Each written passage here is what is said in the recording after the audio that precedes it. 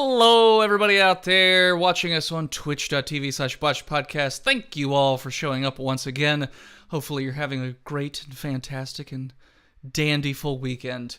I am joined not by Phil this week because Phil has a really stupid job and he has to be up at 3 a.m. So he will not be joining us for the foreseeable future because Saturday nights are just impossible. But I am joined by the sultry, sexy voice of Cavert. And thank you all for tuning in. We will see you next time. So, chat, this week went a lot better than last week because I didn't have to deal with a bunch of housing bullshit for 16 other people. I do, however, still have to find a place to live. So that is being a problem issue, and work is not being super helpful in paying me more money to afford said new housing. Kurt, how was your week? Good, that's good. That's good. That's a good place to be.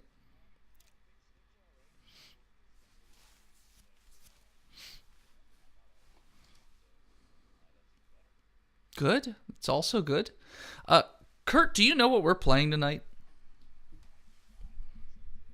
Yeah, I don't know what we're playing either.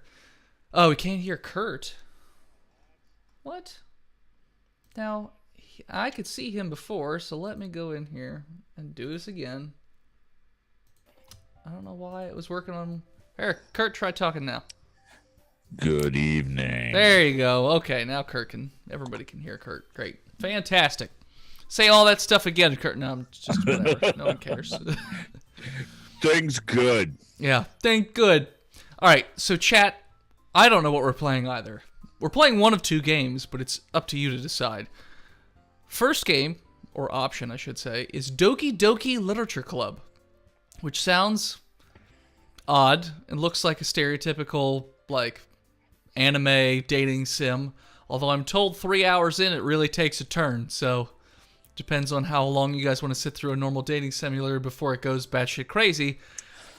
Paul's a little too excited about that. Paul's always excited about anime girls, but the other game that we might be playing is called Genital Jousting. Now, most of you, when you think Genital Jousting, are probably just thinking of the multiplayer party game, but they've actually added a single-player story campaign where we have to find love. See, that's really weird because when I hear genital jousting, I think of traumatic junior high school gym teachers. Well, I'm the only one. I mean, I didn't whip it out and run headlong, pun intended, towards someone else until we did or didn't play chicken. I mean, you went to school in a different time though, Kurt. You walked uphill both ways in snow, no that's shoes, true. that whole thing. Yep, that's true. You had to ride at least 2 donkeys to school or something to carry. Donkeys. I wish we could afford donkeys. Donkeys, okay. Well, they were like inbred and really just mangy donkeys, I'm guessing. We called one of them Spot. Exactly, yeah, Spot. Yeah. So they were the Discount Donkey Club. Discount Donkey Club. Double D's, it was affectionately known. So let's look at the chat and see what people are voting. Because I don't know how to add a poll to the chat. Yeah. So I don't know how to do that. So we're just going to look. So Soapbox Klotz, of course, is yelling Doki Doki because he's got a boner. Bean is also yelling Doki Doki. Hold on a second. I got it. And so is Skippy. We got 3 people voting Doki Doki and nobody for Genital Jousting. So it's looking that way. I was going to actually create a straw poll, but maybe I shouldn't now. Well, make a straw poll. I don't know how you do it, but you can feel free. Yeah. Copy the URL. Bada bing, bada boom. And by the way, while we're here, I'll just say hi to Nicole, Paul, another... See, it's hard reading the words on the TV screen because they're all blurry. So another, it looks like Titwiser. Imaginary Nomad, Kurt's in the channel, Sen Raven, Shanda Panda, hi Shannon, Skippy, and Bean. Thanks everybody for being here. If any of you have not already hit the follow button, please do so. And if you haven't redone your Twitch Prime subscription, feel free to hit that subscribe button. See a cute little thing. So, Kurt, do I have to click on this straw poll and then it'll tell me what the results are? If you want to vote, yeah. You have to vote to see the results. Oh, okay.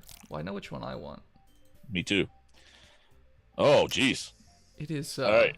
Yeah, it's almost all the way Doki Doki. So, okie dokie, we're doing Doki Doki. Doki Doki. All right. So let me close genital jousting and its playful music. By the way, chat, I just want you to see what you're missing right now, because you can't see this, but this is Doki Doki, but this, oh, it's not showing it now. Damn, I can't show it. Oh well. Thanks for the sub, Skippy. Thanks, Skippy. So yeah, so I'm gonna close genital jousting. Basically, all the words are written in penises. That's what you're missing out on. Just FYI. Right. Doki Doki got like 10 out of 10 on Steam or something like that. Did it? Yeah. Okay. I mean, I see the short skirts, so I already know at least 1 or 3 people in the audience that are going to be super into this game. Oh. I'm a little concerned because Paul really is way too excited about it. Yeah. I can feel it nudging me from here. By the way, Kurt, what are you drinking tonight? I'm starting off by killing the rest of my Bud Light, and then I'm moving on to Henniker Brewing Company Kolsch. My box of wine is feeling a bit light, but thankfully for my birthday last week, somebody got me a bottle of wine, so I got a backup bottle, just in case. If I need to, I'll buy another box tomorrow night for that stream. We'll see. All right. Apparently we got to change the meta. Oh, that's right. Because we can't ask our mod to do that, because that would be asking a lot. Oh, jeez. We got a lot to do. You know, they're real Nicole. busy. I appreciate you, They're Nicole. doing things and going places. I know Paul doesn't know how to do it, but I know that Nicole does. But I don't want to abuse the relationship that we have with Nicole right now. Sure. Yeah. Wherever you say. Oh, there's still no Nightbot. That's why. Oh, I don't know what that means. Okay. I don't use it. I don't care about it. Whatever. Doki Doki. Doki Doki Literature Club. And Botched Love is trying to find love and not die. Are we going to be sharing the screen with me? Yes. As soon as I do this. Don't you worry, my little kumquat. I'll take care of you, boo. Okay. All right, the information is updated. All right. So, let me share the screen with Kurt. Because if not, he won't have any idea what's happening. That's true. You could just guess at what they're saying, Kurt. I'm pretty sure Well, it'll be very delayed, which would be a problem. Ooh, that looks way better. Yeah, no, I figured you'd be into that. Let me see if my wine tastes like vinegar. Sweet vinegar. But vinegar nonetheless. All right. New game. Now, if the sound is too loud for anybody, please let me know. Enter our name. I'm thinking we should go with the old tried and true Dick Blazer. Dick Blazer. Dick Blazer. Oh, you can only have one name. All right. That's all right. Dick Blazer. Boy. What should Dick Blazer's... Should he just have the stereotypical announcer kind of voice for this? Sure, but we don't know if this is him or not. It's true, we don't. Fucking question marks. Hey! I see an annoying girl running to... It's not Dick Blazer. I see an annoying girl running toward me from the distance, waving her arms in the air like she's totally oblivious to any attention she might be drawing to herself. That girl is Sayori, my neighbor and good friend since we were children. You know, the kind of friend you'd never seen yourself making today, but it's just kind of works out because you've known each other for so long. We used to walk to school together on days like this, but starting around high school, she would oversleep more and more frequently, and I would get tired of waking up. But if she's going to chase after me like this, I almost feel better off running away. However, I just sigh and idle in front of the crosswalk and let Sayori catch up to me. This is you. I'm going to let you have it. All right, great. I'll have Sayori. I overslept again. But I caught you this time. Maybe, but only because I decided to stop and wait for you.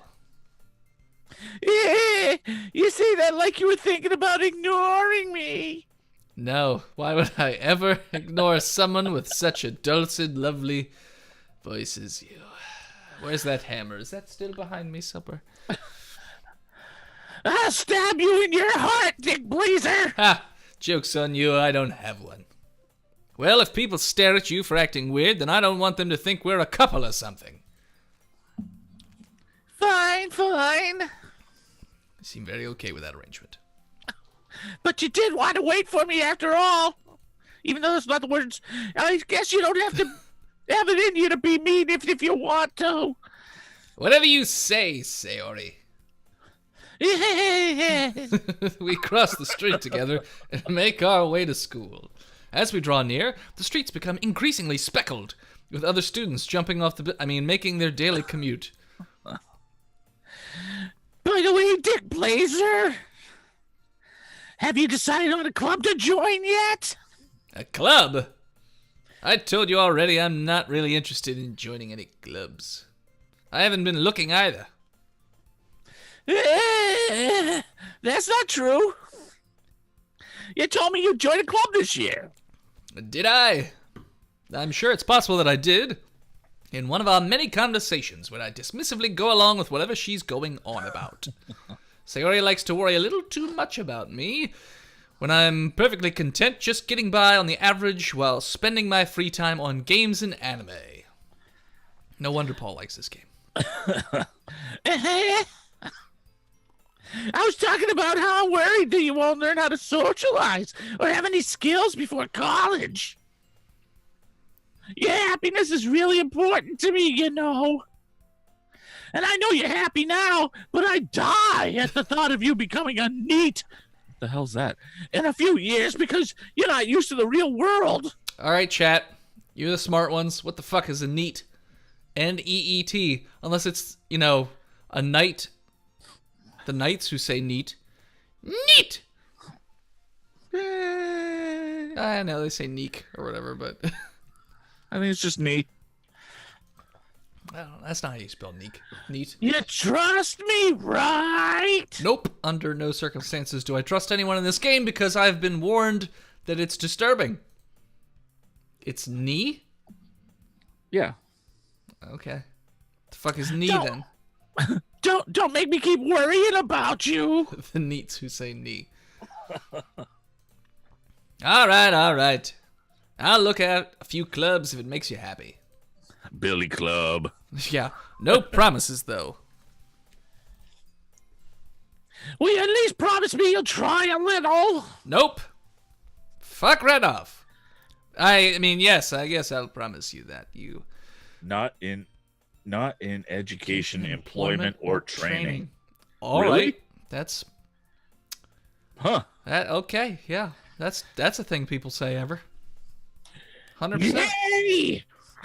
100%. Why do I let myself get lectured by such a carefree girl? Is she carefree? I feel like we're more carefree than she is. She's really caring. Yeah, she's caring and very also rigid in the things that she wants us to do. Sounds from like a previous relationship. Anyways, more than that, I'm surprised I even let myself relent to her. I guess seeing her worry so much about me makes me want to ease her mind at least a little bit, even if she does exaggerate everything inside of her head. I'm trying to figure out what the twist is going to be. Oh, another empty classroom. The school day is as ordinary as ever, and it's over before I know it because no one's here. So we just show up and then turn around and leave. Actually, you wait 15 minutes. I'm pretty sure that's the rule. But it's been a while since I've been. Is this tank school? Nah, I don't see the list of invasion sites up here. Right. That's the giveaway. That is the giveaway. That's the giveaway. After a peck of my things, I stare blankly at the wall, looking for an ounce of motivation. Oh yeah, by the way, totally forgot. If you have any relationship questions that you're needing to get answered and don't know, what to do, sitting all alone, waiting by the phone kind of thing, 500 bits and Kurt and myself will answer any question you have, both serious or non-serious. It depends. After 3 or 4 games, we're experts now. I mean, we've had sex numerous times with both animate and inanimate objects. So that's a thing. We've died a few times. So we've also time traveled a few times. I'm time traveling now. Yeah, pretty sure. Yeah. Oh, well, thank you, Symphony-sama. I'm traveling to the future 1 second at a time. That's right. Botched podcast typed exclamation support. Apparently, Phil tried to type. No. Wasn't me. No Nightbot. No Nightbot yet. I'm working on it now, Nicole. Clubs. Sayori wants me to check out some clubs. I guess I have no choice but to start with the anime club. Hello! Yes, you're my best friend. Sayori! Sayori must have come into the classroom while I was spacing out. I look around and realize that I'm the only one left in the classroom. Well, at least they actually, acknowledge that. I thought I'd catch you coming out of the classroom, but then I saw you just sitting here playing with your pud and spacing out, so I came in. Great. Honestly, you're even worse than me sometimes. I'm impressed. You don't need to wait up for me if it's going to make you late to your own club. Well, I thought you might need some encouragement, so I thought, Know what? Well, that you can come to my club. Sayori. Yes? I'd rather hang myself from my own entrails than go to your goddamn club and have to listen to your scratchy, nasally, weird voice. There is no way I'm ever going to your club. Ever. You douchebag! Case in point. Dark rejection. Sayori is vice president of the literature club. I think we're going to end up having to join it. Yep. I wonder if the title gives it away. The Doki Doki Literature Club. Not that I was ever aware that she had any interest in literature. In fact, I'm 99% sure she only did it because she thought it would be fun to help start a new club. Since she was the first one to show interest after the one who proposed the club, she inherited the title Vice President, or VP. That said, my interest in literature is guaranteed to be even less. Yeah, I'm going to the anime club. Come on, please. Let me think. Scantily clad, not wearing much... I mean, that means the same thing. Scantily clad, big-eyed women. Or... words. Yes, I'm taking the women. Why do you care so much anyways? Well... I kind of told the club yesterday I would bring in a new member. Well, guess you're going to bring that homeless guy from down the street. And Natsuki made cupcakes and everything. Symphony-sama said Sayori, with a voice like that, I would go to the anime club too. And Bean says, God, that reminds me of my time as president of anime club.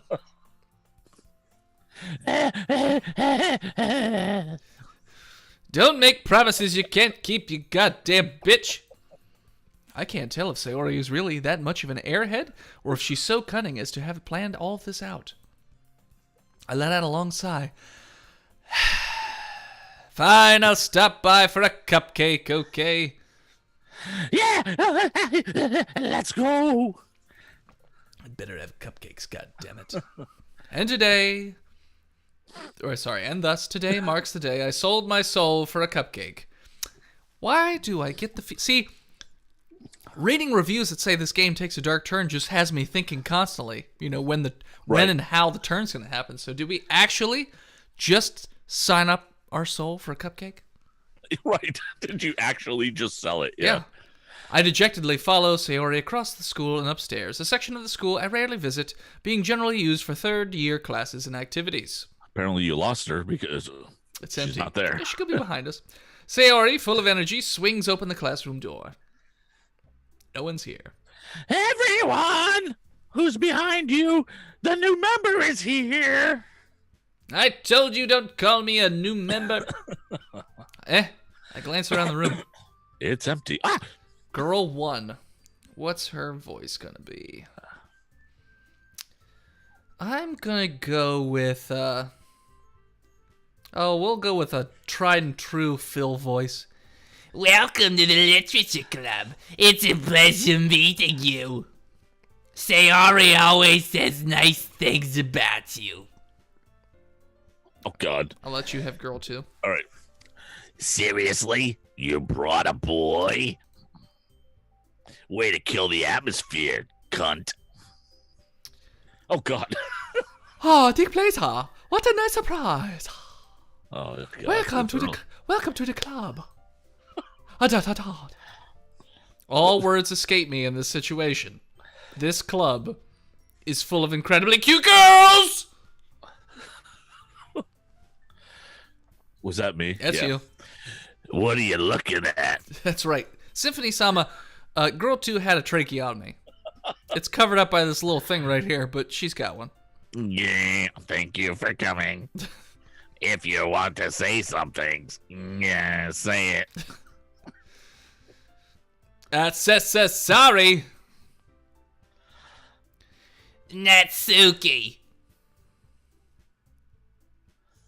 It's you again. Wait, oh, so her name is Natsuki. Okay.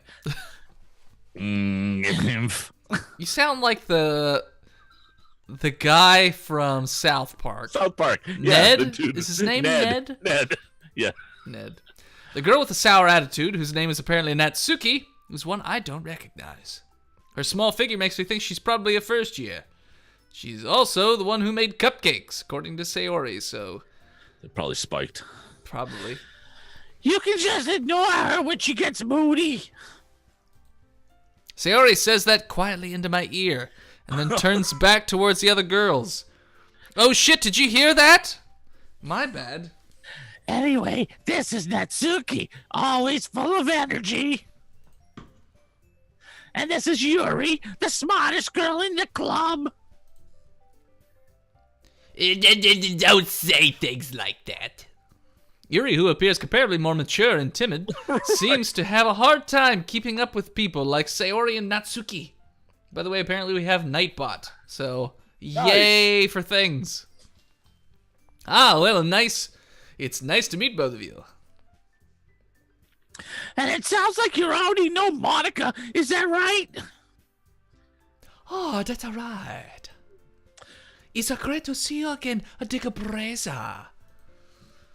Monica smiles sweetly, and her skirt blows up for some reason. We do know each other. Well, we rarely talked, but we were in the same class last year. Monica was probably the most popular girl in class. Smart, beautiful, athletic. Basically, completely out of my league. So having her smile at me so genuinely feels a little bonerific. You too, Monica. What's he talking about? Nobody's out of the league for Dick Blazer, okay? Goddamn Dick Blazer. It's goddamn Dick Blazer. Come sit down, Dick Blazer. We made room for you at the table so you can sit next to me or Monica. I got the cupcakes. Ah, Jesus.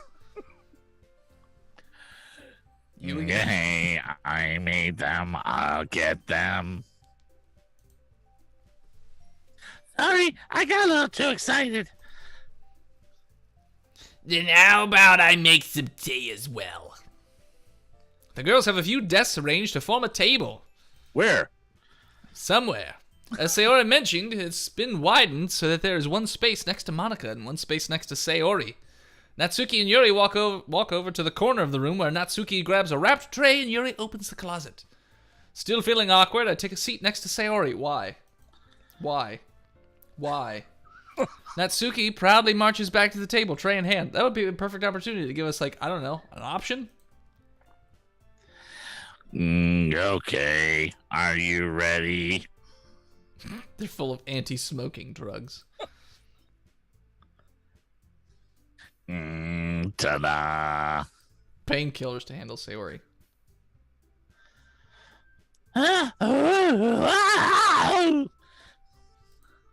Natsuki lifts the foil off the tray to reveal a dozen white fluffy cupcakes decorated to look like little cats. The whiskers are drawn with icing, and little pieces of chocolate were used to make ears. Nicotine injected. So cute! had no idea you were so good at the baking, Natsuki. Yeah, well, you know. Yeah, just hurry and take one. Sayori grabs one first, then Monica. I follow. It's delicious! Sayori talks with her mouth full and has already managed to get icing on her face. I turn the cupcake around in my fingers, looking for the best angle to take a bite. By the way, Kurt, do you know the best way to eat a cupcake?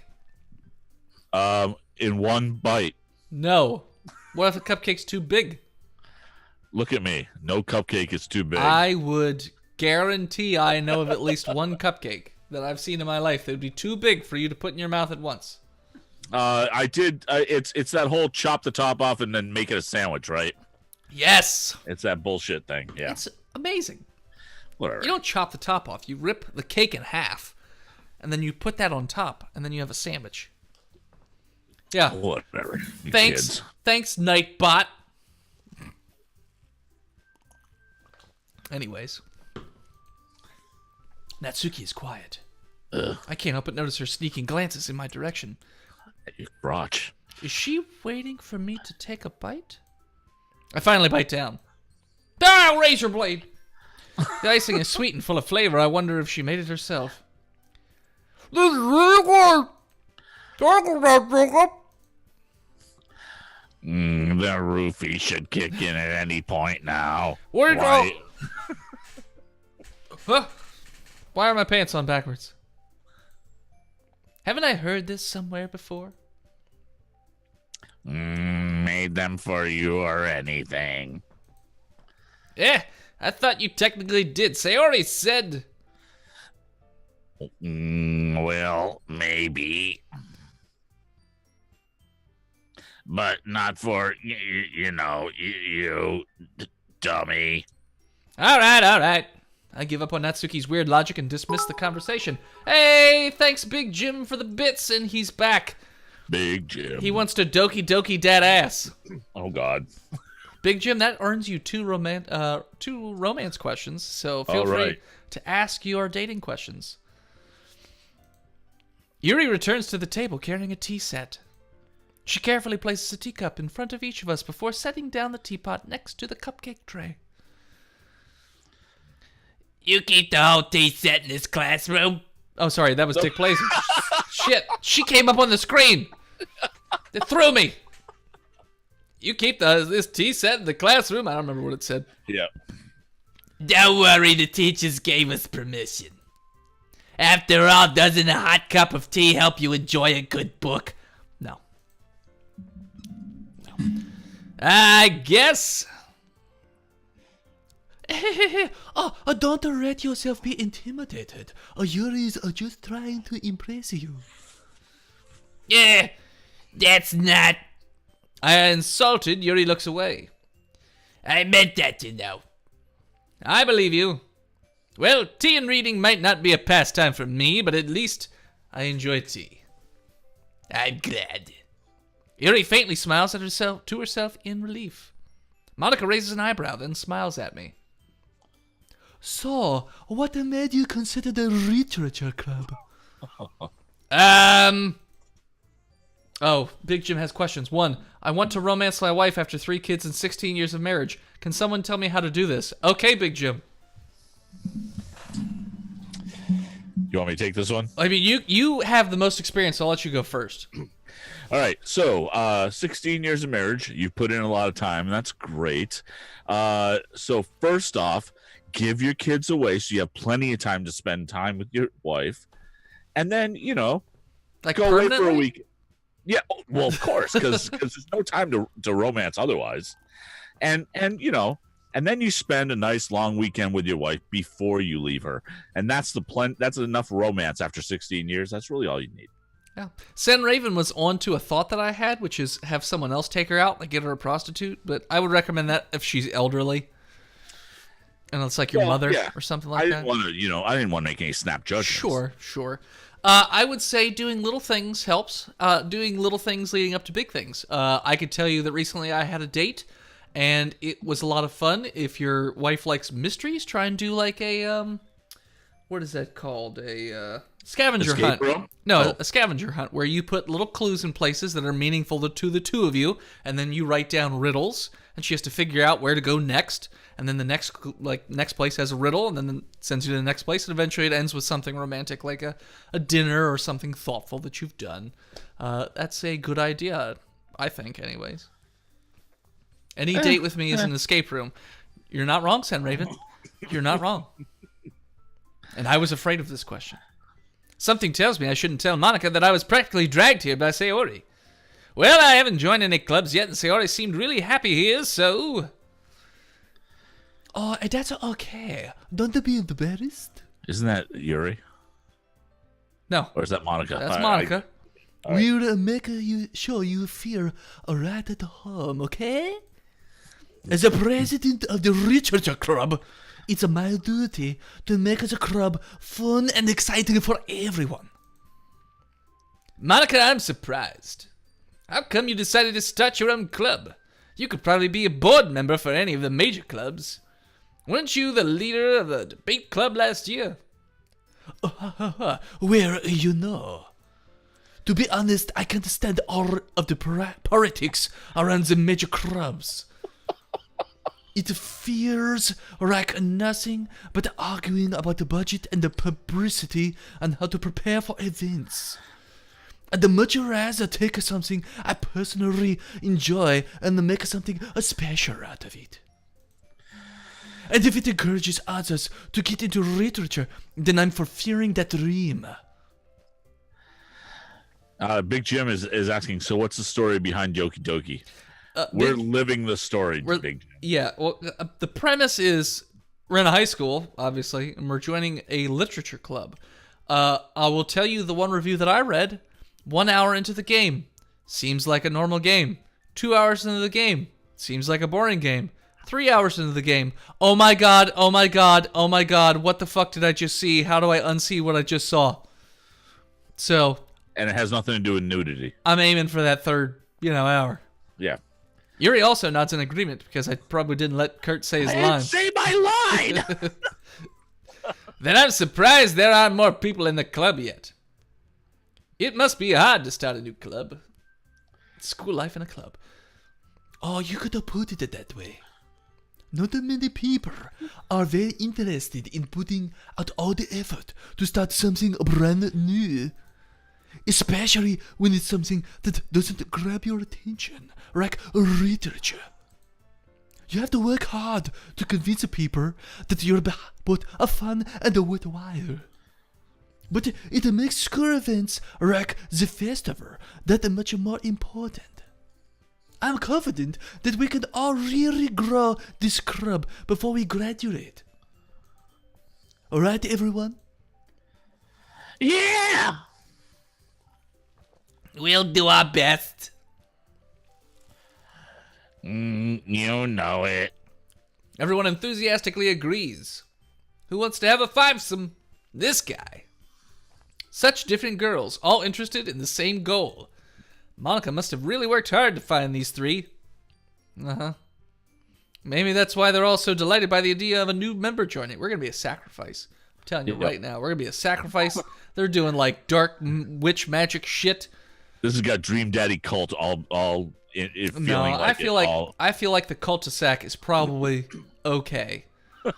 They probably worship the devil and to get like, reduced property taxes or something. That's what I'm thinking. These guys? No. They're going to cut off our dick and make us eat it. Yep. Though I still don't really know if I can keep up with their level of enthusiasm about literature. Is this some motherfucking Doki Doki? Steve, yes it is. Yes, it is, Steve. Have you played Doki Doki? Because we have not played Okie Doki Doki. Okie Doki Doki. That is now the new official name. I love that. Okie Doki Doki. All right. So, Dick Blazer, what kinds of things do you like to read? I'm trying to also not spill wine. Well, oh, sorry. That's the wrong voice. Well, considering how little I've read of these past few years, I don't really have a good way of answering that. Manga. I muttered quietly to myself, half joking. Sorry. Manga. Natsuki's head suddenly perks up. It looks like she wants to say something, but she keeps quiet. Not much of a reader, I guess. Well, that could change. Show me your tits. What am I saying? I spoke without thinking after seeing Yuri's sad smile. Anyway, what about you, Yuri? Well, let's see. Yuri traces the rim of her teacup with her finger. My favorites are usually novels that build deep and complex fantasy worlds. The level of creativity and craftsmanship behind them is amazing to me. And telling a good story in such a foreign world is equally impressive. I know nothing of this. I don't tell a good story, even if it is a foreign world. Yuri goes on, clearly passionate about her reading. Doki Doki expert here. Game is Doki Doku. Or Dicky Doku? Can't tell.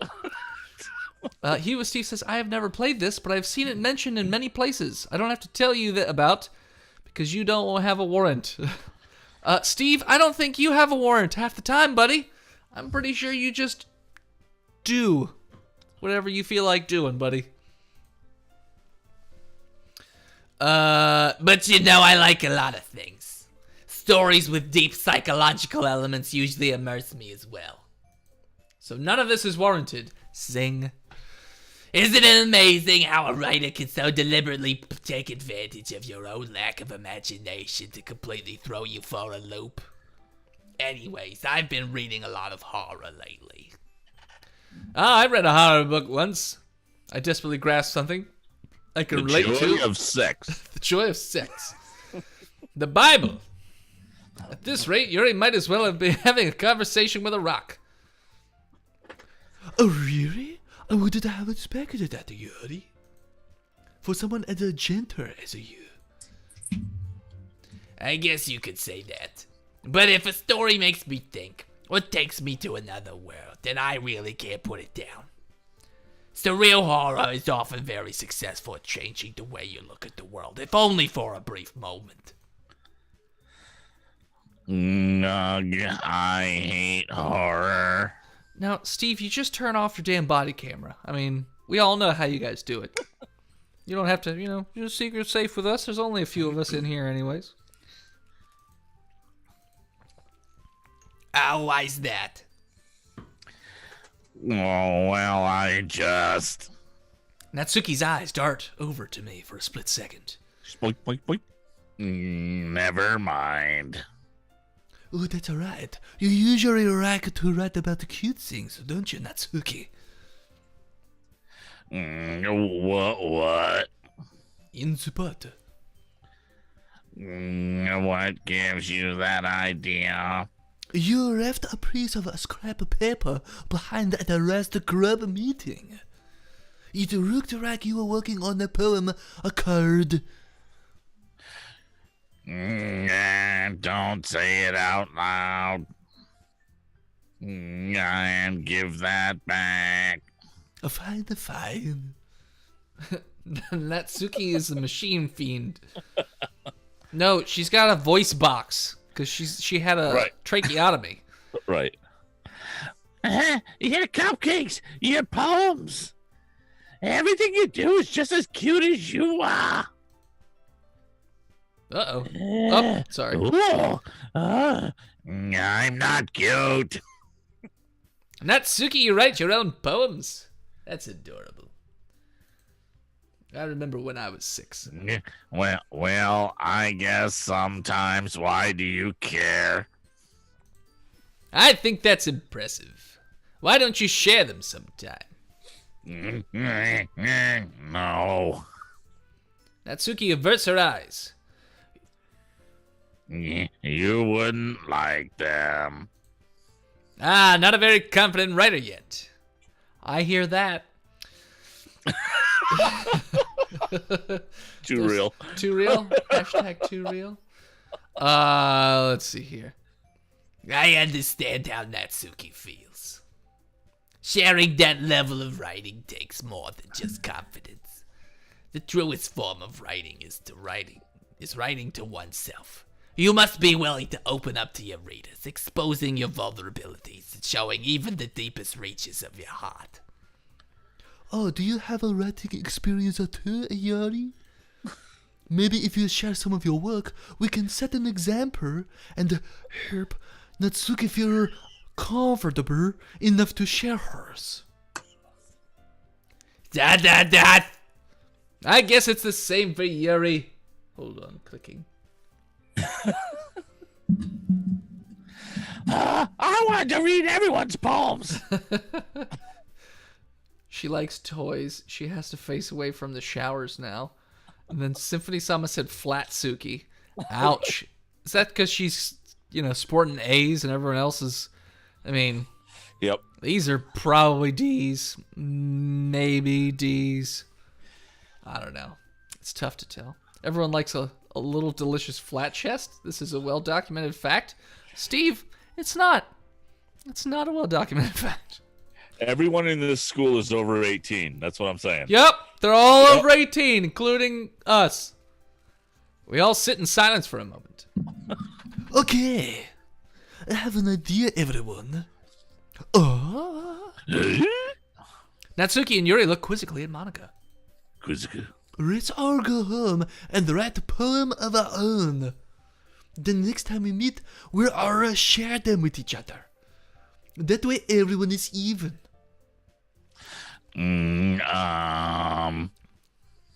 Yuri puts the D's in Doki Doki. Snap! Oh, he who Steve got Nightbot deleted. got spammed for what were you thinking? Oh boy. Okay, Nightbot, being a bit Nazi there or whatever. Oh, it's caps. It was all because of caps. Sure. Dad. Yeah, let's do it. I don't know, Steve. I don't know.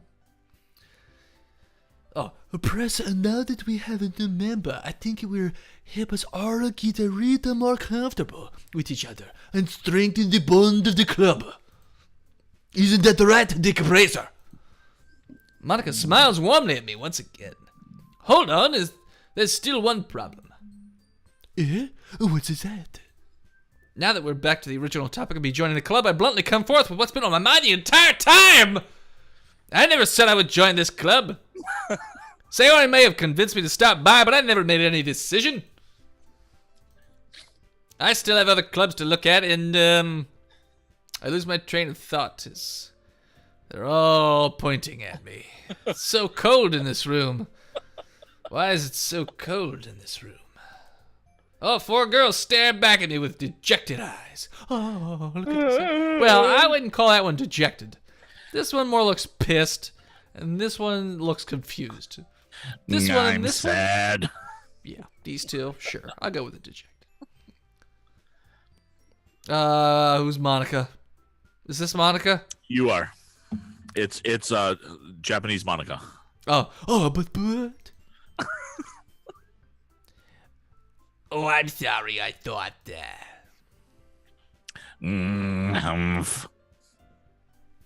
That's a good point, Big Jim.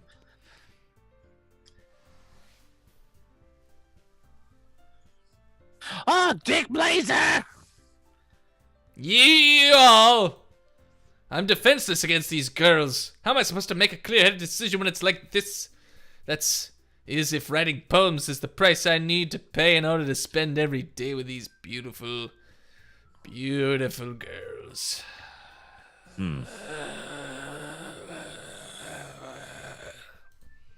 Right. Okay, I've decided then. Join the literature club. Woo! Books. Books and tits. Love it. One by one, the girls' eyes light up. With laser vision. Yes, I'm so happy. Big Jim's poem goes a little something like this. Roses are red. Violets are blue. We're all over 18, so let's just take off all our clothes and screw. Thank you.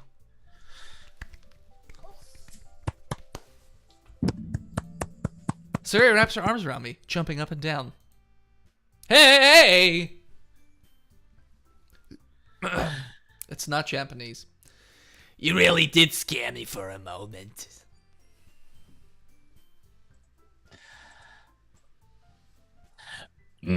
If you really just came for the cupcakes, I would be super pissed. Phil giving me shit. Then that makes it a feature. Welcome to the Literature Club. Thanks, I guess.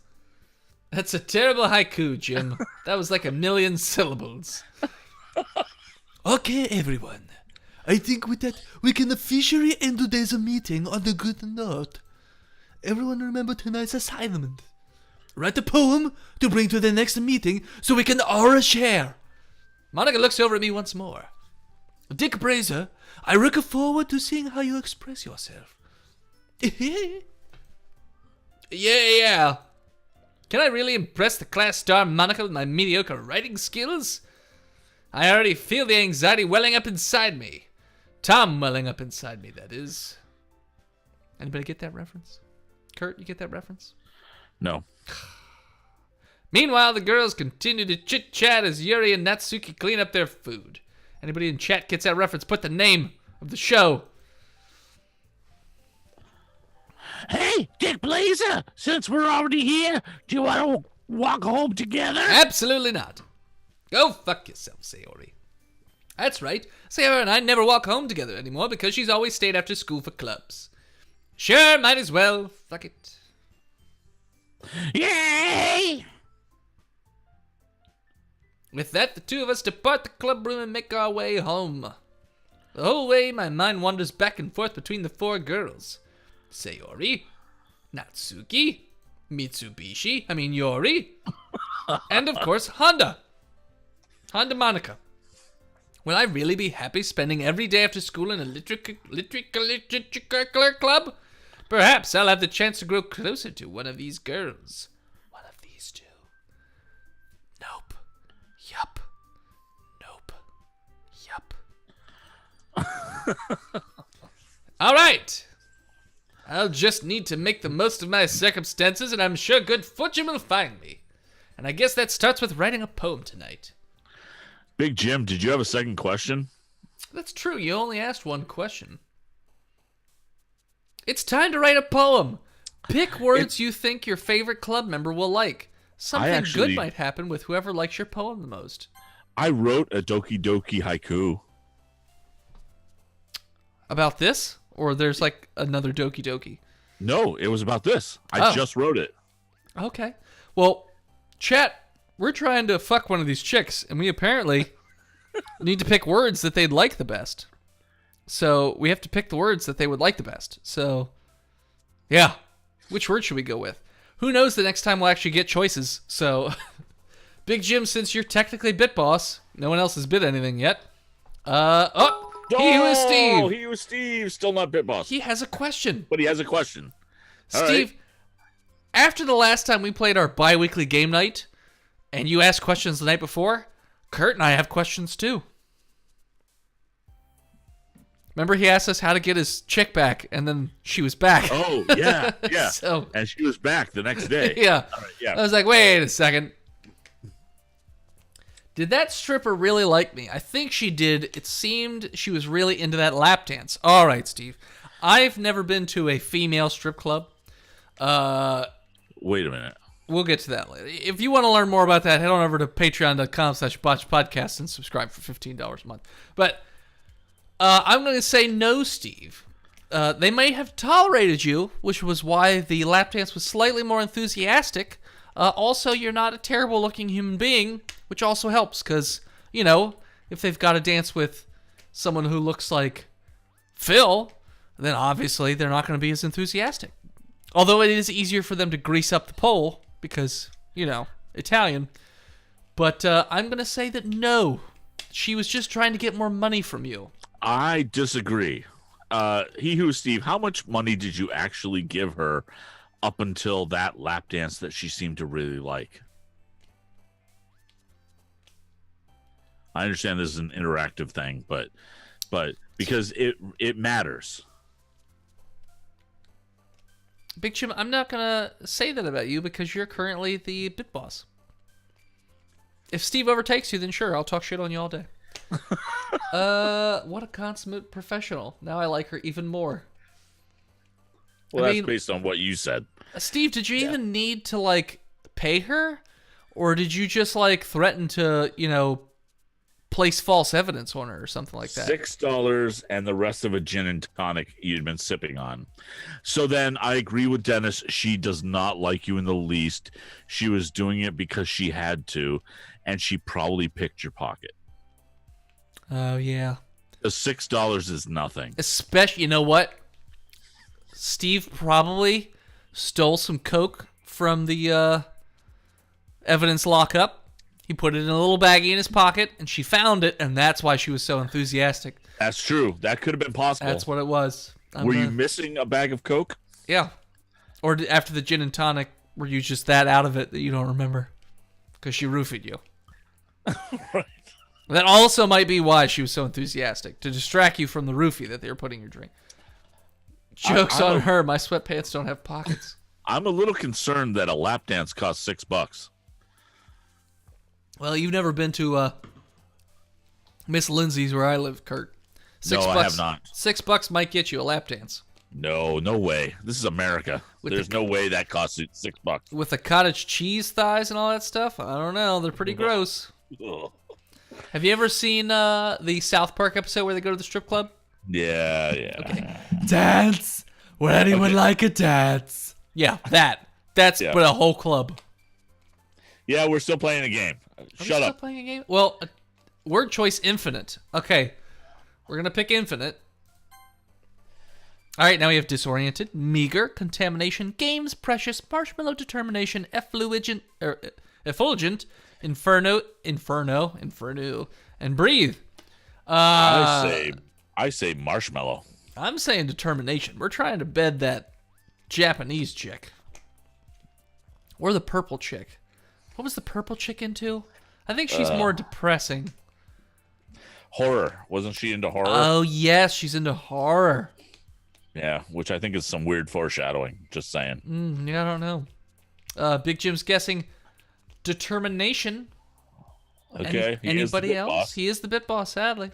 It was buffet Monday afternoon. Lap dances go to the highest bidder. Fair enough. $6 was all they were bidding. Strip club ribs. Well, if we're trying to smush, try infinite loud bed passion. We can only do the one word. Effulgence. Fascio? Fascio? What the fuck is that? Are you drunk, Steve? Effulgence fascio. Hey, fascio. Effulgence. Effulgence all over your face. All right, you guys need to pick some words because we're not coming up with any good ones. Big Jim picked determination. All right, fine. Landscape, universe, whisper, bliss, silly, misery, promise, vitality, calm, and pure. Pure. Oh boy, my guess is misery for the purple-haired chick. We have one bliss. Bliss. You know what? Because Bean hasn't said anything in a while, we're going to go with Bean's choice. Oh, like Miss Bliss from Saved by the Bell. Now we've got whirlwind, romance, marriage, bouncy, kiss, extreme, portrait, hair, bunny, aura. She's into Big Jim, we're way past infinite. Yeah, we picked that word. You got it. It's cool. You got it. Fascio for sure, you fucking white breath donkeys, honkies. White breath. White breath honkies. She wants the deep stuff. Sorry, playing blades. I don't know what that means. What does that even mean? He's playing with razor blades. Oh, gotcha.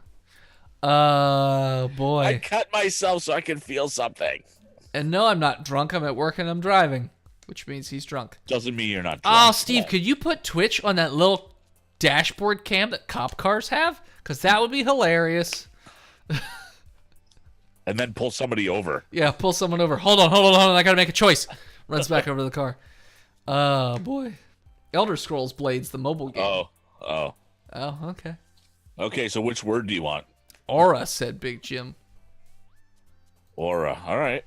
Cheer, Papa, Destiny, Vivacious, Chocolate, Valentine, Existence, Pleasure, Atone, and Despise. Do you suppose in this game Papa actually means father? Yes. And I'm a little disturbed by that. I don't know what else it would be. Oh, boy. See, she jumped. I think they just are randomly jumping. I don't think that's any particular thing that's going on. See, they all jump. Big Jim, you're reading too much into it. When you pick something they like, they jump. Existence. So what we're going to do is the first person to name one of these words, I'm going to pick. Oh, he's right. Did they jump when I picked a word? Well, one of them jumped high. Will jump more. Who? The one with the purple hair just jumped based on the one that you just did. Like if you do horror, I'll bet the one with the purple hair jumps. Okay. Oh, so you know what? Let's test this theory. Oh, you're right. Okay. See? Okay, Big Jim, you win. Okay. Shiny rose, hurt color, swimsuit disarray, love, suicide, uncanny sing. Now I'm gonna guess that suicide's what we want. This is gonna be weird. She loved it. Oh my god. Play, lollipop, journey, shame, shopping, philosophy, adventure, embrace, feathered desire. Nothing says suicide like a good lollipop. Disarray?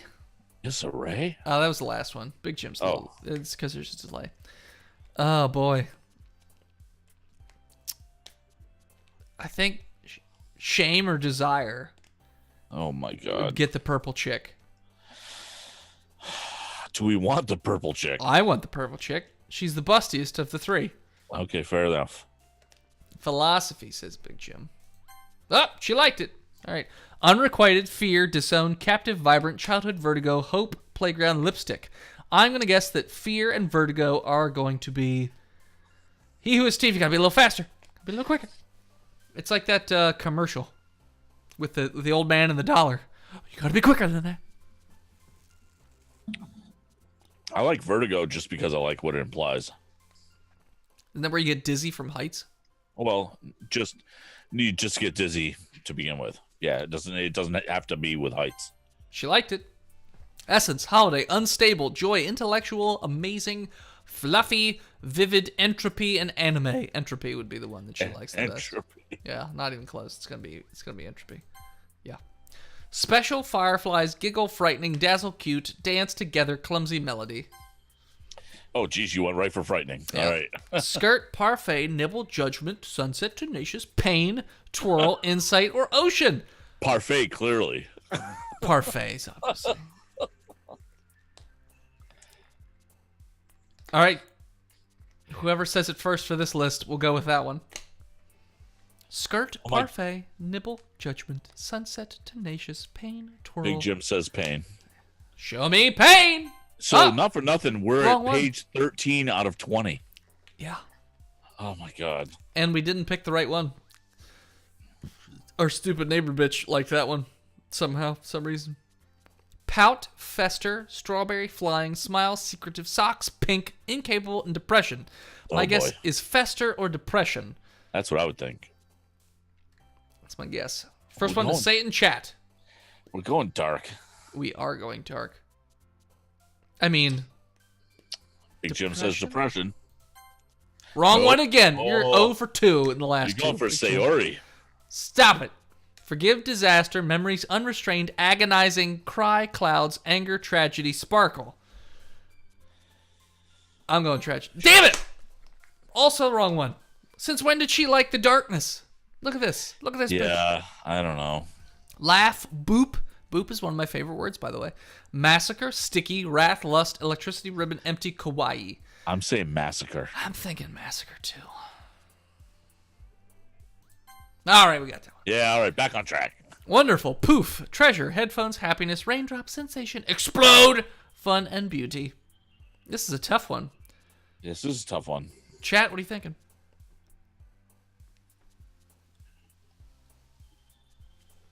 Big Jim is so trying to keep up.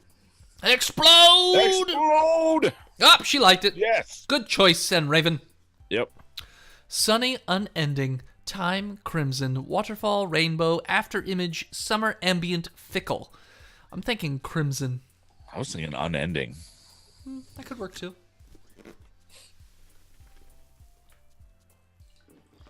We got one for fickle. That's Sun Raven. One for after image. That's Big Jim. Fickle's going to be the one we go for because that was the first one up. The rule is first goes. Fickle is correct. Cheeks, incongruent. Milk, kitty, comfort, climax, grief, skipping, infallible, and peace. You gotta go climax. I feel like it needs to be climax. Somebody in chat say climax quickly. Say it. Come on, say it. Give it to me. Come on, say it. Say it. Come on, say it. Yay, Kurt. Hey, she liked it. Scars, Hey, Mikey. fantasy. She likes it. Scars, fantasy, whistle, starscape, hopeless, imagination, spinning, flower, sugar, rain cloud. That was a quick climax, Big Jim. Zing. That is not how you're going to romance your wife, just FYI. I think rain cloud's gonna be Sayori. Yeah. Hopeless Sayori. Imagination. Scars. Yay! Oh, okay, come on. This one's got to be death. Sadness, vacation, prayer, uncontrollable, email, death, covet, dream, flee, broken. I'm thinking death. I'm pretty sure she hasn't jumped a single time. Yep. Until someone gives the answer, I'm just going to do some ASMR stuff. Uncontrollable is Really? what Big Jim said. Ah, she got it. All right. All right. You have redeemed yourself, Big Jim. Oh, hello again, Dick Bracer. Glad to see you didn't run away on this. Nah, don't worry. This might be a little strange for me, but at least I keep my word. Well, I'm back at the literature club. I was the last to come in, so everyone else is already hanging out. Thanks for keeping your promise, Dick Blazer. I hope this isn't too overwhelming of a commitment for you. Making you dive headfirst into literature when you're not even accustomed to it. All right, I've had just about enough of this, says Sunraven. Oh, come on. Like he deserves any slack. Yeah, Sayori told me you didn't even want to join any clubs this year. Sunraven, you gotta stick around because shit apparently gets real dark.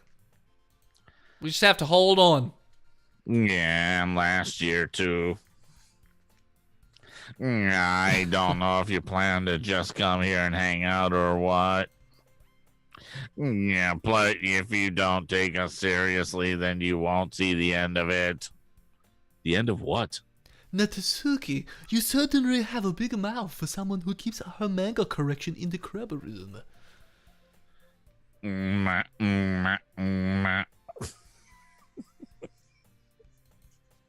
3 periods is an ellipses. 4 periods is an embarrassing typo.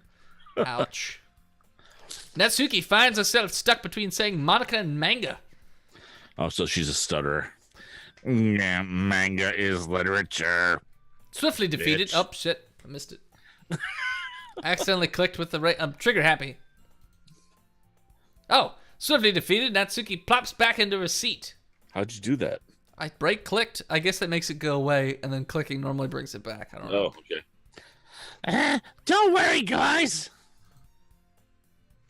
Dick Blazer always gives it his best as long as he's having fun. Damn straight, you bitch. Dick Blazer's on the case. He helps me with some busy work without me even asking. Like cooking, cleaning my room, dusting my panties. How depend? Oh. That's you. Stepping on my lines. How dependable. Sayori, that's because your room is so messy it's distracting. And you almost set your house on fire once. Is that so? You two are really good friends, aren't you? I might be a little jealous. Oh, we can be good friends, Yuri. Don't you worry. We can be good friends, too. How come you and Dick Blazer can become good friends too? As Phil knows, I'm kind of into the horror chicks that have purple hair lately anyways, so... Sayori!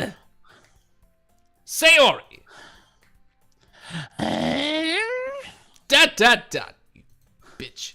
As usual, Sayori seems oblivious to the weird situation she just put me into. Ow. You even brought you something today, you know. Phil, don't you facepalm at me, you son of a bitch, just because you know what purple chick I'm talking about.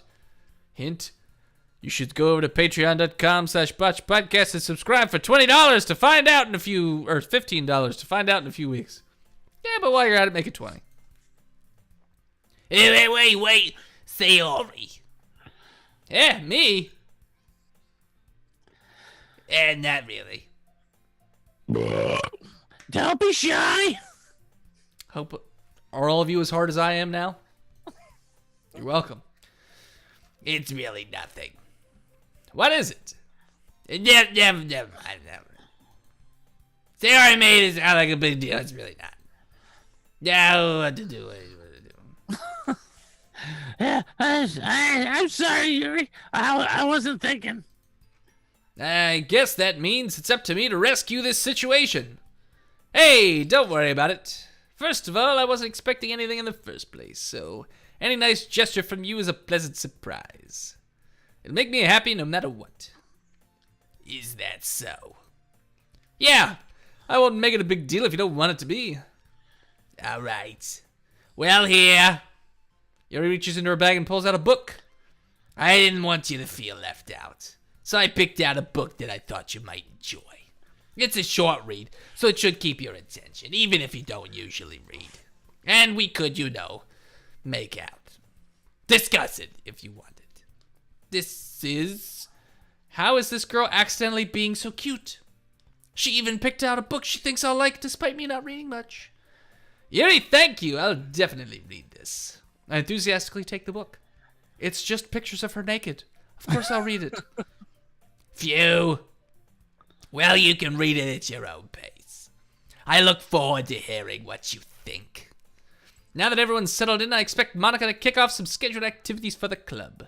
But that doesn't seem to be the case. Sayori and Monica are having a cheery conversation in the corner. Yuri's face is already buried in a book. I can't help but notice her intense expression, like she was waiting for this chance. Meanwhile, Natsuki is rummaging around in the closet. I'm really curious to talk to Yuri a little bit more. But at the same time, I would feel bad for distracting her from reading. I catch a glimpse of the cover of her book. It looks like the same book that she lent to me. More than that, she seems to be on the first few pages. Ah! Crap.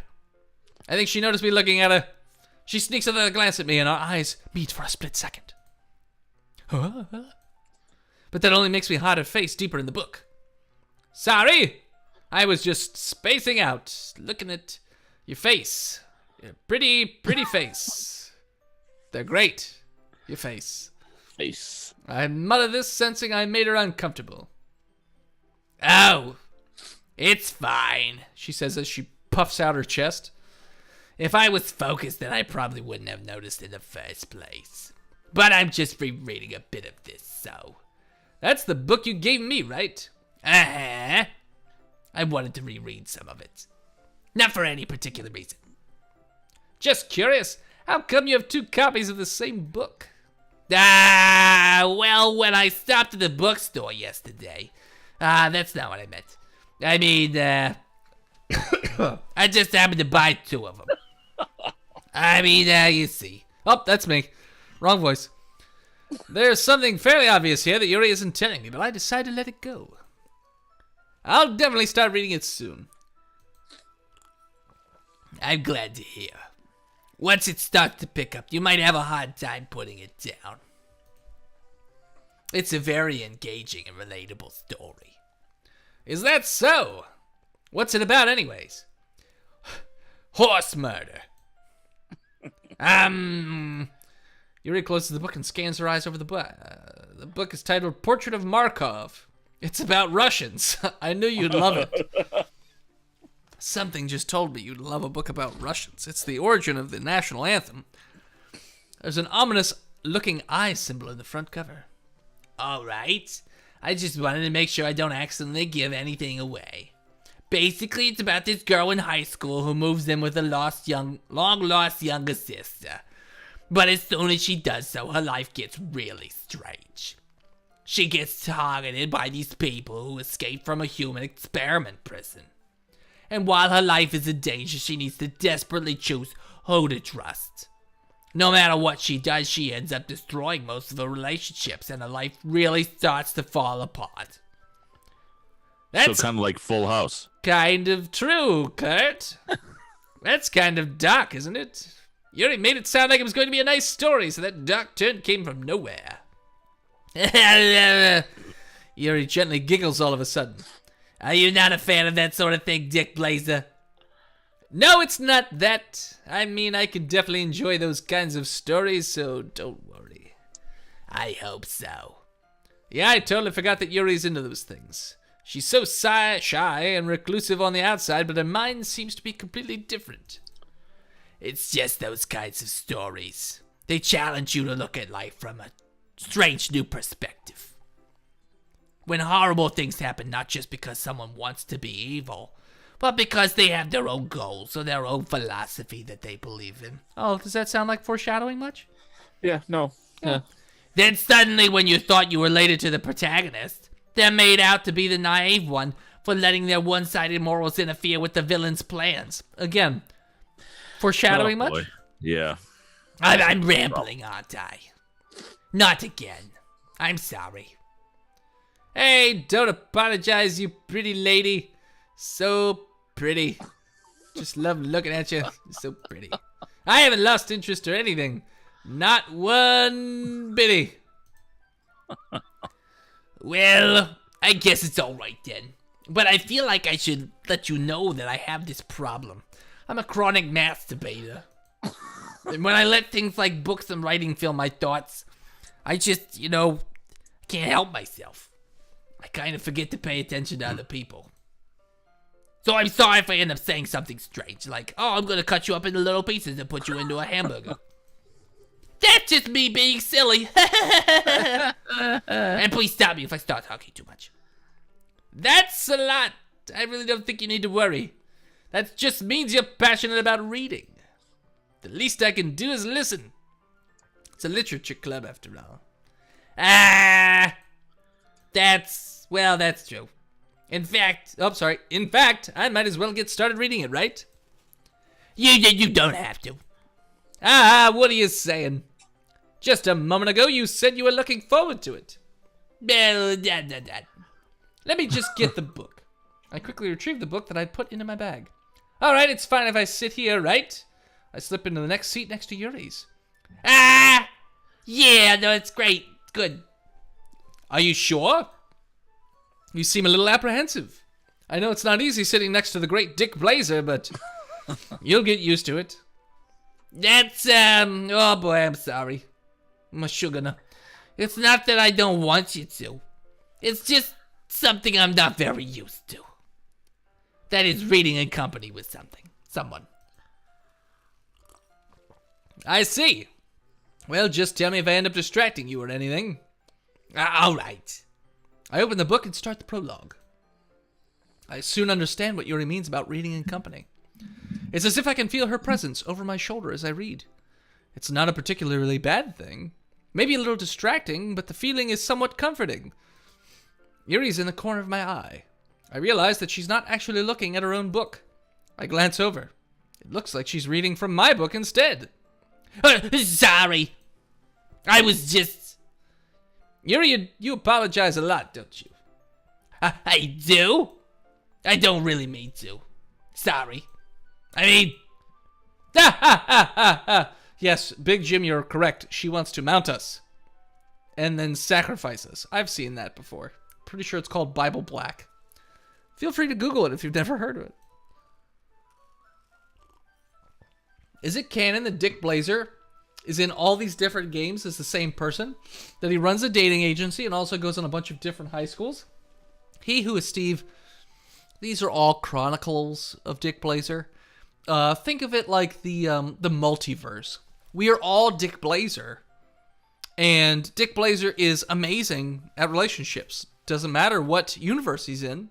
Dick Blazer's always the best. And so yeah. So kind of in a way, we are always Dick Blazer. And Dick Blazer is us. Boop. Here, this should work, right? I slide my desk until it's up against Yuri's.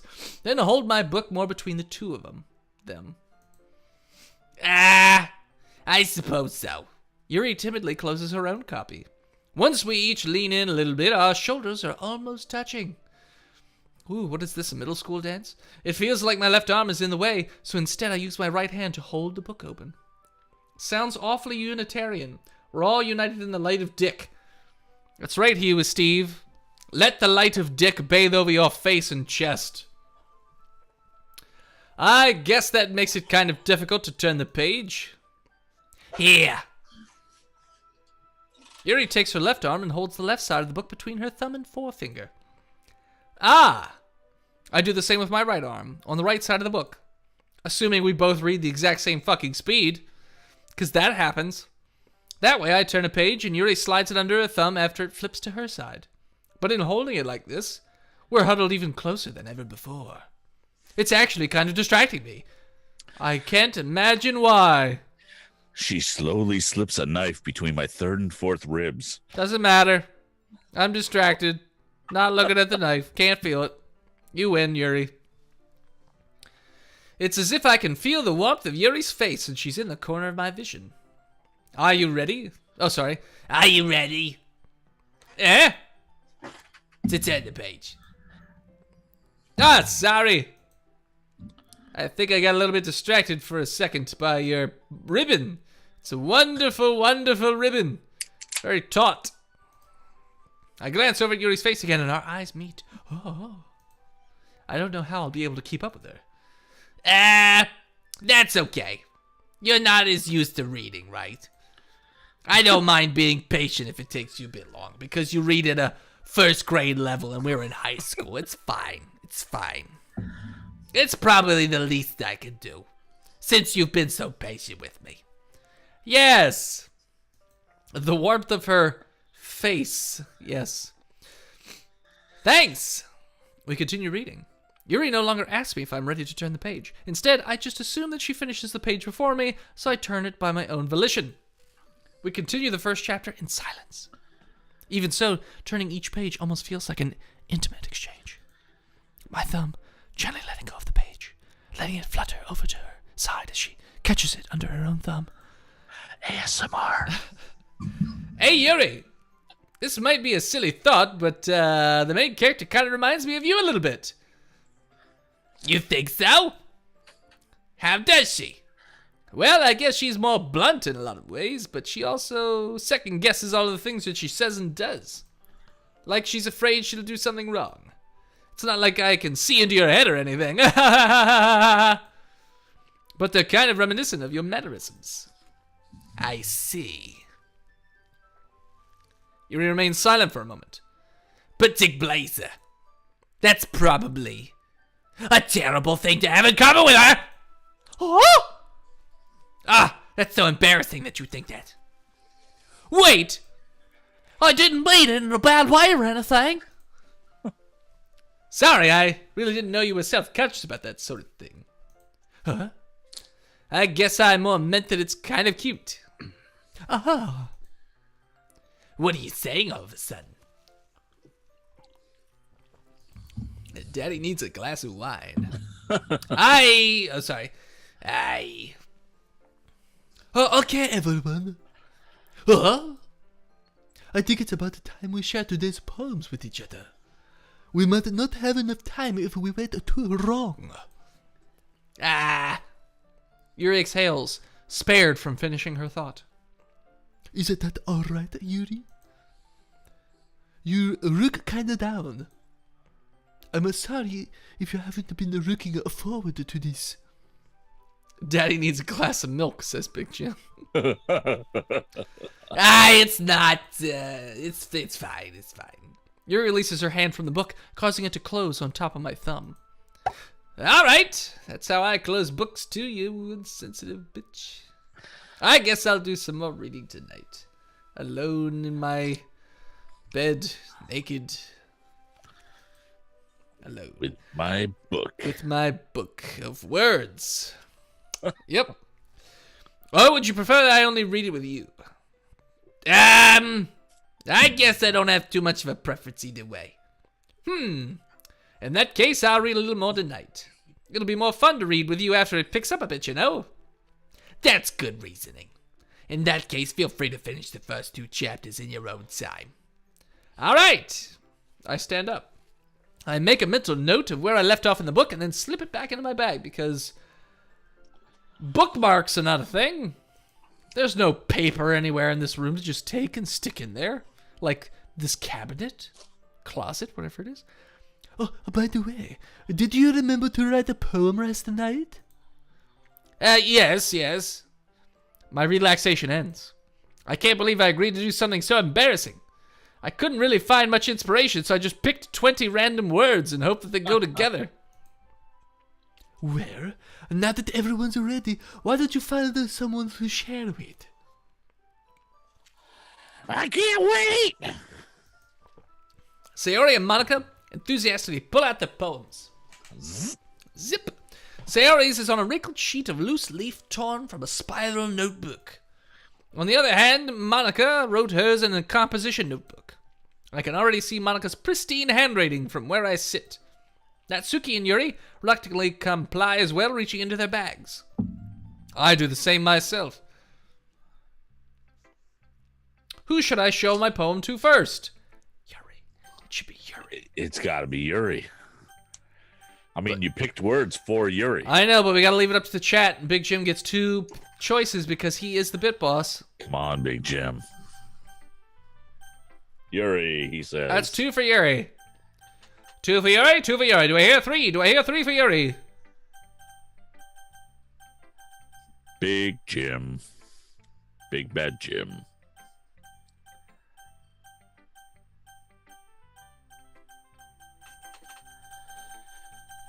Tell me when this gets annoying. It's not really that annoying. Yeah, for you. How about the chat? Bean, we've got Yuri. 3 for Yuri. 3 for Yuri. Do I hear 4? 4 for Yuri. 4. Do we have 5? 5 for Yuri. 5 for Yuri. Guy Fieri. I didn't know Charles was in the chat. Kurt, we need to get together for a beer. Yes, we do, Big Jim. Well, come to DragonCon, Big Jim. DragonCon, that's going to be the easiest way, and I will drink wherever, whenever. Because Kurt's not going to Ohio. Because Ohio sucks, Big Jim. You find a better state. I have friends in Ohio. You don't have friends. You don't have any friends, Curtis. Oh, okay. So, different. Forget it. We're not getting into that tonight. Yeah. Vote for the hot one.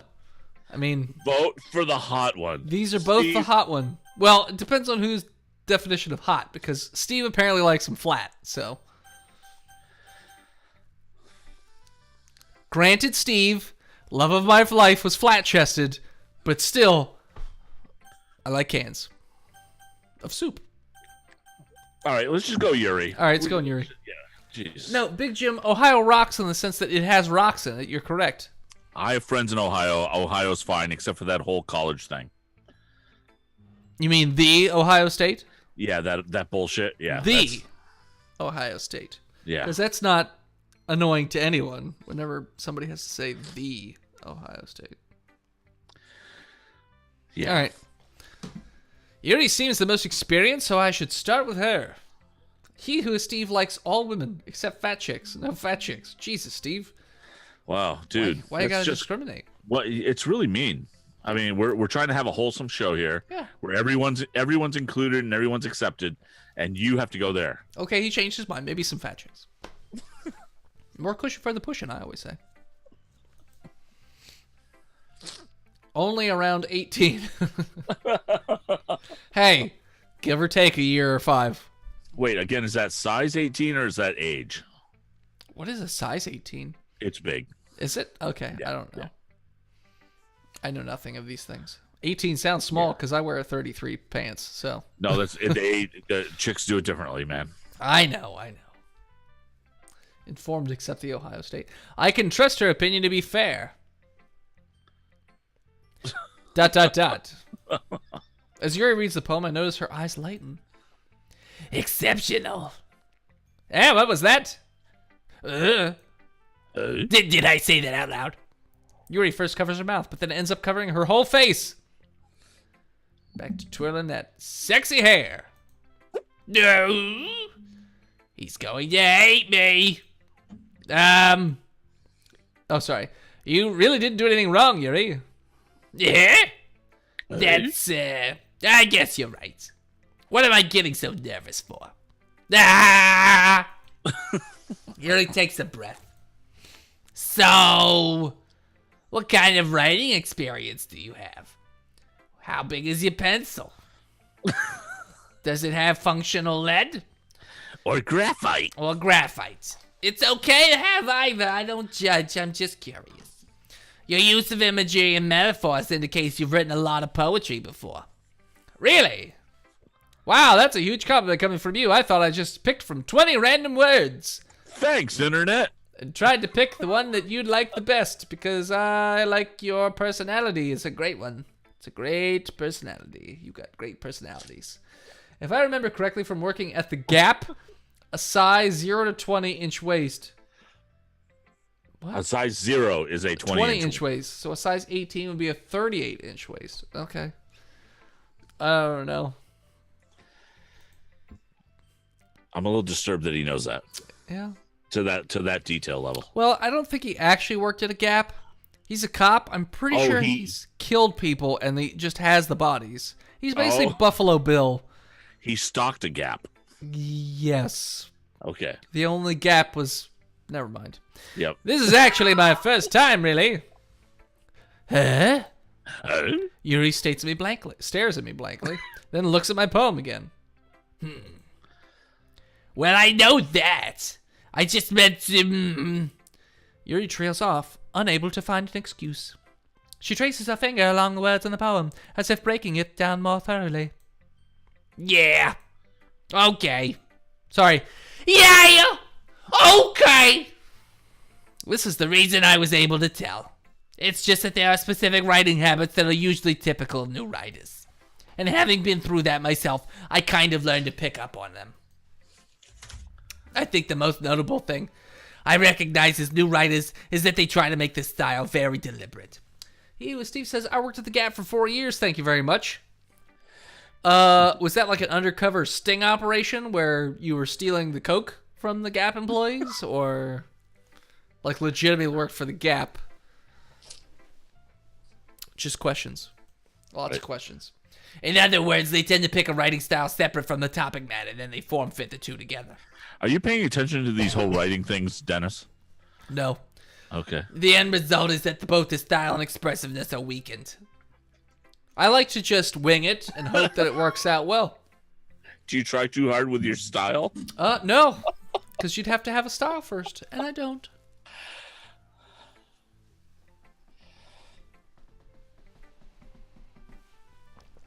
Once Yuri finds her train of thought, it's as if her demeanor totally changes. Her stammering is completely gone, and she sounds like an expert. Because high school literature club. Of course, that's not something that you can be blamed for, you fucking simpleton. There are so many different skills and techniques that go into writing even a simple poem. Not just finding them and building them, but getting them to work together is probably the most challenging part. It might take you some time, but it all comes with practice and by learning by example and trying new things. Have you ever tried pegging, for example? I also hope that everyone else in the club gives you valuable feedback. Natsuki can be a little biased, though. Biased how? She hates poems about smoking. Yes, well, never mind. She just is... Have you ever seen that movie, Thank You for Smoking? She's really into it. Really into it. I shouldn't be talking about people like that. Sorry. Because she's sitting next to us. I find it interesting that we still haven't seen the poem we've written.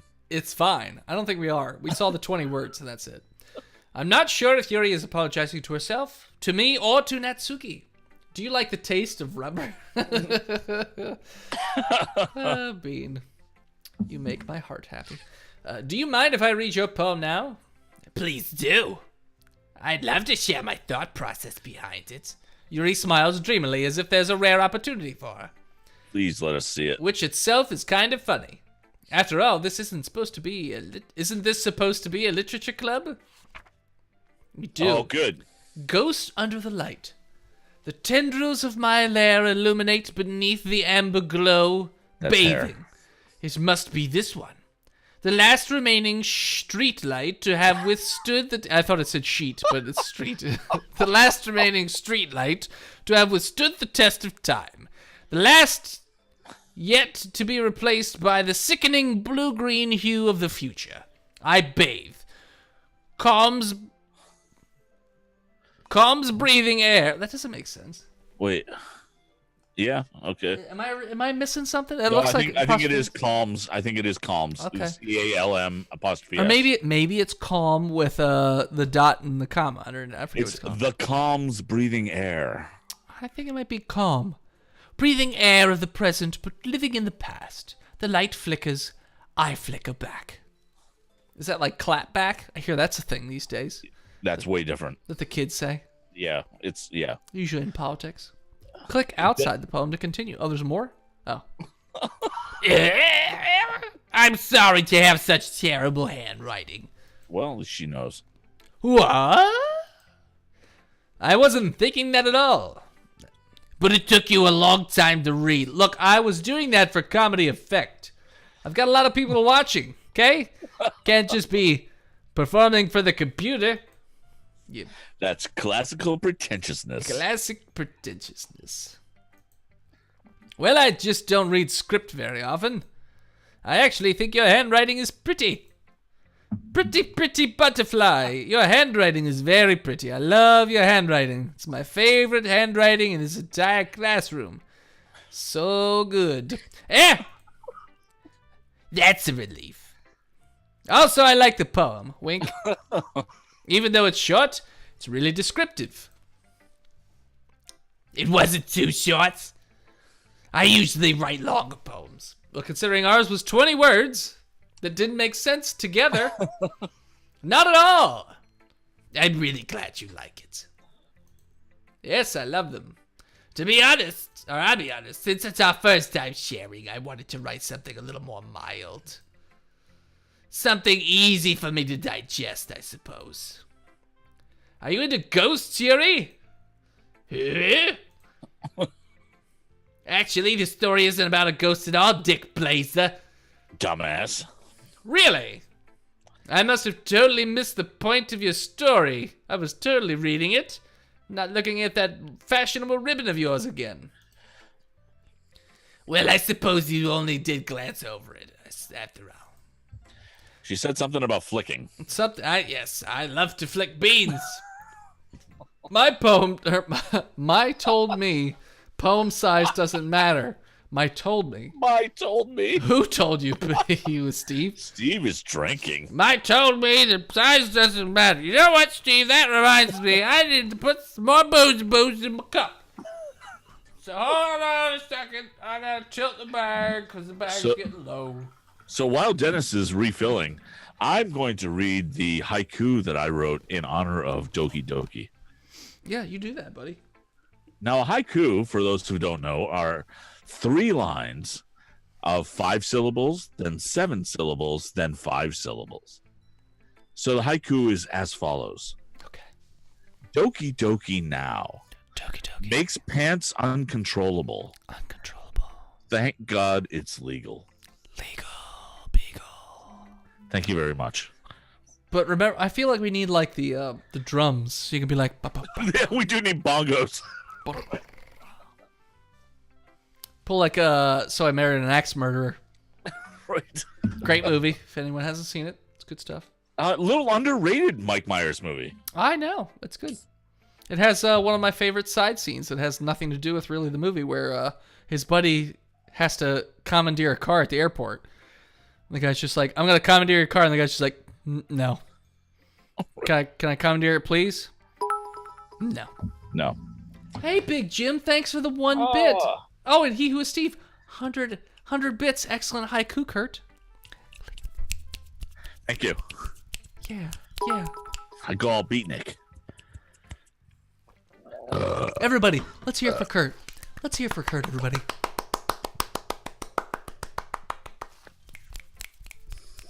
All right. For my next composition. Dream Daddy. Dream Daddy finds love in tanks. Oh, a Dream Daddy haiku. Hold on, I'll write one. He Who is Steve says, sorry about Big Jim's disrespectful tribute, Kurt. Very shameful. Oh, it brings a great shame upon his family. But remember that poets often express their own thoughts, feelings, and experiences in their work. They usually do more than tell a simple story or paint a picture. In this case, perhaps the subject of the poem is only being symbolically compared to a ghost, lingering in a last remaining place of comfort, unable to let go of the past, and soon to be left with nothing. That's a lot more solemn putting it that way. I hadn't even thought of that. That's impressive. Yeah? It's nothing, really. Yours was impressive, too, so... Nah. By the way, Kurt, have you ever seen that movie that came out a year or two ago where it was about a ghost, but it was from the perspective of the ghost, and it was just like a dude in a sheet? Like, that's how they depicted ghosts? No, I have not. Thanks, Big Jim, for your 99 bits. Yeah, apparently it was like, it was pretty somber and depressing because, like in the movie Ghost, he could interact with the world itself in some ways, but it just made his family really sad and depressed. And so ghosts never die, so it just like followed him just wandering around, like just being stuck around the house that he died in. And like everything goes to shit and it's just sad. And he finds other ghosts, which are also people wearing sheets. Oh, man. Yeah. Wait, all the ghosts actually wore sheets? Yeah. It's just the actors wearing sheets, and that's the ghost. What was the name of it? I don't remember. I have to look it up on Red Letter Media. Bill and Ted Go to Hell. Great movie. Oh, okay. Let's ease up on the word great, but It's a great movie. It's a fun movie. It's a fun movie. Board games with who played Death? Was it? It's not Bill Hader. No. I feel like his name is Billy or William or something. I forget. Anyways, if anything, I could probably learn a thing or two from you, too. You think so? Yeah, no, I could totally learn a thing or two. Like motorboating. Pretty sure I can learn how to motorboat. I'm always happy. Happiness comes in every bottle. You're right. Pill bottle, glass bottle, bag bottle. Happiness comes in all kinds of bottles. You know, I was really nervous about doing all this, but in the end I enjoyed it. I'm going to keep doing my best for you, Dick Blazer. Ah, me too. All right, who are we going with next? Say Ori. I guess we should pick somebody that Kurt has to do. Well, no, that's fine. While you guys are deciding, I will read my Dream Daddy haiku that I just wrote. Jesus, that was fast. It's 575. There's only so many symbols. That takes a long time. It really doesn't. So this really encapsulates the Dream Daddy experience. Okay. So it's called Sadness. Dream Daddy letdown. Work hard for relationship. Sad in cul-de-sac. That's it? That's it. I thought there were 3 lines. There are. Dream Daddy letdown is line 1. Oh, I thought that was the title. Work hard. No, Dream Daddy. It was called Sadness. Dream Daddy letdown is the first line. Work hard for a relationship is the second line, and sad in cul-de-sac is the third line. And tell me that does not encapsulate the entirety of the game. Yeah, kinda, I suppose. Never got laid. We did off screen. Nah, well, no, it doesn't count. Okay. So it looks like the voting is mostly Monica. Monica. We've got 3 Monica. We got 3 for Monica and 1 for Steve, who picked somebody. I don't know who. He said the ugly one, so it could be either of these 2. Right. Thank you, Steve. Yeah, thanks. He who Steve cried at your haiku. I know. You did a great job. Again, Kurt. Great. Again, everybody. Oh, they can't see me. I don't know why I'm... So, yeah, he raised a glass to the screen, not that you guys can see it. Again, I can't show you other cameras because I have to show Kurt the game. So, blame Kurt. There is technology coming to Twitch that we will have access to soon. Uh-huh. Which is called Squad Stream, which will allow you to have 4 people stream independently but on the same stream. Oh, that'd be cool. we'll be able to do shit like this. All right. Yeah. All right. So anyhow, All right, so it's looking like Monica. Monica. Oh, hello, Dick Brazier. Having a good time so far? Yes. Good, glad to hear it. By the way, since you're new and everything, if you ever have any suggestions for the club, like new activities or things we can do better, I'm always listening. Don't be afraid to bring things up, okay? I'll purr my finger. All right, I'll keep that in... I'm sorry. I'll keep that in mind. Of course I'll be afraid to bring things up. I'm much better off just going with the flow until I'm more settled in. Anyways, want to share your poem with me? Okay, gonna go try and find a stolen car or some shit. Have a good night, boys. Thank you, Steve. See you tomorrow, Steve. See you tomorrow afternoon. Please don't forget. Or your character dies. By my hand. Or God's hand. A fist just comes from the clouds and smashes it into pulp on that boat. On the bow of the boat. And that chick, that really hot chick that you were checking out, she sees it and laughs. Oh, boy. Just saying, Steve. All right. It's kind of embarrassing, but I guess I have to. Don't worry, Dick Brazier. We are a little embarrassed today, you know. But it's that sort of barrier that we are run to get past soon. Yeah, that's true, I guess. Hand Monica my poem. Great job, Dick Brazier. I was going, in my head while reading it.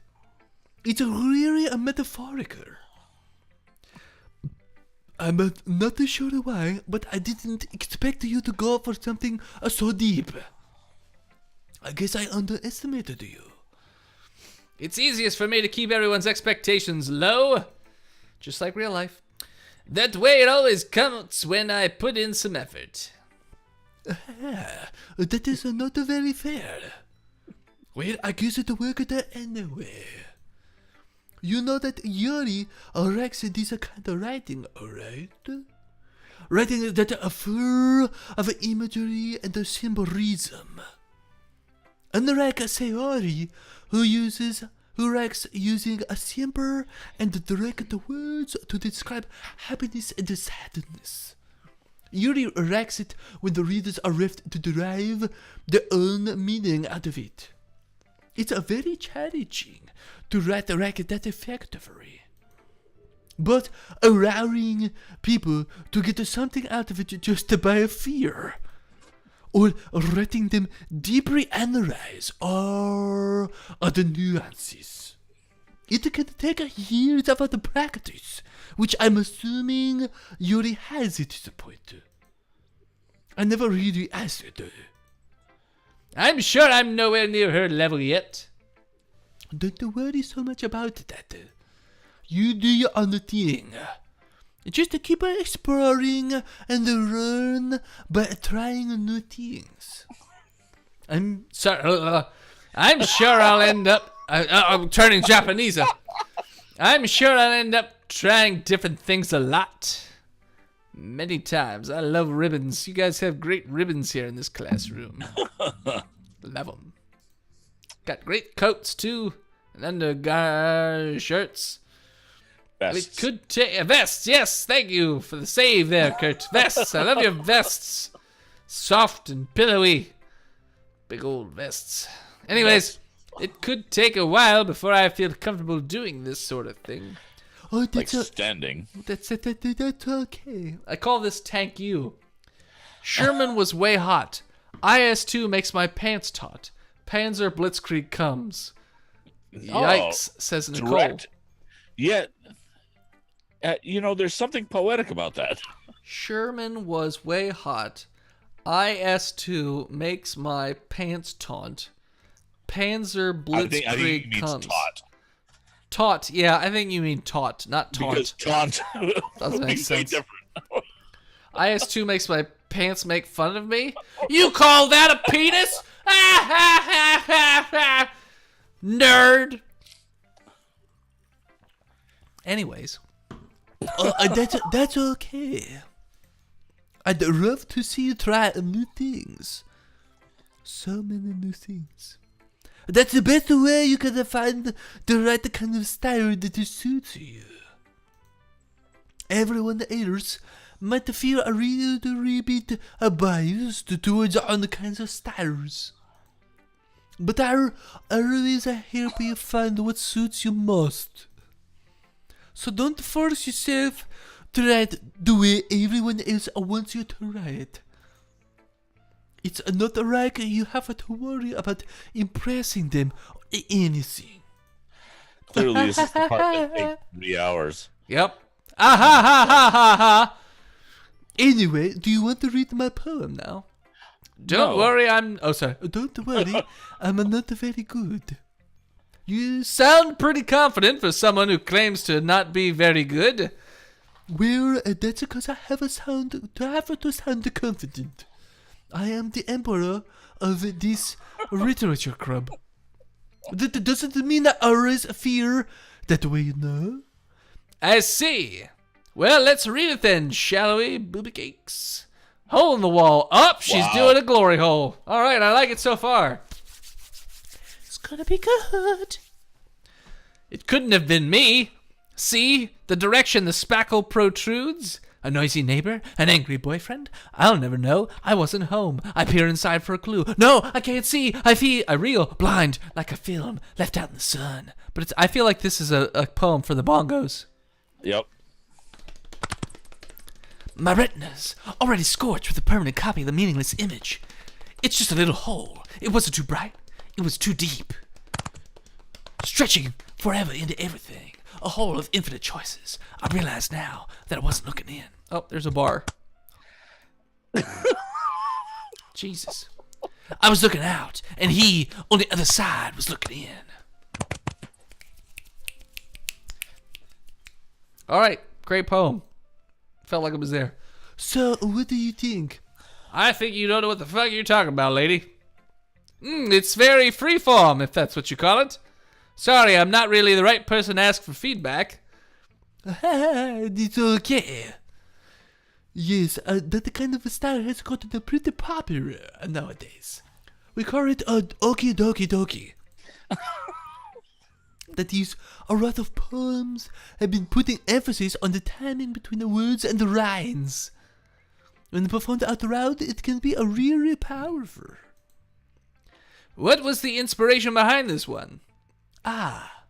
Well, I'm not sure how I know how to put it. I guess you could say that I had some kind of epiphany recently. She went to a glory hole. She went to a glory hole. Yep. She went to a glory hole. Or a glory barrel. Patent pending. That's 17. That's second season of Botched Podcast. Botched GD Podcast. You head on over to iTunes, Stitcher, all that good stuff. Smooth. So smooth. That's Dick Blazer for you. I think you need to stop telling me to stop stalking you, says Big Jim. Okay.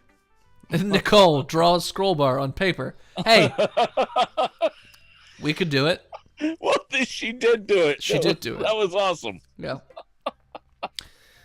It's been influencing my poems a bit. An epiphany? Yes, something like that. I'm kind of nervous to talk about the deeper stuff like that because it's a kind of coming on strongly. Maybe after everyone is better friends with each other.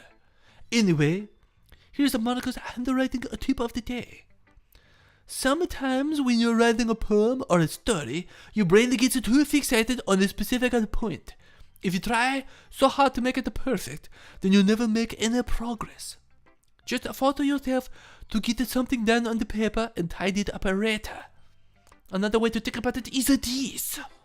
If you keep your pen in the same spot for too long, you just get a big dark puddle of ink. You went a little Italian there, just saying. So just move your hand and go with the flow. That's my advice for today. I thank you for listening. Again, did you learn anything, Dennis? No. All right. Just checking. I'm not learning anything, okay? All right. I don't need to learn. I don't need to read books. What am I going to learn from books? Oh, my God. We have to choose another person to... We got to read it to everybody. Oh, So God who next? Chat, are we picking Sayori or Natsuki? Which creepy-ass voice from Kurt do you want to hear first? That's why they picked the other one, so they didn't want to have to hear Kurt say this shit. In the meantime, Franzia. In 1933, as Prohibition came to an end, Teresa Franzia blazed one of the first trails in America's wine industry by establishing Franzia Brothers Winery with her 5 sons.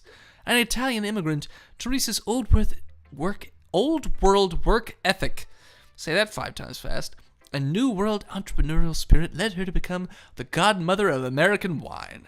For over 100 years, Franzia has created a legacy of delicious wine for incredible value, so you can enjoy the fruits of our labor in every home at any table. Saluti! She's a very tiny woman.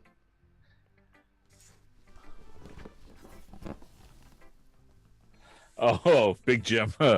He developed a haiku. Monica's glory. Yuri makes me so horny. Natsuki is odd. You're not wrong. No one's... Flat Tits. Okay, I'm pretty sure that's Sayori. Or is that Natsuki? Who the hell knows? I think it's Natsuki. Yeah, I haven't seen anyone else pick, so we're going to go with Natsuki. Fine. Oh, yeah, that's Flat Tits. Dot. Question mark? Yeah, Dick Blazer, if you're not going to take the club seriously, then go home. What? Harsh, Yeah. took, dude. Yeah, well, what do you expect me to believe that you actually put effort into this? Do you think I'm... Oh, sorry. I did the same thing last time. Yeah, do you think I'm stupid? I'm not a writer. Maybe I'm not very good, but yeah, I put in my effort. We all start somewhere, right? If you're still proud of the first poem you ever wrote, then I'd like to read it. Yeah, exclamation point. Yeah, oh, God damn it, that's you. Painful to think about. Yeah, dot. Yeah, fine. Well, it's... Oh. Shit! Yeah, well, sorry. You'll feel better anyway. Yeah, I'll tell you what to improve, but you're better off just trying again. Fair enough. Well, to each their own, I guess, my lovely little voice box. Yeah, I guess. Anyway, I guess I gotta share mine now. Knowing you, you'll probably think it's stupid. All Sweet. right, wait. Can I read this in her voice? You can do what you want, baby cakes. Because I just looked at the first word. I mean, Eagles can fly all the way to the Super Bowl. Right. Wink. Once. Okay, only need once. Only need once. The title is Eagles Can Fly.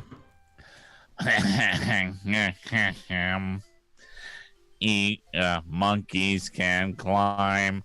Crickets can leap. Horses can race. Owls can seek. Cheetahs can run. Eagles can fly once. People can try. But that's about it. Nicole says they call themselves a literature club. Listen, Nicole, this proves that they know how to read and write. Therefore, literature club. It doesn't say... I think we're all learning. We're all learning here. Eagles can fly all the way to the Super Bowl. Once. Doesn't matter. It's adorable. Doesn't matter. Still beat your team. Not all of us can play the inept Rams in a Super Bowl. You only needed 13 points for God's... Actually, technically, you only needed 4 points to win. That's how sad that game was. Yep. Don't get me started on your haikus, Jim, says Nicole. Oh, snap! Let's get us a literature war in the chat. Yeah.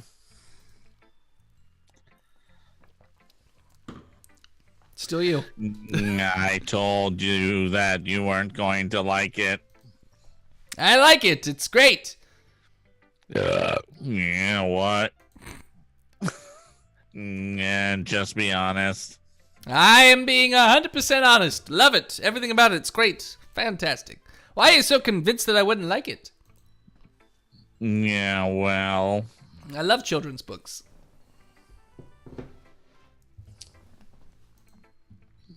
yeah, because everyone in high school thinks that writing has to be all sophisticated and stuff, ... I would pay money to watch Big Jim and Nicole have a rap battle. Oh, dude. Big Jim, are you coming to Dragon Con? No, he never comes to Dragon Con. It's like his anniversary or some shit. Come to Dragon my Con. anniversary. Yeah, but you don't care. Oh, 30 years this year. Oh, well, Actually, it's not my anniversary. It's my wife's birthday week. that's not the same thing. No, it's really not. She doesn't care. Oh, yeah. Whatever. Either way, Nicole's going to be there. So, rap battle. I'm agree. sorry. I thought we were talking about literature, Big Jim. Also, I think that's how we should intro our show, Botched D&D Podcast, with Big Jim and Nicole rap battling Yes. to really get the crowd warmed up. Yep. Oh, Paul's still here. Oh, my God. Just laying low, I guess, masturbating furiously to Okie Doki Doki. Oh, okie dokie dokie. Nah, some people don't even take my writing seriously. But isn't the point of poems for people to express themselves? Oh. Oh, your writing style wouldn't make your message any less valid. Yes, exactly. I like it when it's easy to read, but it hits you hard. Don't worry, it was neither of those things. Like Dick. Like in this poem. If Dick is easy to read, but it hits you hard. Yeah, seeing everyone around you do great things can be really disheartening. Yeah, so I decided to write about it. The night is aging. I don't even know what the fuck that means, Paul. Yeah, I'm not really sure. Yeah, I understand, totally. Yeah, but the other nice thing is about simple writing is that it puts more weight on the word play. Yeah, like I set up for a rhyme at the end, but then made it fall flat on purpose. Yeah, it helps bring out the feeling in the last line. So you did. I guess more went into that than I realized. Yeah, that's what it means to be a pro! Exclamation point. Have you noticed she has a fang? Oh boy. I hadn't. Just saying, noticing a tooth. Looks I'm like a glad fang. you learned something. Didn't expect that from the youngest one here, did you? Yeah, I guess not. You win. You win, lady.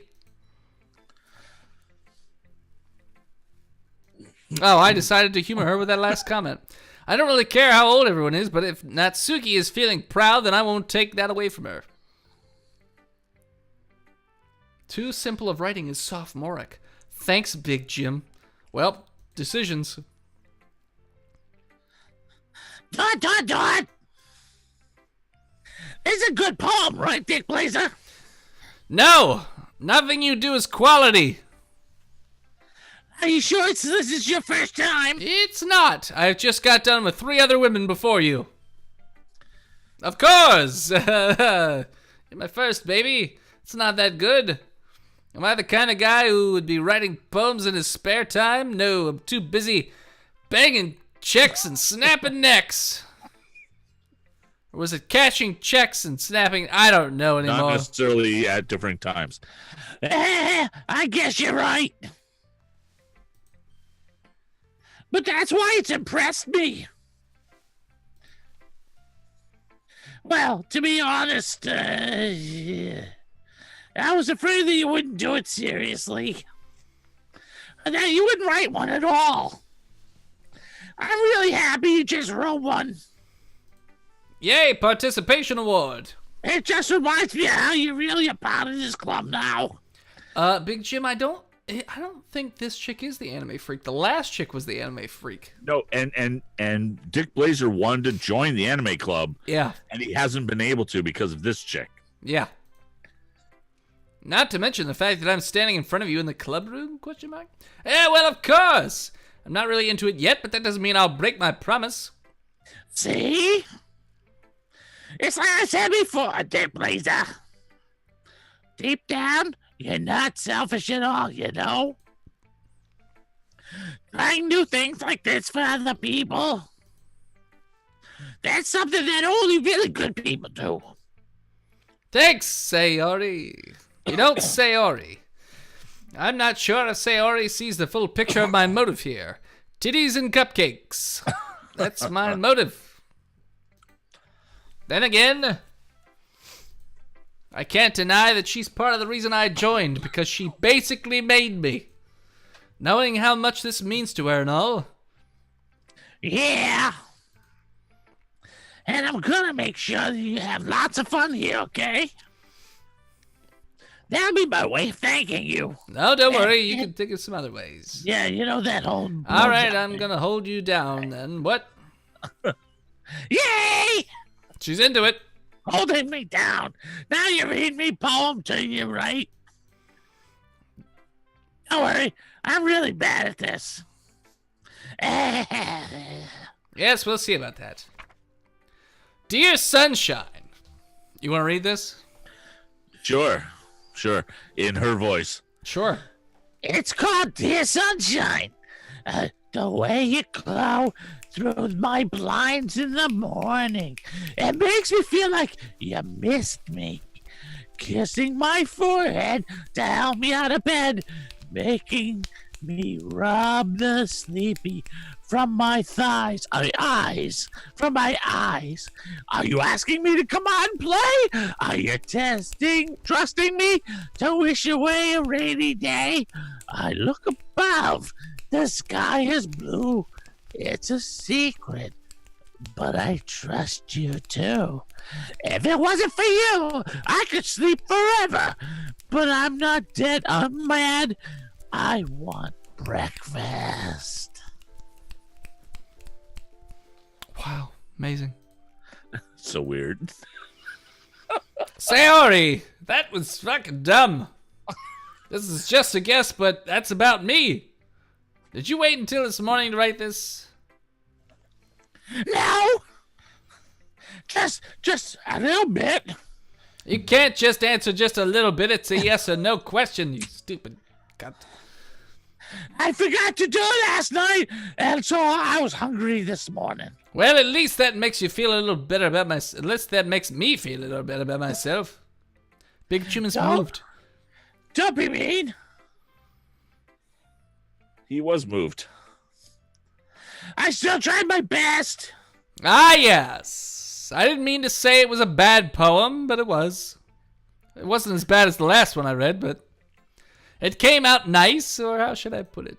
It sounds just like you. Oh, that's nice. That's smooth right there. Simple. Really? Yes. Simple. Simper Jack. Especially that last line. I'm glad he pointed it out. I'm eating some toast. Even though you were late to school? It's bad to skip breakfast. Have you not heard about that whole fasting thing that people are into? They don't even eat breakfast anymore. This game was written way before that was happening. I get all cranky. Well, I guess there's no point in arguing. Smooth. Smooth as X-Lax. Makes your poop smooth, Big Jim. Makes it smooth. Silky smooth. Silky. If you want your bowel movements to be silky smooth, take you a big old X-Lax or a whole pound of sugar-free gummy bears. Make your butthole ASMR. shit water for days. Anyway, thanks for showing me.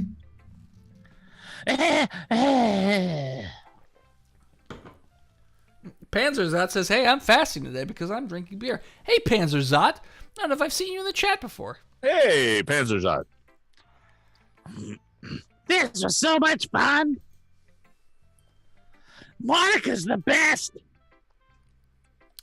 Konnichiwa, Ohio. Sorry, Panzerzot. I can't read my television screen, which has a chat on it, because the words are all blurry. Ah, yes. But next time, I won't forget. Speaking of which, And I'm gonna Panzerzot, if you haven't already, hit that follow button. And find out when we go live, which is every Saturday at about 8 o'clock. Ish. Unless I get late from a walk. And I'm gonna write the best poem ever. Well, I guess I'll look forward to it. What was that voice? That was the voice of a fucking psychopath. That's what that was. Phew! I guess that's everyone. Oh, thank God. I glance around the room. That was a little more stressful than I anticipated.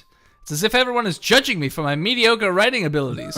I'm pretty sure there's 2 people in the class that can't judge me for that.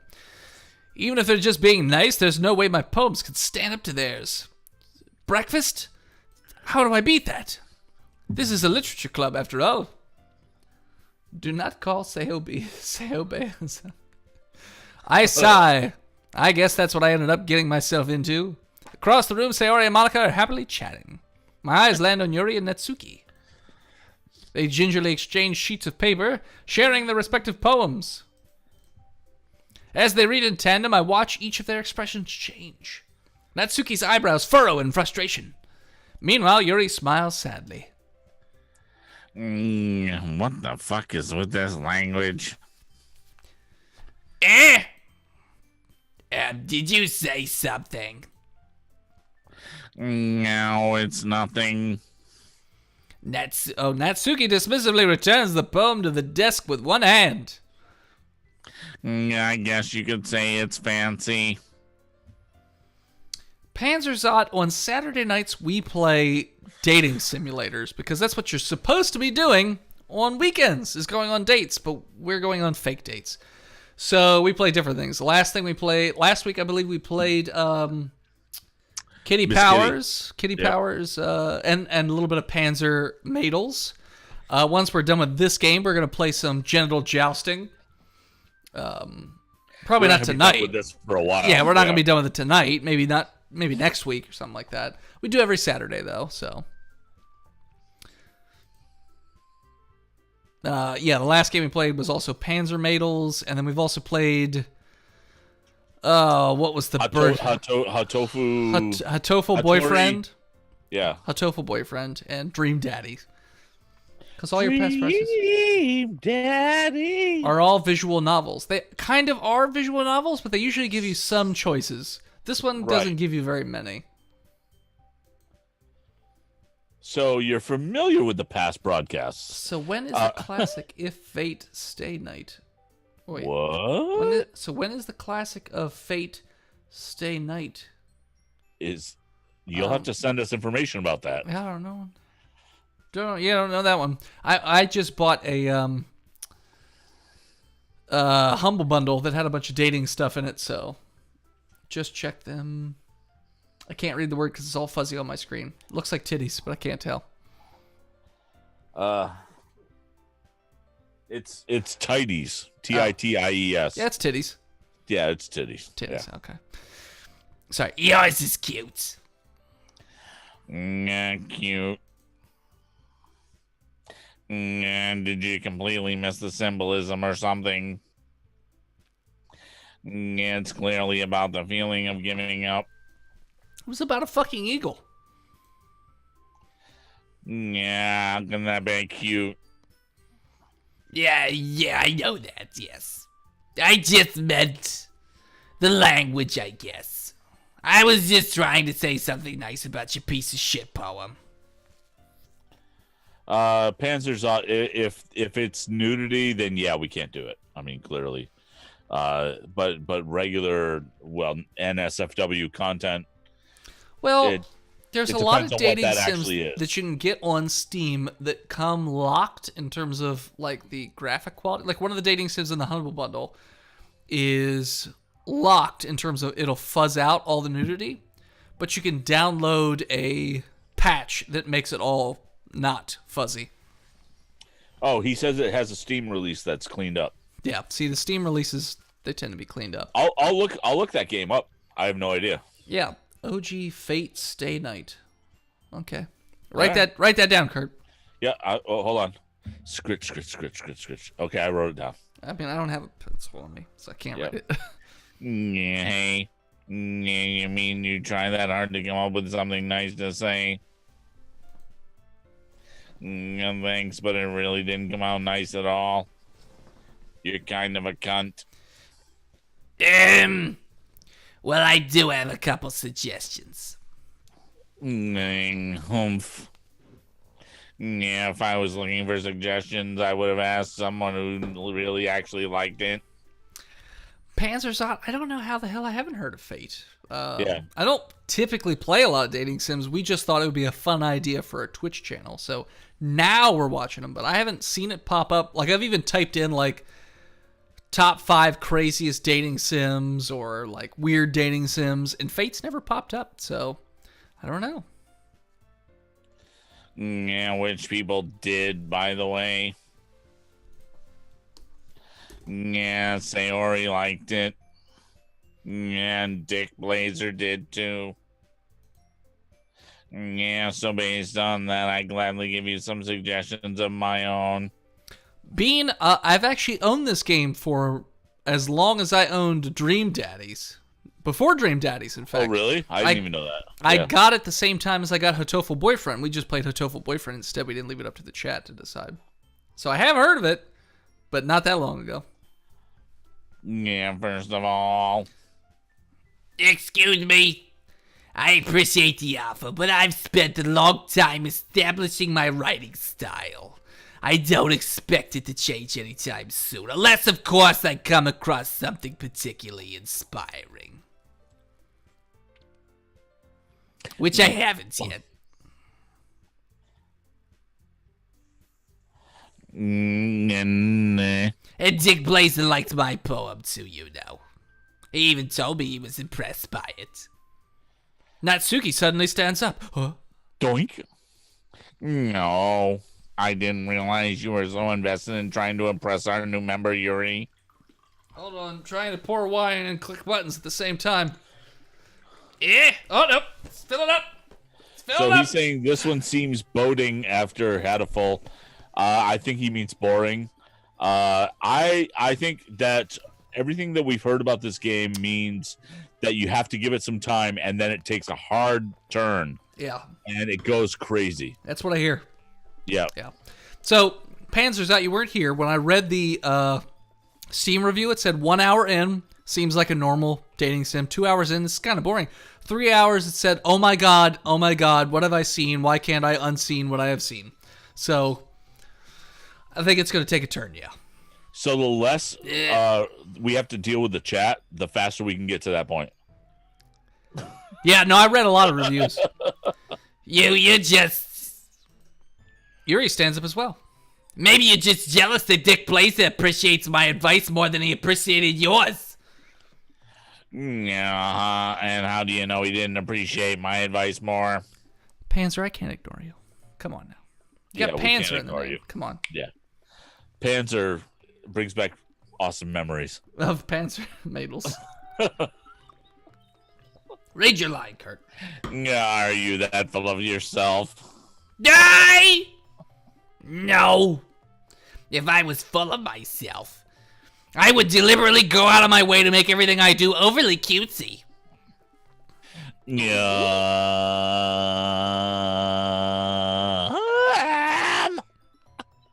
Is everyone okay? Well, you know what? And I wasn't the only one whose boobs magically grew a size bigger as soon as Dick Blazer started showing up.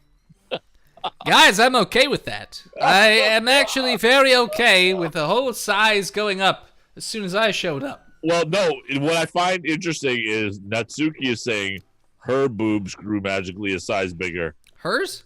Oh. Yeah, no, hers didn't. She said I wasn't the one. Natsuki. Yeah, Natsuki. Oh, this is her. This is Natsuki. Oh, fair enough. No, that's fair enough. This is Yuri. Right. God, Yep. Kurt. Yep. All right. Which I'm okay if I showed up and caused, like in real life, if I showed up and made girls' boobs get bigger, That's a superpower. That's a marketable skill, if nothing else. Natsuki! That's you. I know, I was reading what Panzer Oh. thought. It is supposed to be in the vein of Dr. Girlfriend. I know it's not like perfect or anything like that, but... Oh, and Natsuki, did you read her?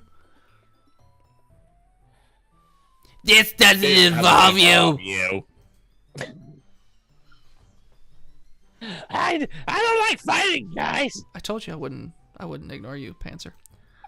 Suddenly, both girls turned towards me as if they just noticed I was standing there. Dick Blazer. She's just trying to make me look bad. Trust me, nothing about saying your tits got a size bigger is making you look bad, lady. Okay? She is really digging herself a grave. Yeah, that's not true. Wait, Big Jim's on to a point. Oh, yeah, so Panzer, this is like an inside joke. All the characters we make are named Dick Blazer. All of them. Because I wear this blazer, and it was a joke on our podcast. Which, by the way, if you're into D&D podcasts, check out Botched, a D&D podcast. It's a comedy podcast about getting drunk and playing D&D. In one of our Patreon episodes, I played myself, but they called me Dick Blazer, and I wore nothing but a blazer. My dick was just tucked up in the second button of my coat at all times. He's saying that's his next RPG character. Yeah. So... definitely check that out. Yeah. And if you want to listen to Patreon episodes, head on over to patreon.com/botchedpodcast. Just saying. Oh, Jesus. Hey! You do you, Kurt. I do. Yeah, if she can get over here, if she can get over herself and learn to appreciate that simple writing is more effective, then this wouldn't have happened in the first place. What's the point of making your poems all convoluted for no reason? The meaning should jump out as the reader not force himself to have to figure it out. Help me explain that to her, Dick Blazer. Wait. There's the reason we have so many deep and expressive words in our language.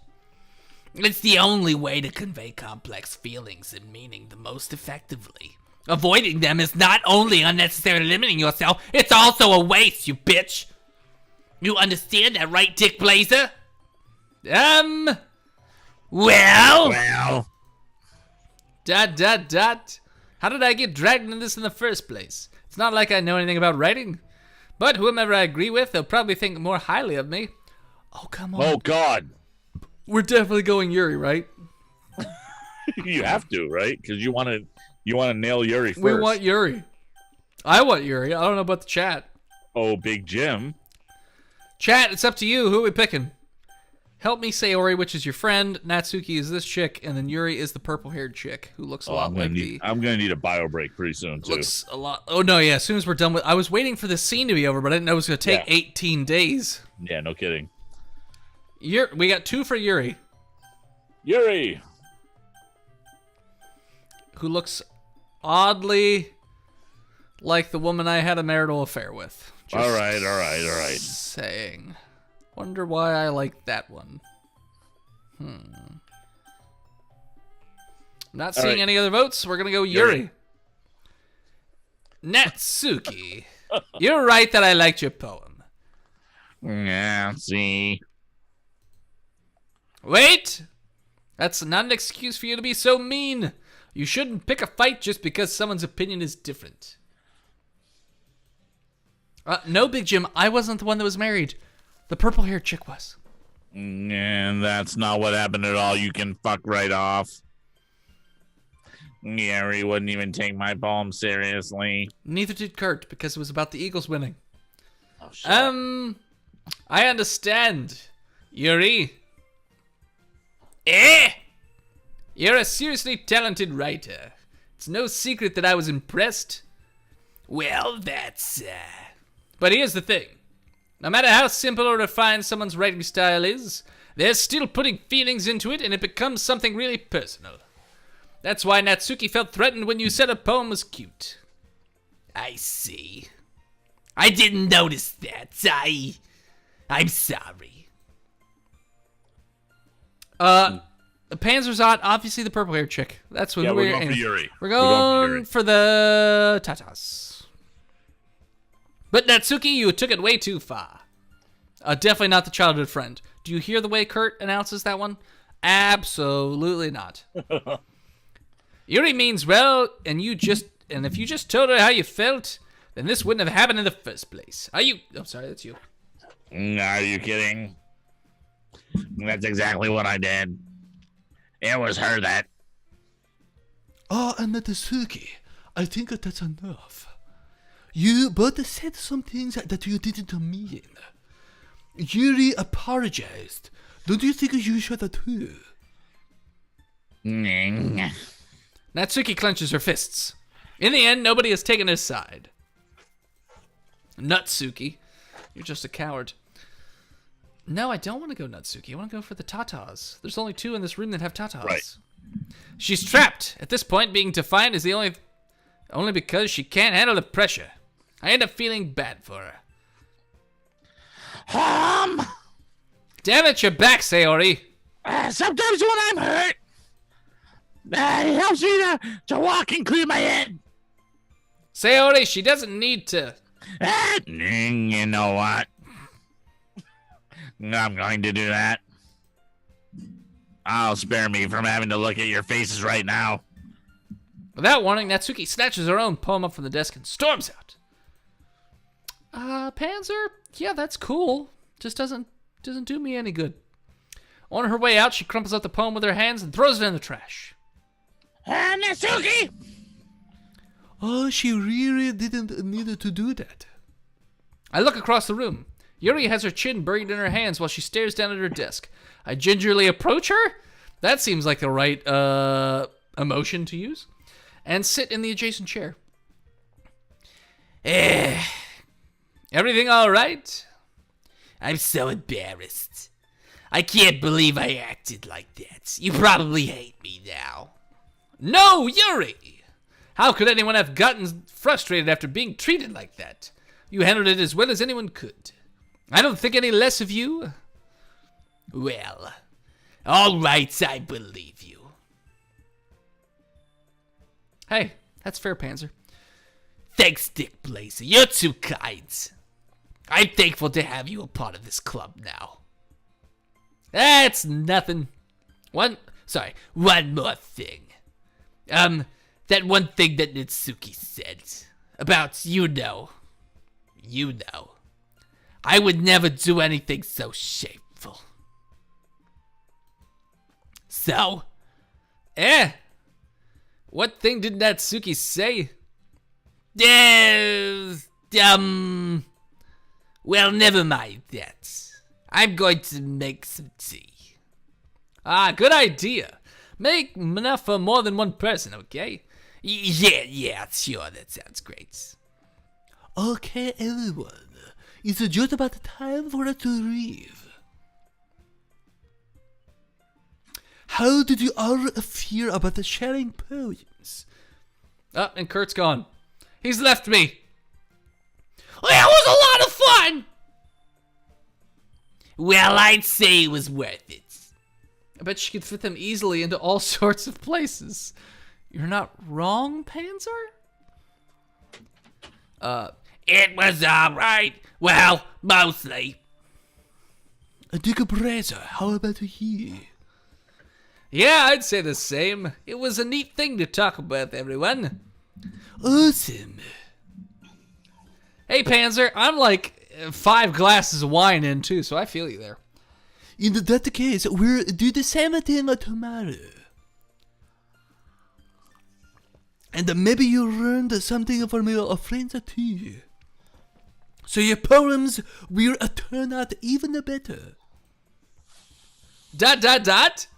I think to myself, I did learn a little bit more about the kinds of poems everyone likes. And with any luck, that means I can at least do a better job impressing those I want to impress. I nod to myself with newfound determination. Dick Blazer! You're damn right, Panzer. Ready to walk home?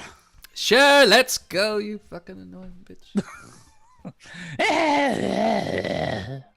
Sayori beams at me. It truly has been a while since Sayori and I have spent this much time together. I can't really say I'm not enjoying it either. Oh, no. Sayori, about what happened earlier. What do you mean? You know, between Yuri and Natsuki, does that kind of thing happen often? No. Great, it's just my dick. Got it. Thanks. That's really the first time I've seen them fight over a dick like this. I promise they're both wonderful people. In bed. You don't hate them, do you? Oh no, I definitely do not hate anyone that's in that room. Except for maybe you. I really hate you. I just wanted your opinion, that's all. I can see why they'd make good friends with you. Because they're all crazy, just like you. Fucking You. crazy. You know... Oh, sorry, that's you. You know, Dick Blazer. It's nice that I get to spend time with you in that club. But I think seeing you get along with everyone is what makes me the happiest. And I think everyone really likes you too. Oh yeah, no. I definitely got that. That's... Every day's gonna be so much fun. Sai, why are you still talking? It looks like Sayori still hasn't caught on to the kind of situation I'm in. I'm just looking for tits and have to read in order to get them. Sucks. Sure, being friends with everyone is nice, but I want to be motorboating. I'm going to be a motorboating son of a bitch in the reading club. Does it really need to stop there? Well, we'll just have to see what the future holds, Sayori. I pat Sayori on the shoulder. You nice individual buddy. You're my buddy. Go home, buddy. I said that more to myself than to her, but it's easy to use Sayori as an internal monologue sometimes. Okay, you're gonna love Naked Hot Tub Day. Yeah. Let's do this. Ciao. All right, chat. We're gonna take a break real quick before we get to this next section. What the fuck is this? We gotta pick. We're making another poem. Oh, sweet mother of God. I know. We're making another poem. All right. So, chat. We're gonna take a short break, and then we'll be right back. So, go to the bathroom. Go pee pee. Go get another drink or Panzer. Get another 10 beers or whatever you're doing. And if you haven't already, hit that follow button. If you have Amazon Prime, feel free to subscribe for free using your Twitch Prime account. That would also be lovely. And, check out Botched D&D podcast on all of your podcatchers, including iTunes, Spotify, Stitcher, and all that shit. So, yeah, we're going to take a break, you see. And if you're the bit boss, you get to ask a relationship question that we will answer probably seriously, maybe not. Yeah, Big Jim, we still owe you one dating question. So, there you go. So, hold on a couple minutes and we will be right back.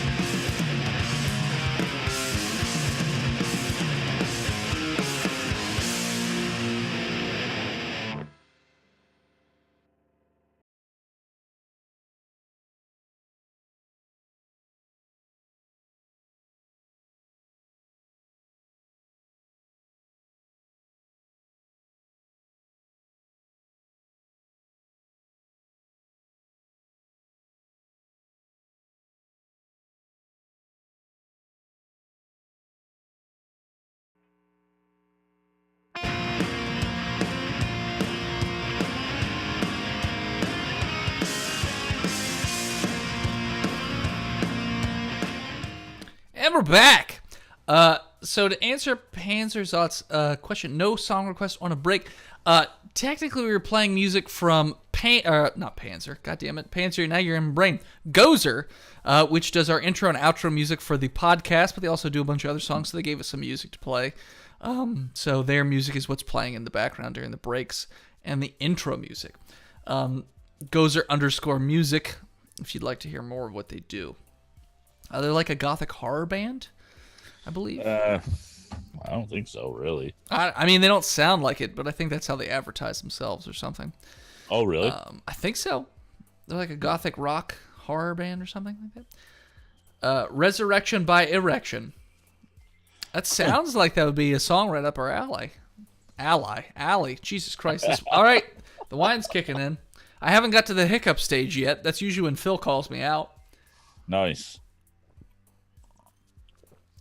All right, so let's get back into this sexy game. Yes. Okay, so Panzer, if you weren't here, it sounds fucking stupid. Got it. So if you weren't here before, we have to pick words to make a poem. And different words make each of these chicks jump a little higher.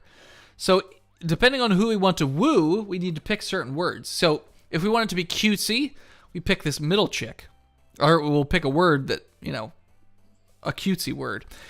Purple chick, who we've been trying to impress, she likes horror stuff. Oh, Big Jim asked his second question. I want to impress my wife for romance. What's the best method to do this? Motherfucker, I already gave you this answer before. Yeah. Why would you ask that question? Do a scavenger hunt, a riddle scavenger hunt, because she'll never see that coming. Just like she'll show up she'll come home or something, and all the kids are gone. You've taken care of it, and you have a riddle for her, and then she has to read the riddle, make sure it's something that pertains to what matters to your relationship, and then have it be in a place that matters, and then she has to figure it out. If she doesn't, fucking help her. Then you go to that place, and there's another riddle there waiting for her. And then she answers that one and goes to another one. That's one of your choices. Or offer her another woman, a beautiful woman, to be with on one special night that you basically are there kind of controlling and kind of making sure it's safe for her. I feel like this is more your fantasy than her fantasy, Kurt. Shut up. I didn't criticize you. Well, mine works with women because I've done it. Big Jim, I literally just did this on Valentine's Day, and she said it was the best date she ever had. And who are you with right now? It wasn't somebody I was dating. That was a married chick. Yeah, okay. That I'm friends with. Yeah, married chick that you're friends with. Yeah. Not the purple hair chick. That's a different married chick. Yeah. She's not into okay, Big Jim says she's not into that. Well, Big Jim, it would help if you told us a little bit about your wife. Right. What is she like? What is she like? Oh, into another woman. Yeah, she's not into that. Oh, okay. Well, all right. Well.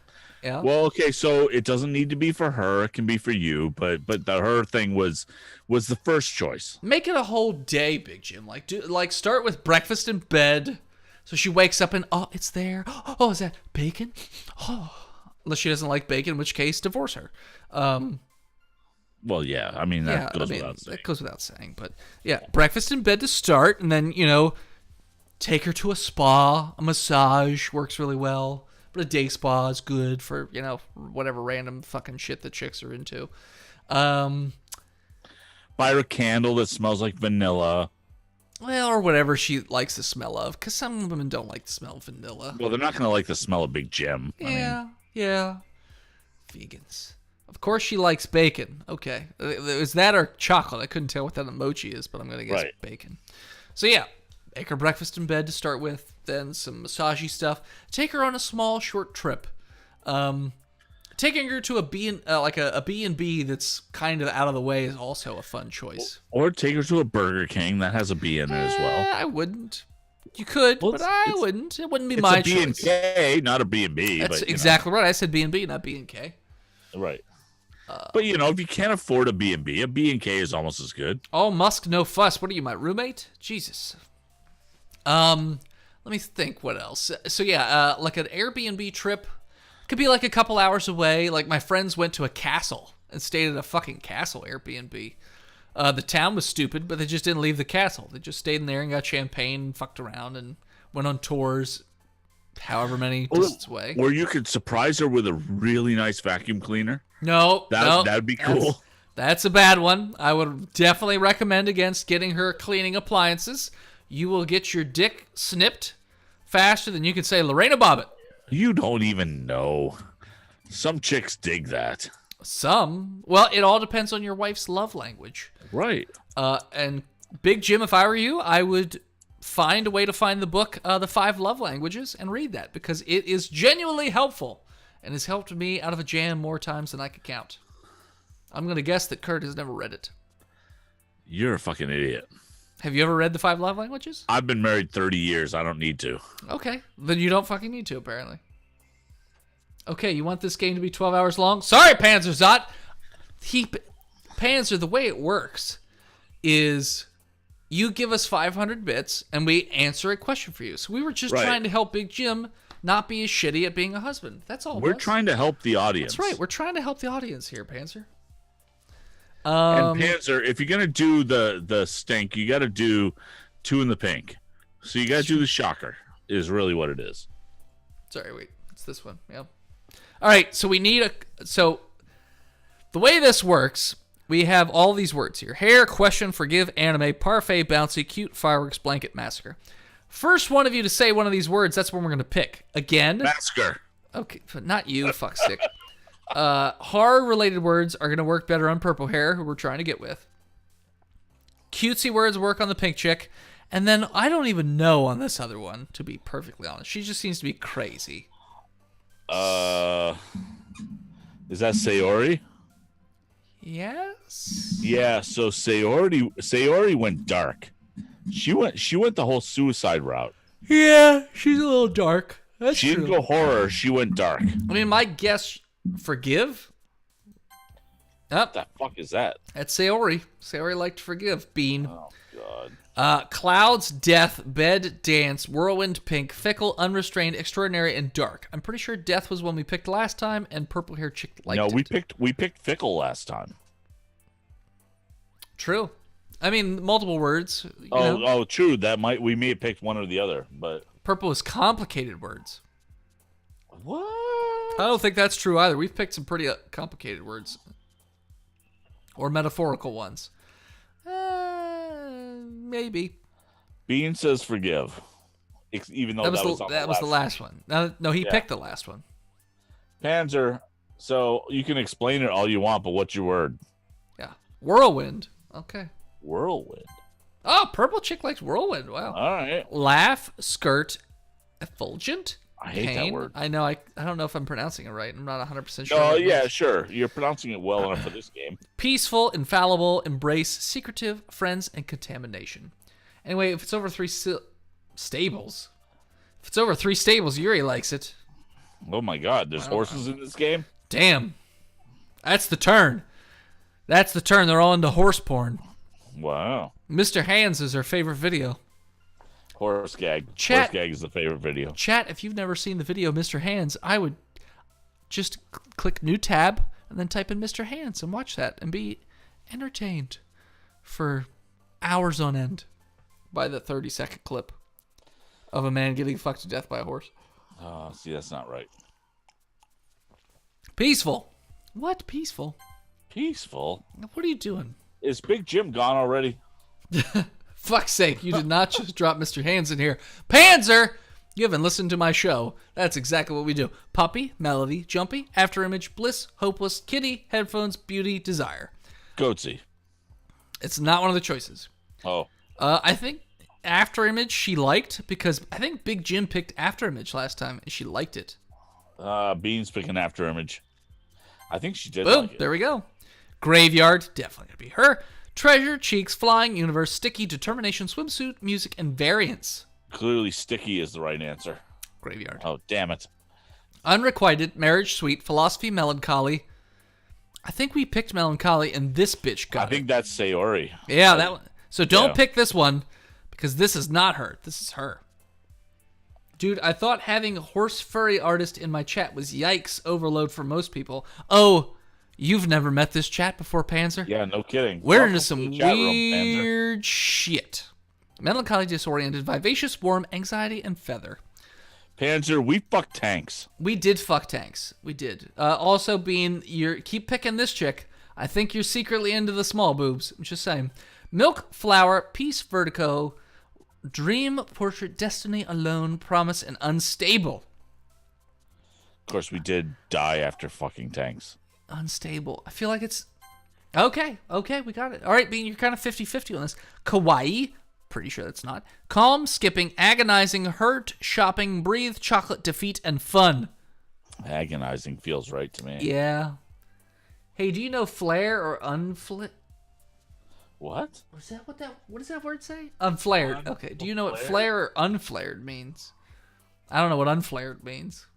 Unless it means like flare as in Are we talking nostrils? the spitting dinosaurs in Jurassic Park. That maybe. Chocolate. I am drunk, says Panzer.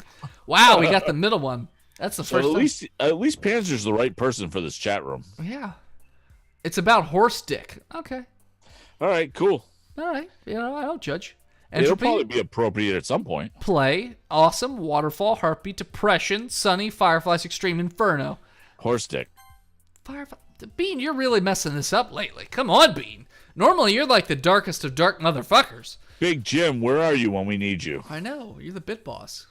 Climax, socks, color, whistle, email, lipstick, joy, marshmallow, excitement, and love. None of... Oh, wait. Climax is definitely her.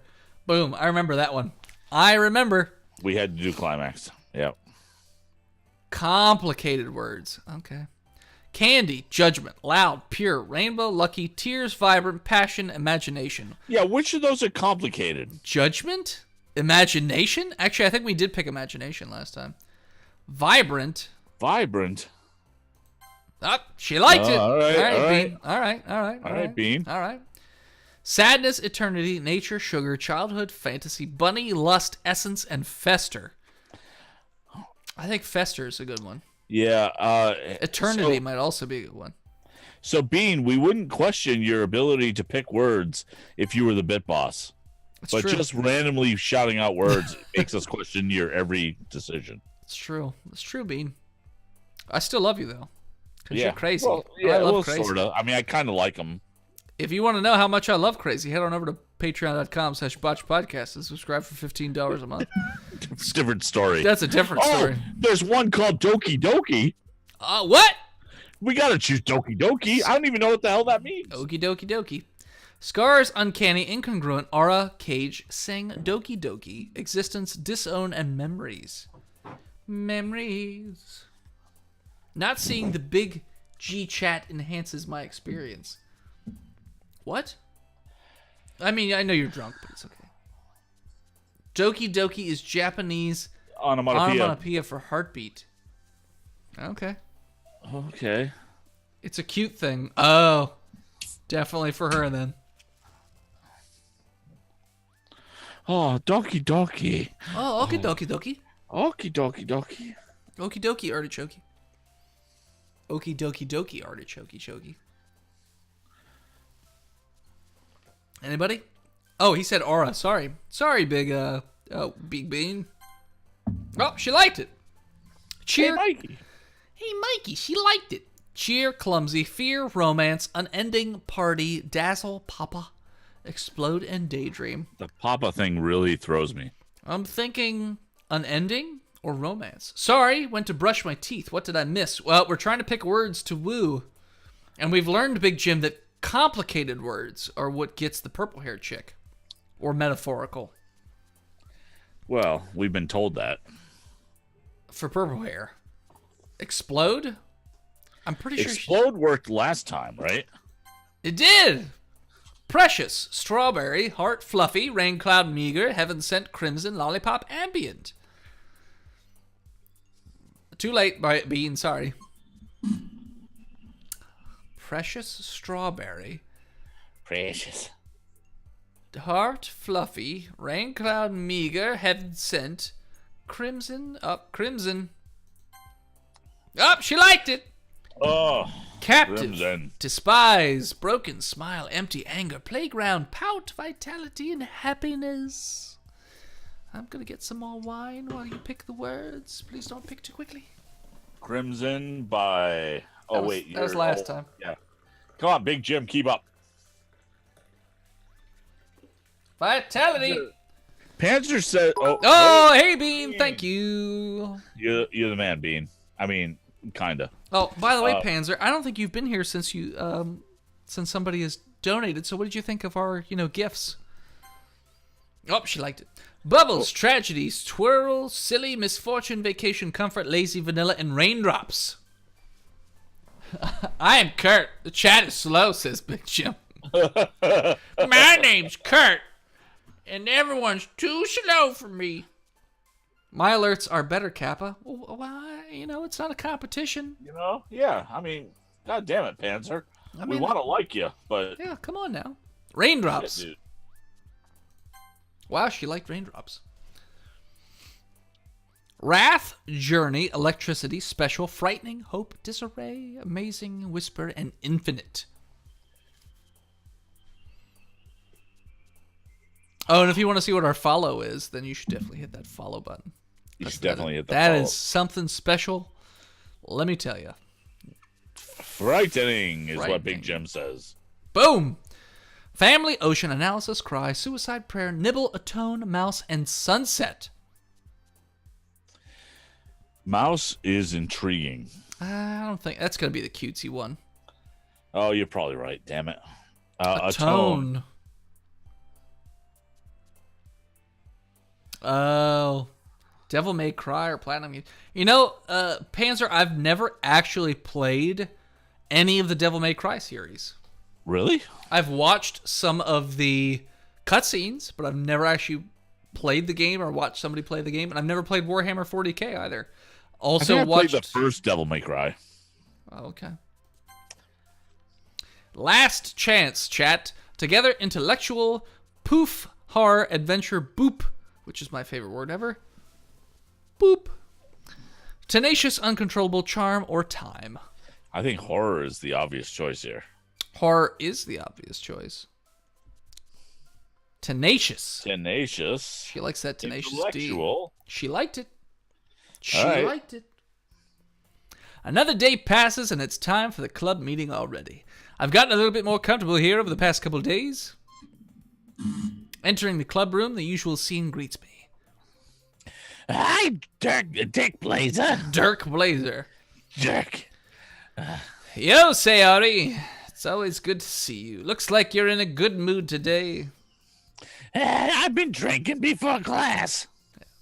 I'm still just not used to you being in the clubs, that's all. I see. Well, that's a pretty simple thing to get you in a good mood. But I guess it's always simple things with you anyways, because you're stupid. The Black Gary. Hey, Black Gary. Wait, what type of tank is she? She's not. We're not playing that game right now, Black Gary. We're playing Doki Doki. We're playing stupid high school girls go to poetry, and apparently dark things happen eventually. Right now we're writing poetry. Speaking of which, I'm kind of hungry for your cock. Will you come with me to buy a snack? No thanks. I'm kind of into Yuri and want to be into Yuri. Eh?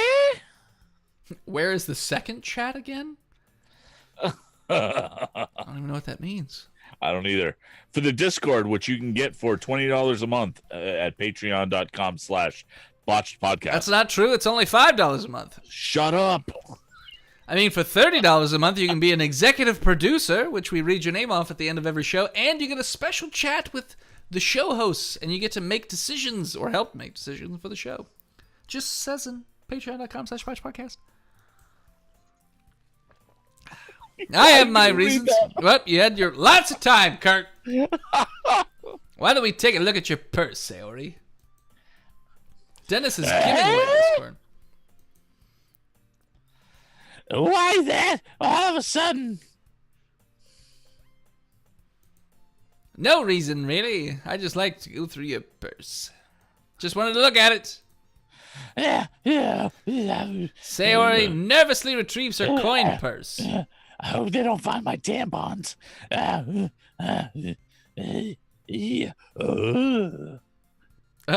If I didn't have a diet of eggs, eggs, and eggs until my payday, Panzer, you need to work where I work because they give you so many eggs for free all the time. And no, I don't work at a farm. I work at a research firm. They just have a fuck ton of eggs all the time. They're just mutant eggs. Now they've got duck eggs and goose eggs and chicken eggs. You might get superpowers, but otherwise you get plenty of eggs. Salmonella. She fumbles with the latch and gets it open. Yeah. Then she turns it upside down and lets the contents spill onto the desk. Oh, fuck. Only 2 small coins fall out. She has the tiniest little Trump hands I've ever seen in my life. I knew it. I can see right through you, Sayori. What am I, transparent? That's not fair. How'd you even know? Panzer, I've been there. Trust me, I've eaten a lot of throw-out food. It's simple. In fact, did I tell this story on stream? I can't remember. I used to work at a winery, and they had a food event. And when you work at the winery, you don't get to eat during the day on Saturdays. It's literally 8 a.m. till 6 p.m. You don't get to take a break or anything. It's just constant working. But it was a dinner that night, so it was 8 a.m. till 9 p.m. No breaks or anything. And the dinner was catered by this Italian food company, so it was chicken parmesan and salmon and all this other stuff. So literally, my job was just to take the plates and clean them off and put them in the dishwasher. So what I did was, when the plates came in, I ate all the food that nobody ate off the plates, because how often am I going to get chicken parm and salmon, let alone? So I was just eating the food, and then at one point, the woman running the event came in the door to give me plates and saw me with, like, eating the food off the plate.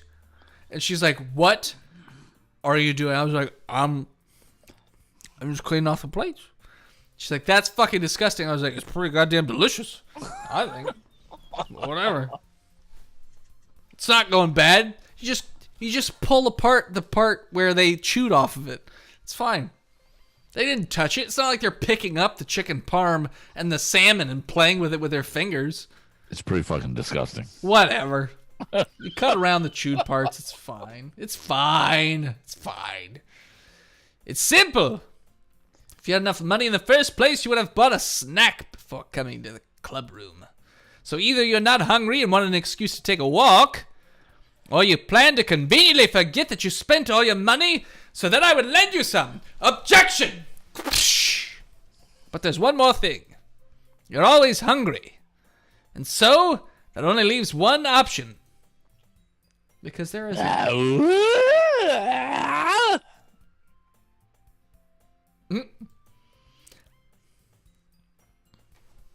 Still you. I get up. Don't make me feel guilty. Oh, now, Panzer eggs? I definitely wouldn't eat thrown out eggs. But salmon's okay. Dennis George Costanza, okayest DM. Hey, don't wear it out, Black Harry. If you feel guilty, that means you deserve to feel guilty. Oh! Yuri suddenly giggles. Eh? I didn't notice when she was listening in. Her face is in her book as always. I wasn't listening or anything. It was just something in my book. Yuri! Tell Dick Blazer to text text me. To let me borrow some money. Don't get me involved like that, Sayori. Besides, you should only buy what you can responsibly afford. Like the padding. And frankly, after pulling mischievous little stunt like that, your suffering is fair enough retribution. ...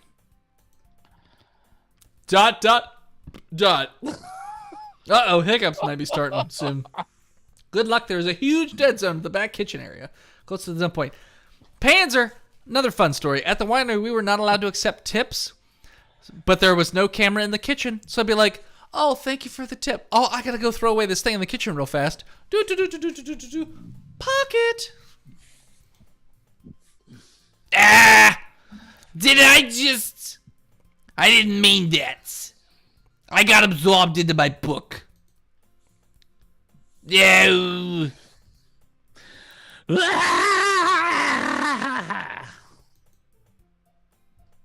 I really like when you speak your mind, Yuri. Black area, I know exactly what you mean, man. Like, she's just pushing those things out as far as humanly possible. Yep. It doesn't happen much, but it's a fun side of you.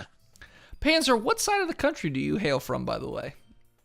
Because it seems like your time zone's a little different from ours, but maybe I'm wrong. There's no way you could think that. Poland? You're right, though. Panzer, you really missed the last game, because Poland would have been great.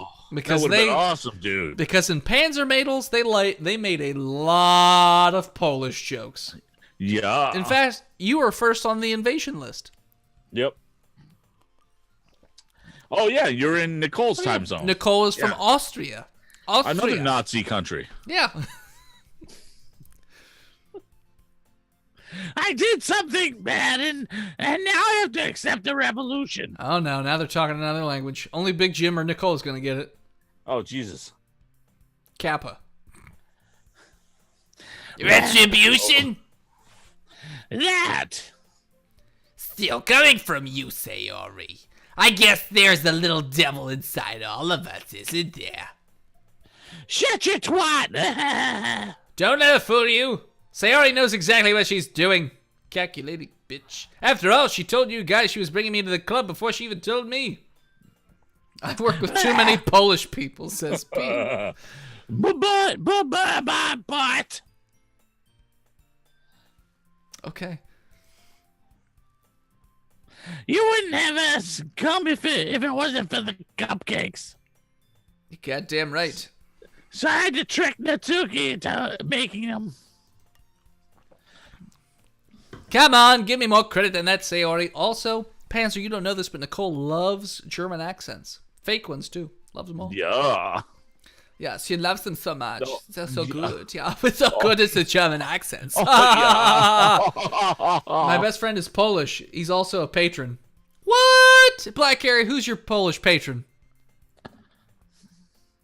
I like the sound of that, by the way. Oh, we got slapped. Plop! Whap! Gah! She loves the army. Out of nowhere, something smacks Sayori in the face and tumbles onto the desk. Oh. Ow! What the fuck was that? A cookie? Cookie. Sure enough, it's a giant cookie wrapped in plastic. Sayori glances around. Wrapped in plastic. Is this a miracle? Yeah, what? Is it because I paid my restitution? Nicole, don't you try and...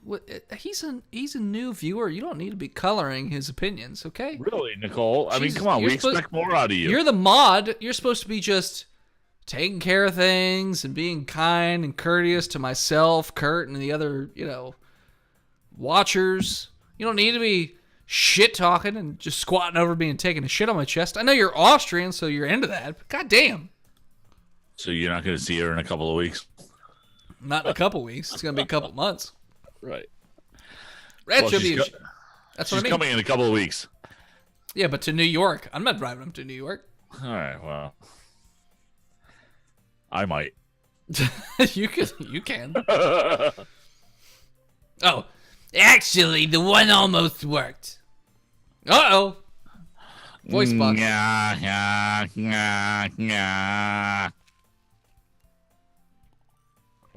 Panzer, good on you, buddy. Still you. Oh, yeah. No, I was reading Nicole. Yeah, but it doesn't mean I won't be there. I don't think I'm going to be there next weekend. I was just going to give it to you. But then I heard you blab about the cupcakes. Panzer, is your voice as deep as Kurt's, though? Because that's the real question. I don't know, is it? It was totally worth seeing your reaction, though. Panzer says his voice is deeper. Wow. Wow, nice. All right, man. Natsuki! Paul, you can't kill that which is already dead. South Park taught me that. That's so nice of you! I'm so happy! Sayori hugs the cookie.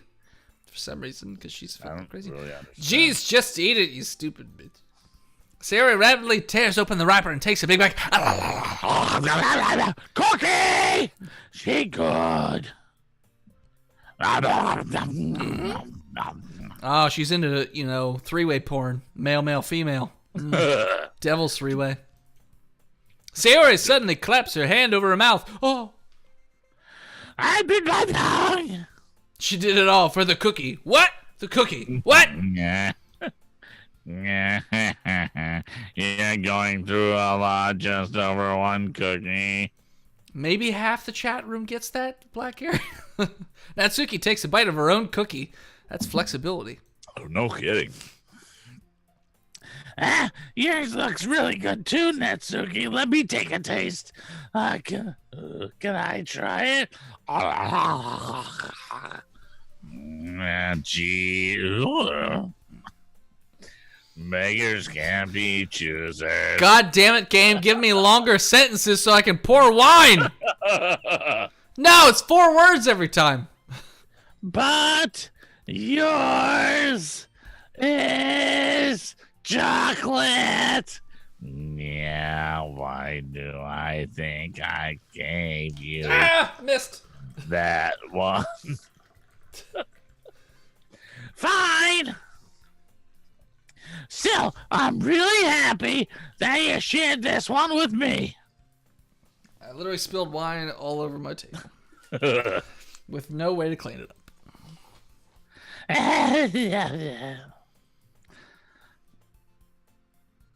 Hey, John. Welcome to the show, Rook. Hey, how you doing? Jeez. Yeah, I get it. Cookie still in hand, Natsuki reaches up to nudge Sayori off of her. Oh, nom nom nom. Sayori suddenly leans down and takes a bite of Natsuki's cookie. Oh, bitch. Hey. Did you seriously just do that?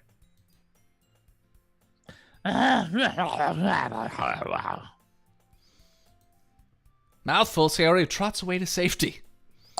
Yuri and I laugh as well. And geez, you're such a kid sometimes. Yeah, Monica, can you tell Sayori? Natsuki glances around. Monica isn't in the club room. Ugh. Panzer, if you listen to the show, feel free to send us an intro in your deep, deep voice, and we will put it on the show. Oh, yeah. We did put Kurtz on the show at some point. I don't know where it is, but we put it on there at some point.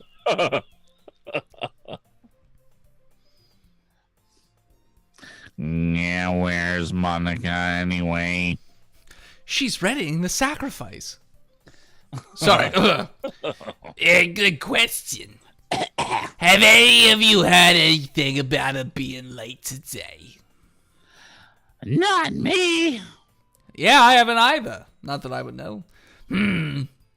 That's a bit unusual. I hope she's okay. Still you. No, of course she's okay. I was trying to read the chat. She's probably just have something to do today. She's pretty popular after all. Yeah, Big Jim's done so many intros, most of which will not see the light of day because he's very off key with his singing. Like, so much so that I'm like, nope, I can't subject listeners to that. Oh, that's awesome. Sometimes they're listenable and creative. Oh, thank you, Black Gary. Thank you, the Black Gary. Here's $1. Go see a Star Wars. I'm not. There's not any Star Wars in theaters right now, Black Gary. I'm hoping to go see Shazam at some point soon. I'm trying to do that tomorrow. Me too. Well, I have to, fit it in the schedule. Oh, yeah. You don't think that? She. Oh, she. You're missing a word. God damn, that's the important word you were thinking of? I was like, she has a venereal disease? I wouldn't be surprised. oh, thanks, Bean. I need to hear those intros now. Yeah, Bean. Bean, they're somewhere. I mean, I'm sure I have them. But sometimes, what is that line from Pet Sematary? Sometimes things of the dead should just stay dead. Sometimes the dead is better. Yuri. She's probably more desirable than all of us combined. No, you're pretty desirable, purple hair chick. Pretty desirable. You two, fuck right off, but... Yeah, that's true. Yeah, excuse me. Oh, John, you're going to rent Aquaman and drink heavily tomorrow. Interesting. I watched Aquaman last weekend. I watched it on Spank Bang. By the way, if you ever want to find videos when they come out on DVD, spankbang.com. Lots of incest porn, but also Disney movies, comic book movies. It's weird how that works out. I rented it on Google Play for like $5. It was worth it. It was fine. It was a good, solid movie. It was fine. It was a solid superhero movie, and that was it. It was fine. Yeah. Yeah. Suddenly the door swings open. By the way, just on a tangent because it bothered me this last few weeks, Austin on our show, Botched D&D podcast, was saying that he likes Doom Patrol way more than he likes Umbrella Academy. And I was like, for some reason, I like Umbrella Academy better. And then watching the most recent episode of Doom Patrol, I realized why. It's got a ton of filler. It's fun filler, but it doesn't really move the story anywhere. It just fills in backstory a little bit. They are so different though. They're very different. Very in different. their tone. So like I would never say I like Doom Patrol over Umbrella Academy or vice versa because they're so different. I love both of those shows. No, I love them too. I love them too. I could never compare them like that because. But he was saying one is far superior to the other. No. I disagree. Yeah. All right. They both itch different scratches. Way different. Yeah. I mean, the Danny the Street episode this week was amazing. It was great. But watching it at the end, I was like, you know what? This feels like more of a Monster of the Week kind of thing than a. With Umbrella Academy, it was always progressing the storyline. Agreed. Well, but the overarching story in Doom Patrol is finding Niles. Yes. Right? But what they're really trying to do is give a little fan service to the comic book because Danny the Street was in the comic and Sure. So was Animal Mineral Vegetable Man. Yeah, they didn't do the Animal Man thing, but no, they did do that. Not really Animal Man though. What are you talking about? They just did that. He had a news video where he got his head bit by the raptor. Then at the end of an episode, he was in it. I mean, just like allusions to it. They didn't like full on go crazy with it. Yeah, okay. But Yeah. So, yeah. Black Gary, I've been wanting to watch The Tick. I've only ever seen the pilot episode. I haven't seen anything else of it. I've only seen the pilot. I have to imagine it's probably pretty good. I like all the actors involved, so. I really like the pilot. I was a little worried because I really like the Fox Tick Never seen it. show, the live action with Patrick Warburton. Never seen any of that. He was great as the Tick. Live action or animated. Never seen any Tick. Oh, really? Never seen any of it. Yeah. But anyway, suddenly the door swings open. Oh, sorry. I'm super sorry. Ah, there you are. I didn't mean to be afraid. I hope you guys weren't worried or anything.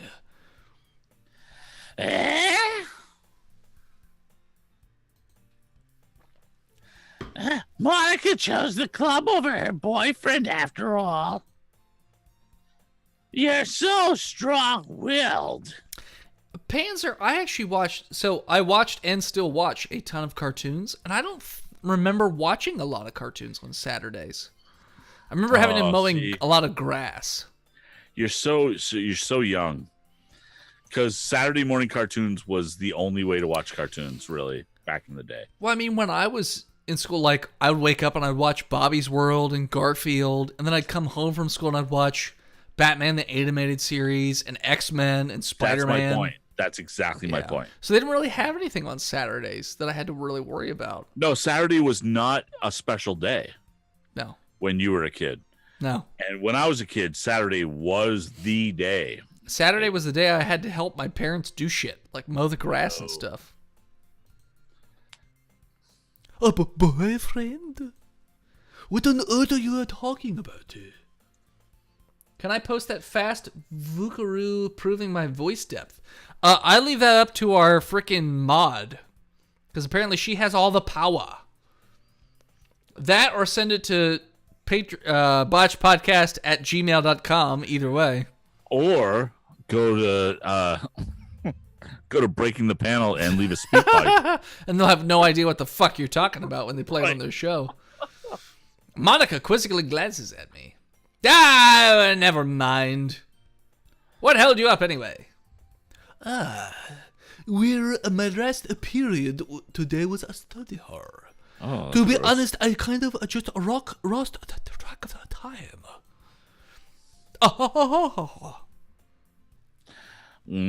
That makes no sense, though. I have the power, says Nicole. Pretty sure that's what she meant. One of you, Kurt. Yeah, you would have heard the bell ring at least. They played good cartoons, not just religious cartoons. I never saw any religious cartoons. Oh, you never saw Davy and Goliath back in the day? Yep. No. Oh, you missed something. Closest I got was that... Who was that fucking Wonder Years guy that had a bunch of religious movies come out? Maybe it wasn't Wonder Years. I might be thinking of somebody else. Yeah, I think you are. But it had to do with, like, the rapture and shit. They made us watch that at church. It was fucking stupid. Wait, you're talking about Kirk Cameron? That one! Yep, you got it. Yeah, he did the Left Behind series of yes, movies. they sucked. What was his show? It was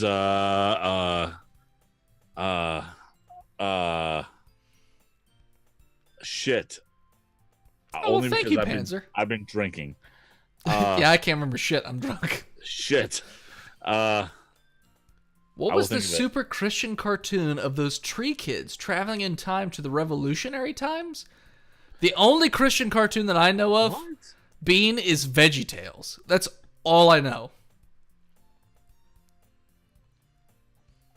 Panzer, also while drunk, Dennis will sing sometimes, depending on how drunk he is, theme songs to songs such as Dream Daddy. I sang to our patron, his father, and now I'm apparently in the will. So take that as you will. But it's the greatest theme song of all time, so... Oh, I must not have heard it, since I was practicing a piano. Piano? I wasn't aware you played music as well, Monica. Oh, you have so much in common, you two. Growing pains. I love you both and your ribbons. Your ribbons suck, but your ribbons are great. Lots of emphasis put on the ribbons. Oh, I don't really. I kind of just started recently. I've always wanted to learn a piano. That's so cool. Black Area, I actually went to school with a guy who started to work at VeggieTales. Believe it or not. And I had to break up a fight between him and a Jewish kid about religious people. Yeah, you should play something for us, Monica. Oh, that's Monica looks at me. maybe once I get a little bit better, I will. The greatest theme song of all time is Jean's Rockabye? What the fuck are you talking about? I mean, is that a Polish thing? Because I don't know that one. Because clearly in the United States, the greatest theme song of all is the theme for Greatest American Hero. I don't know what that is. Believe it or not, I'm walking on air. Is that a theme song? Yes. Oh, okay. It's a God hand thing. I don't know. Whenever I see someone named Monica, I think of that girl who wanted to call her Monica. Okay. Whenever I see the name Monica, I think of Friends. Yeah, that's what I was thinking too. But that's just because my roommate is binge watching the fuck out of Friends for some reason. Because I need a show that I can't concentrate on. That's why I can't watch like Star Trek The Next Generation or anything other than Parks and Rec, which is a great show. Friends, Frasier on repeat. And what's the other one? New Girl. I can't stand 3 out of 4 of those shows. So you know what old sitcom really holds up? What? The Dick Van Dyke Show. Never seen it. Black and white. It's awesome. And it just works. Okay. Never seen it. All right. Bosom Buddies had the best theme song. Don't know that either, Black Gary. Get him on Get him on MASH. Now, Bean, I've seen a little bit of MASH, and the theme song for MASH was pretty good from what I remember. No, and MASH as a series holds up a lot. That's what I hear. Because it's a period piece. Period piece, so, yeah. It's on what, Vietnam? Yes. Vietnam, yeah. No, I'm sorry, Korea. Korea. Oh, it's on Korea. The Korean War, yeah. Oh, okay. Winger. It lasted longer than the Korean War, the series. Wow. That's pretty cool. Korean War only lasted 3 years, but MASH ran. No, Black Gary, I do not want that fucking tossed salad and scrambled eggs. I'm so tired of that goddamn theme song. Not just because this roommate watches it on repeat. He's watched the whole series twice. My last fucking roommate that I lived at before I was here also used to binge watch Frasier and Monk. Monk I can tolerate, but Frasier I cannot. That theme song is awesome, though. Which one? Frasier. Fuck right off. No, it's a good theme song. That really sounds is. so cool, and Kurt's fucking stupid. I'd also look forward to it. Oh, is that so? Is that the case? I would have let you down, Dick Brazer. Monica smiles sweetly, pushes her ass out again. Oh, sorry. Nope, I'm getting the hiccups. I didn't mean any pressure or anything like that. I love old 1960s Get Smart. Is that what that movie with Steve Carell's about? Yes, and don't watch that ever. I own it, sadly. Dude. I know. I don't worry. You know what, Panzer?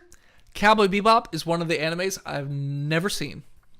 And coming out with a live action starring John Cho. Okay. Never seen it, though. I was always a Full Metal Alchemist guy. Love me some Full Metal Alchemist. I've been practicing a whole lot recently. Yeah, it's got like that jazzy feel, right, Panzer? Pretty sure. Yeah, most likely the live action's going to suck because they always do. John Cho, though, does good work, so who knows? Maybe. And that I really love the chance to share once I'm ready. Not a big fan of Scrubs, sadly. Futurama, I I love like. Scrubs. I love Scrubs. Sitcom-y stuff, for some reason, I can't get into unless it's Always Sunny in Philadelphia, in which case I fucking love that show so much. So good. Big Jim back Oh, thanks, Big Jim. in the New York groove. I see. And in fact, I post a screenshot or a GIF from Always Sunny in Philadelphia every single Christmas day because I love it so much. And it's the one where Charlie bit out the throat of Santa Claus. Because it's so good. Did you fuck my mom? Did you fuck my mom, Santa Claus? Did you fuck my fucking mom? Oh, sorry. Not Japanese. In that case, best of luck. How can you fuck up dog casting? Instead of a Welsh corgi. I don't know. I don't know what it means. Oh, thank you. Oh, sorry. Thank you. Adama arigato. So, did I miss anything? I didn't miss anything, did I? No, not really. I choose to leave out Sayori's mischievous escapade of throwing cookies at people's faces. I'm sure Natsuki will end up complaining to her anyway. It looks like everyone has already settled down. Sayori somehow already finished her entire cookie, that fucking pig. Yuri is back to her book and disappeared into the closet. What? Hey, Yuri! Eh? Ah! I suddenly noticed that Yuri is reading a different book from the one we've been reading together. Sorry, I didn't mean to interrupt. No. I was kind of just waiting for you. Ah, if that's the case, why don't we go ahead and get started? Yes, let's. Actually, I have a request. Do you mind if I make some tea first? Not at all! Thanks very much. Let me push my tits in your face. If there's one thing that can make my reading time here any better, it's a nice cup of tea. Not to mention for yourself as well. Yuri stands up and makes her way to the closet. I follow and watch as she retrieves a small water pitcher from the shelf. The kind with a filter inside. Can you hold this for a second? Ah, shit, it's hot! Sure. Yuri hands me the water pitcher and also fetches an electric kettle. I'm going to plug this in at the teacher's desk and then we'll go get some water. She walks past me and sets the kettle on the teacher's desk. I simply watch her movements. Damn, them hips don't lie. What did I just knock down? Oh, a pencil. To my surprise, the way she moves really contrasts her speaking mannerisms, because goddamn, she's got an ass. Especially because her long legs, Yuri appears elegant and methodical. I need to see second poems before I go get more beer. Panzer, I'm trying, buddy. I'm trying. We keep getting off on tangents, and then these ladies want to get tea. It's a whole thing. And apparently this club lasts for like 6 hours. Fucking ever. Okay, may I have the water pitcher? Shakira! Thanks, I'll be right back. I may as well walk chat. with you. You're banned from chat? For 500 seconds or so. Well, you fucking should be. I don't What know were you you're talking posting? What sort of derogatory I was posting- messages I was were you posting a GIF from Almost Sunny, and it blocked my link. What? Nicole, what are you doing? Fix that immediately. All GIFs from she's Always no Sunny. longer here. Motherfucker. Is Paul still here? Yeah, unclear. God damn it. Yeah, why not? Shall we go then? Yes. Oh, where are you two off to? Yuri was gonna make me some tea, so suddenly I realized how weird it sounds to explain this to Monica. We're just filling the water pitcher. I'm gonna fill it full. Don't you worry, it's gonna be dripping at the sides. It's gonna be so full. Oh my god. Okay. Yeah, apparently Nightbot doesn't like links at all. Well, yeah, unless you're qualified, and apparently she hasn't qualified me for this room. Sorry, I was a bit curious. That's a kind of when the person on the job is, isn't it? That's, Monica, please mind your own business for once, you goddamn cunt. Or do you want to tell me there's something wrong with helping involve Dick Blazer in club activities? A dash? my mouth gapes. Ooh. I suppose there's nothing wrong with that. Heh. Then let's go, Dick Blazer. Blaze that dick away. Yuri quickly exits the room and I follow. Damn right I follow. Oh. Once in the hallway, she suddenly puts her forehead against the wall. I spoke without thinking. How could I say something like that? Yuri, I just... Something about the way she said that. It made me feel so irritated. What's wrong with me? No, Yuri. I think you did the right thing. Why do I feel like Catherine Hepburn? No, Yuri, you did the right thing. I wasn't expecting it, but... It's also not right for Monica to judge people like that. Is Manica a full-on weeb? I don't know what that means. Dick Blazer. How come even when I do something bad, you're being nice to me? Because I love those ribbons so goddamned much. So good. Nothing that you do is as bad as you make it out to be in your head anyways. Nobody's perfect except for you. God damn, you're perfect. We have emotions and we can't always hide them away. But you always amplify things in your head. Your mind turns a light rain shower into a hurricane. No. Wouldn't you hate me for something as terrible as that? Why would I hate you? I can't hate someone for having emotions. I don't have emotions. Do you guys remember emotions, chat? I don't. I put an onion in my pocket. What kind of a friend would do that? Friend, you say?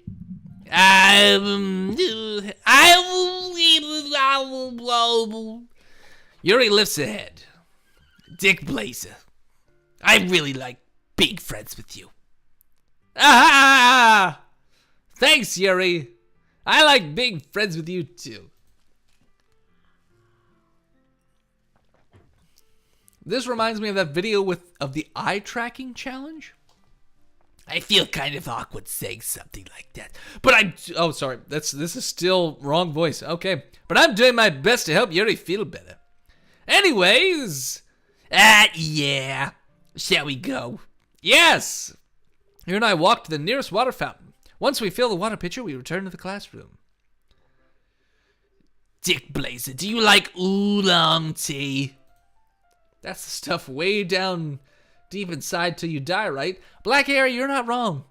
Most people consider me to be a sociopath because of how well I can just stuff shit down deep and then act totally normal.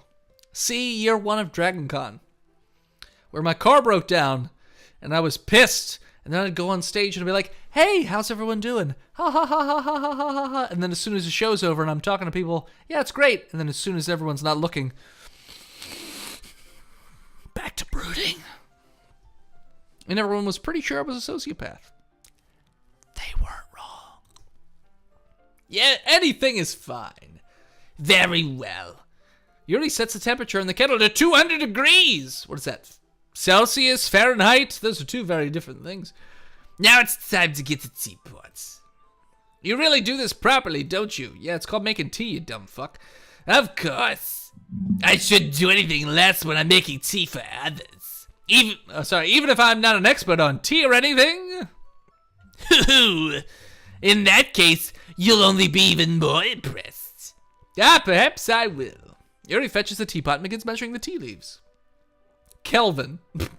To my surprise, she even starts humming a little to herself. You must be in a good mood now. Is that so? I was letting it show. And you noticed. I was doing a little bit of thinking. And I decided that I would try expressing myself a little bit more. 200 degrees Kelvin. Can't get water to 200 degrees Celsius, can you? I don't know. But I imagine if you do, you don't want to drink that water ever. Because it's going to be a bad time. You got to blow on it. For days. It turns out it's not very hard for me to do. When it's you who's around anyways, you big strapping man. Also, let me push my tits out. Ribbons. That's great, Yuri. Just don't push yourself too much. Literally. Gonna throw at your back. You want her to blow. 200 degrees Celsius is only 392 Fahrenheit. I feel like that's a pretty high temperature there, Kurt. It's a little high. Like For I said, water. You gotta blow on it. Yeah. You're always worrying about me, Dick Blazer. It's very endearing.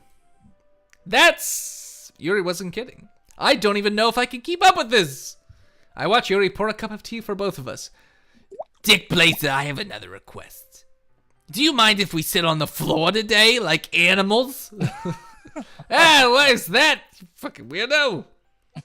It's a little bit easier on my back. Well, stop pushing it out all the time. Like, just stand like a normal person. I get it. I love your tits, okay? You don't need to keep advertising. We got it. I'm on your side. You don't need to fucking push them out so much that you throw your back out, okay? Take it from me. I deal with back pain. You don't need to do with that shit, okay? I can read with my back against the wall rather than bending over at my desk. I'm pretty okay with her bending over her desk, too.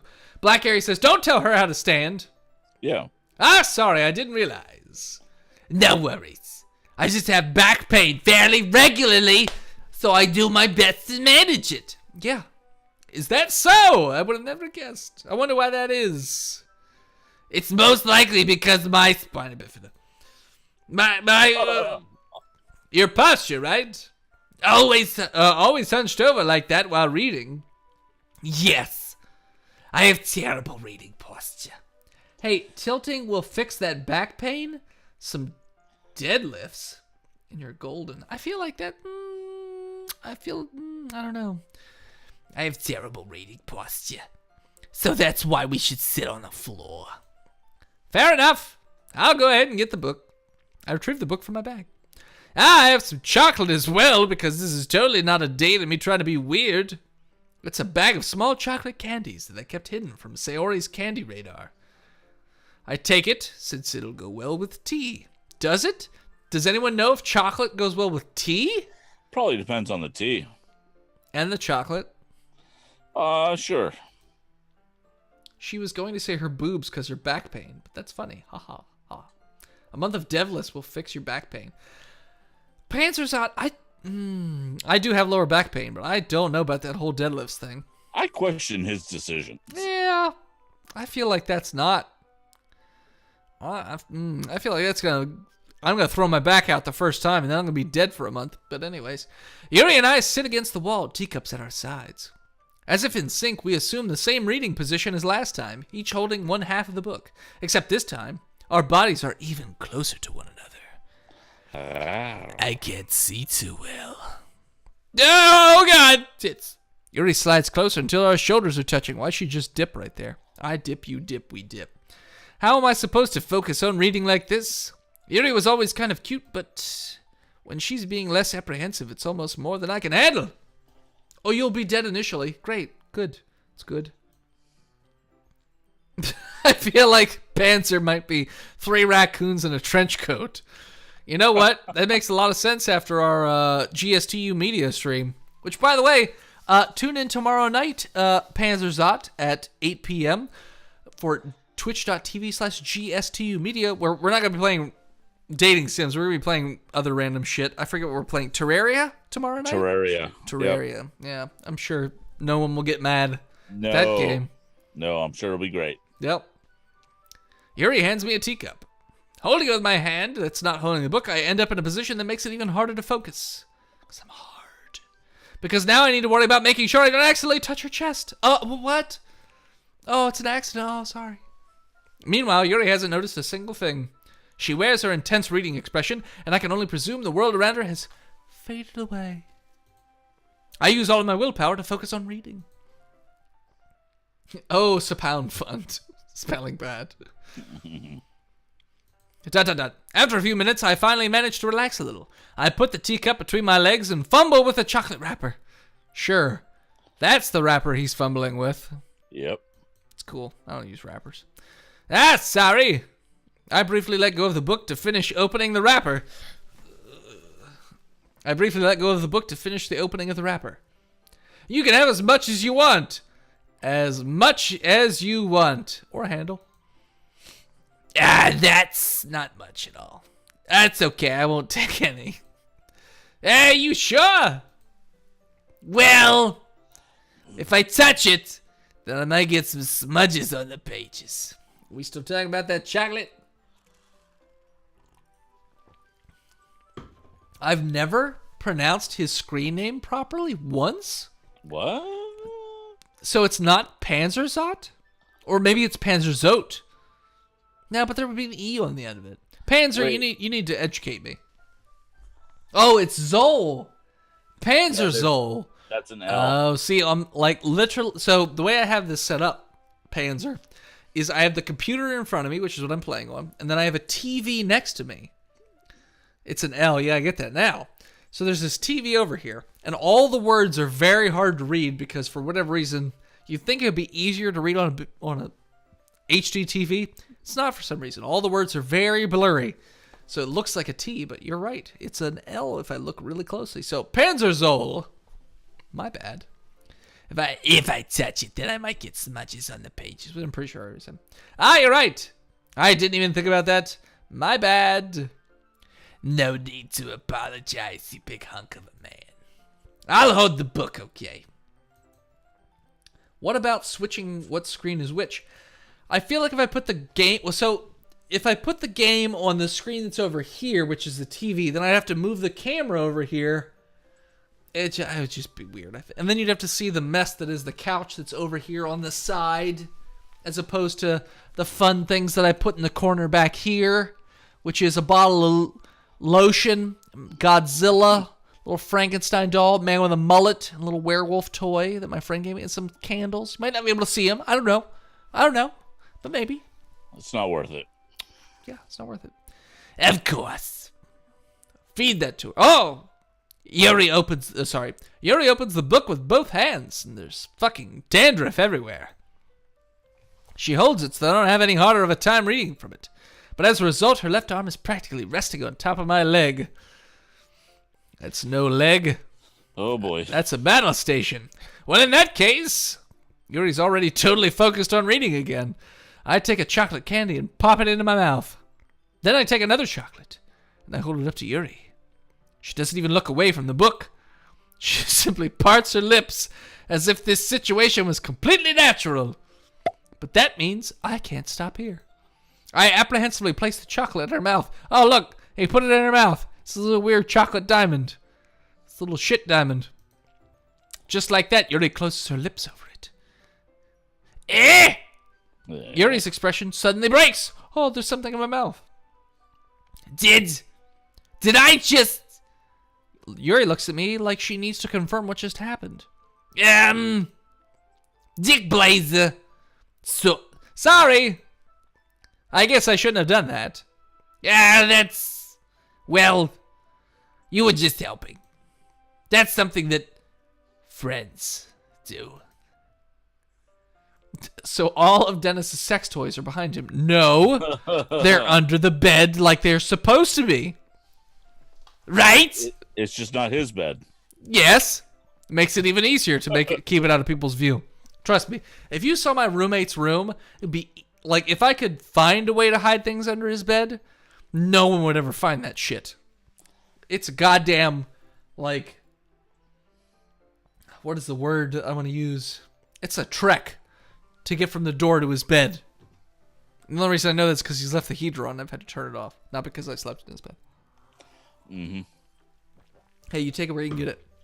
I mean, not really in this kind of context, but yeah. That's all it was. Yeah. Then you don't need to stop or anything. I see. No. I mean, sorry, it should be like this. No, says Bean. The situation has really gotten tense. I mean, all this fucking dandruff, you think should use some Perk Plus or something. Yuri tries to return to the book, but I can just tell by her expression that she even can't focus right now. Her heart is pounding.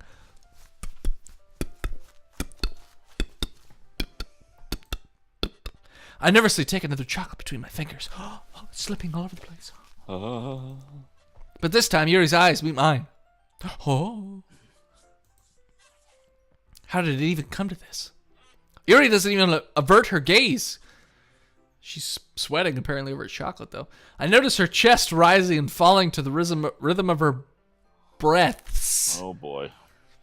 I raise my arm. Like before, Yuri parts her lips. But it's different this time. I take the chocolate and place it in her mouth. I feel her hot breath on my fingers. By the way, Panzerzol, if you haven't gone to get beer yet, I don't know when the fuck they're going to read poetry. Who knows when that's going to happen? Right. Oh, shit! Okay, everyone. I will go now. Yuri jolts back. We were in the classroom the whole time? The whole time. There were people all around us. All right. Is it a time to share poems? This is fuck poetry, Oh, my God. says Big Jim. Dick Bracer, can you help Yuri put away the tea stuff, alright?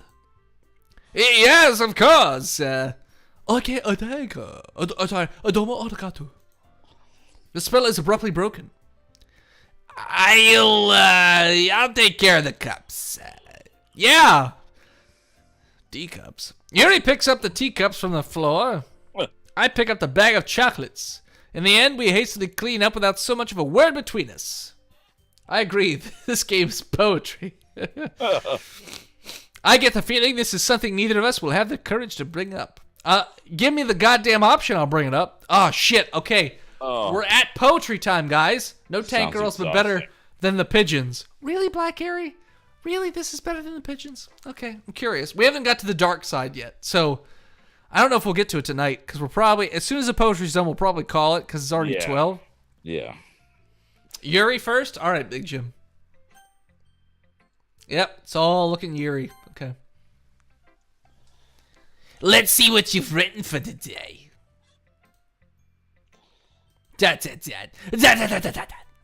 Yuri stares at the poem with a surprised expression on her face.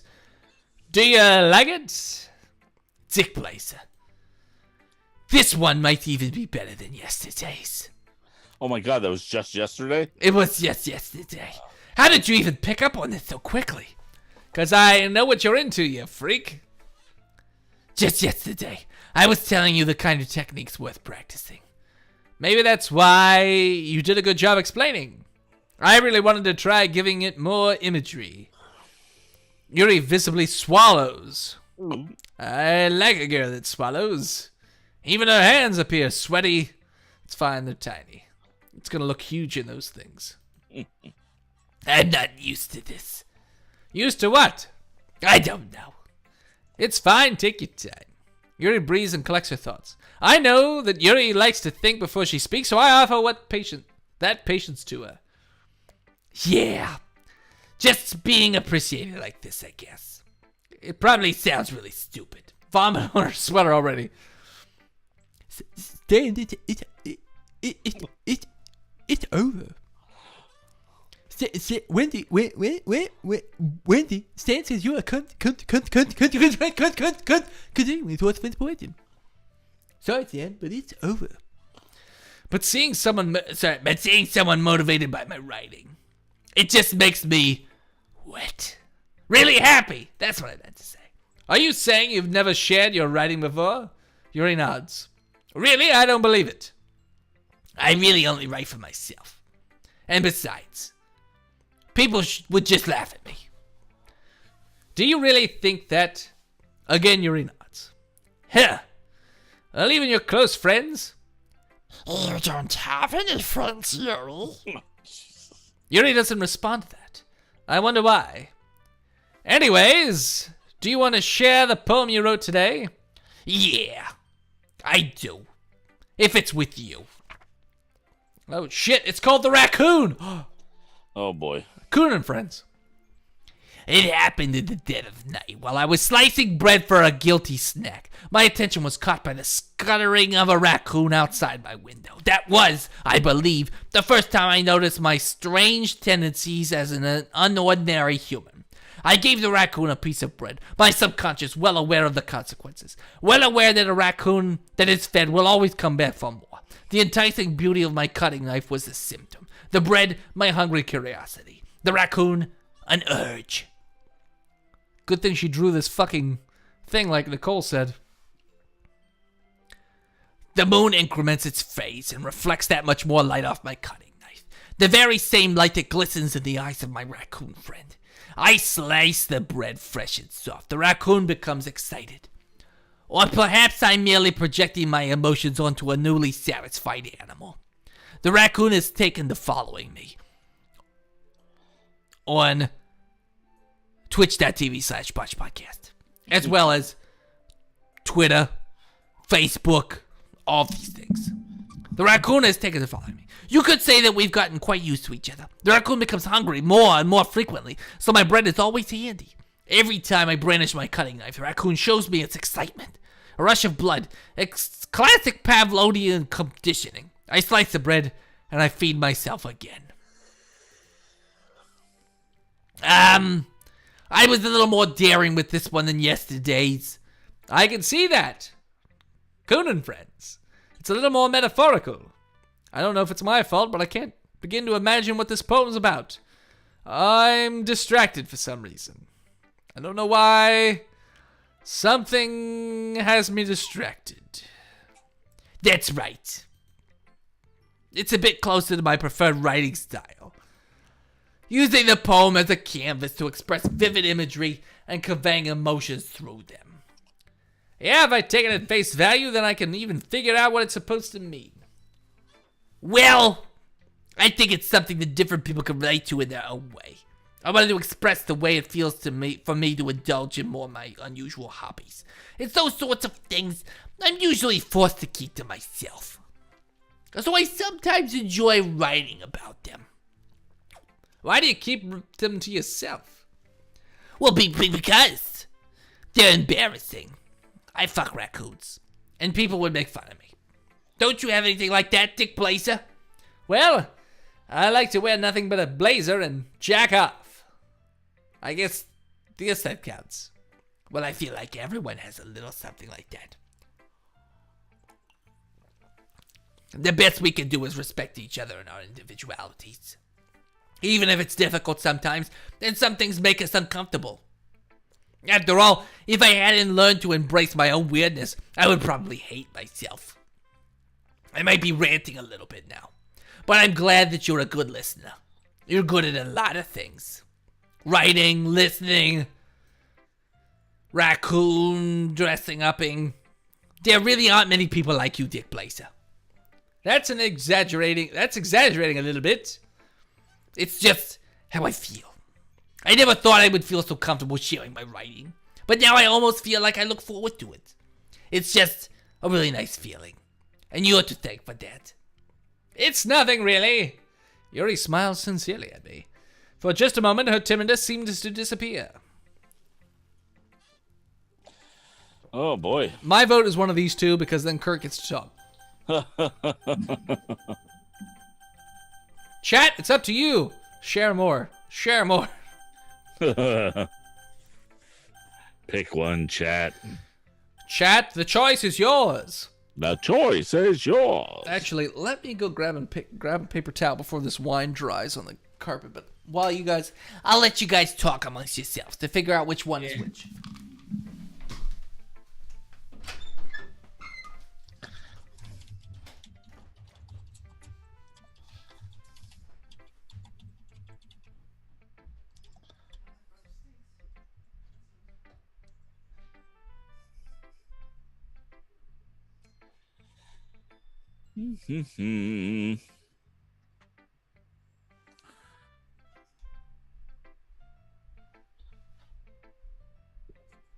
And I'm sure Dennis will be back soon.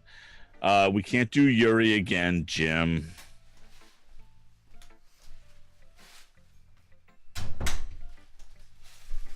Bean saying Natsuki.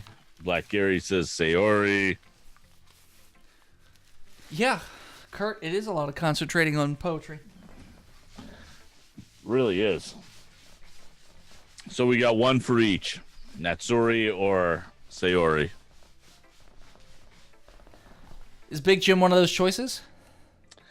Big Jim says Yuri again. Well, then it's not one of each, is it? Oh, that's useless, Big Jim.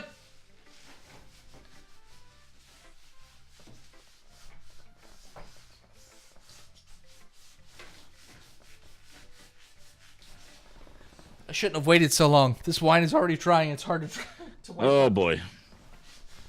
All right, Big Jim says Monica. So we got one for each, except for Monica, which is 2 because Big Jim's the bit leader. Don't know how I feel about that. Well, choose who you like. But we're going to go for it. We're going to go with Monica. I just feel bad leaving Kurt out of it, you know? No, it's okay. I can go to bed. Send us to the itty bitty. No, you don't get to go to bed. You have to stay here till it's over, Kurt. That's the way it works in this fucking game. Yeah. Alright. Put this wine towel over here until I spill more wine.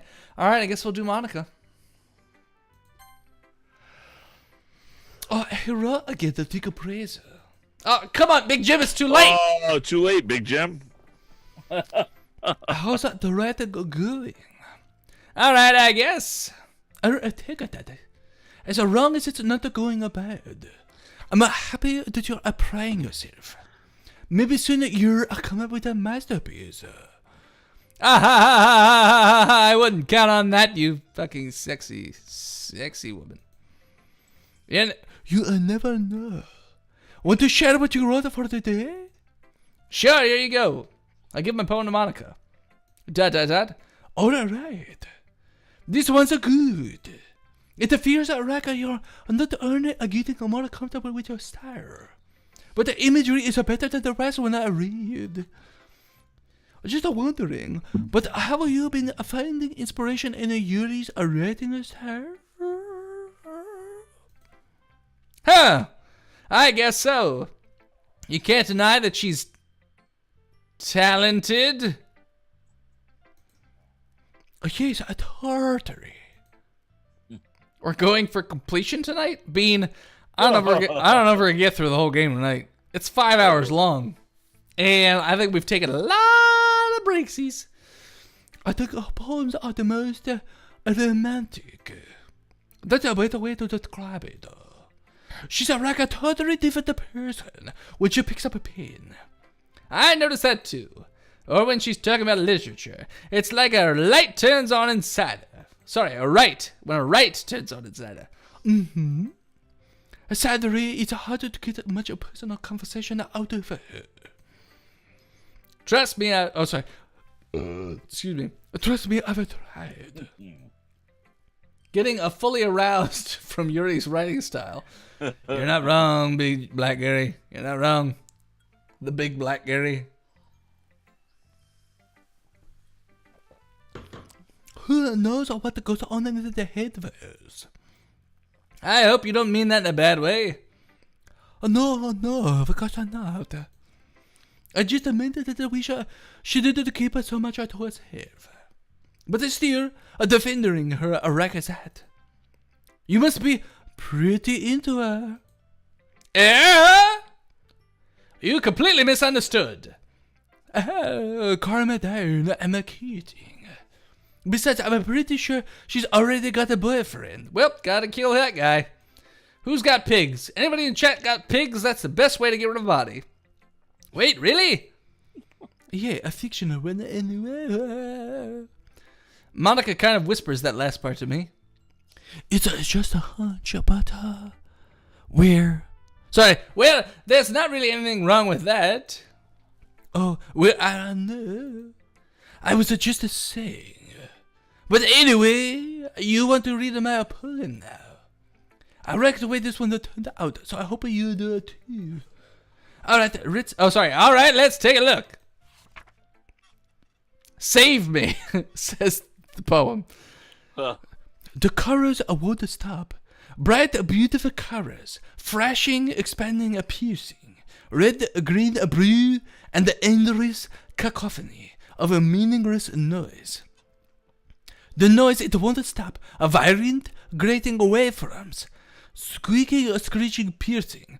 Sine, sine, cosine, tangent. Like playing a chalkboard on the turntable. Like playing a vinyl on the pizza crust. An endless poem of meaninglessness. Cool. Good. Oh, load me. What? Load me.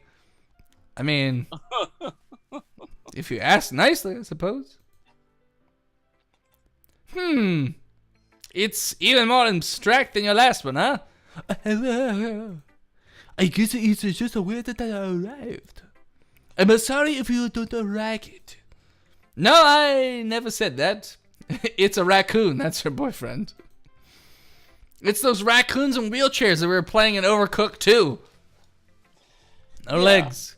She can't get her filling, so she needs us for that. It's just kind of a thing I've never really seen before, I guess. Where's this wind coming from?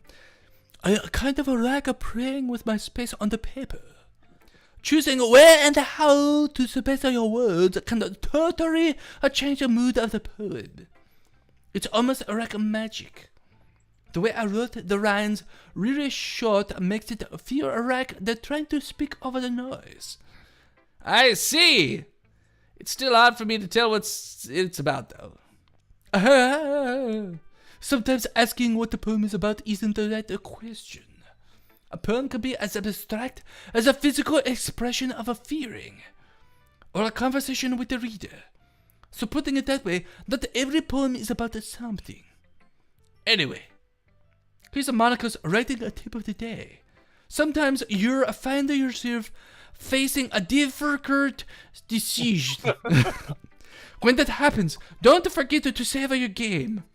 You never know when you might change your mind, or when something unexpected may happen.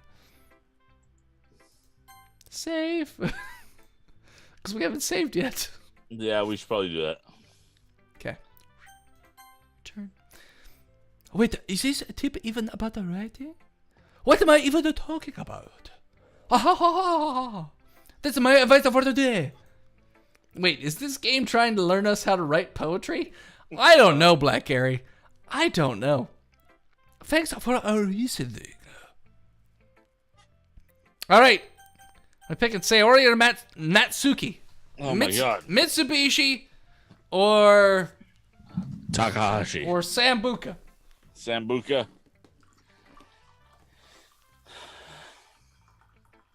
Don't mind me while I pour the wine, which is almost gone.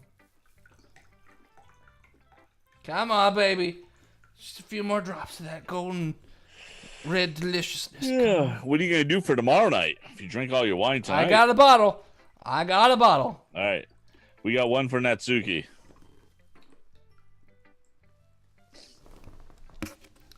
You guys are troopers for hanging in on this. I know, right? Don't you wish you were you were in a Mitsubishi? I don't Yes, know. driving away really quickly. Yes, that'd be great. I'm waiting for the turn. That's got to be good for this. Yeah, no kidding. 'Cause this is tough, guys. This is not the most fun dating sim I've ever had. No.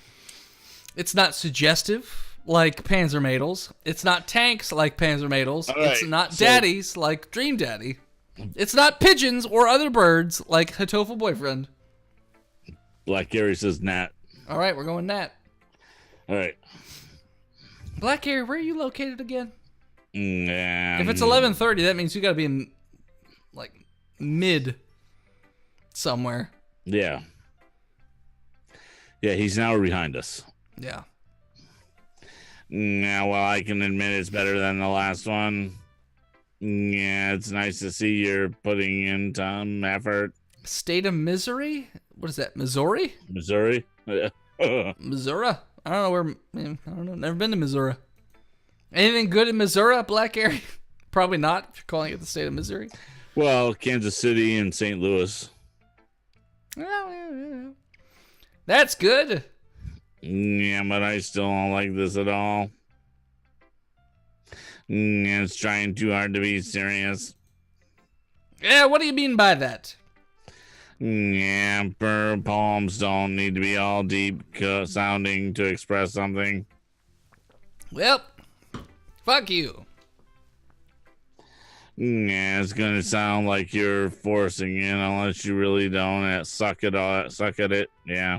Yeah, honestly, don't bother trying to write poems like this unless you're on Yuri's level. Natsuki stops short all of a sudden.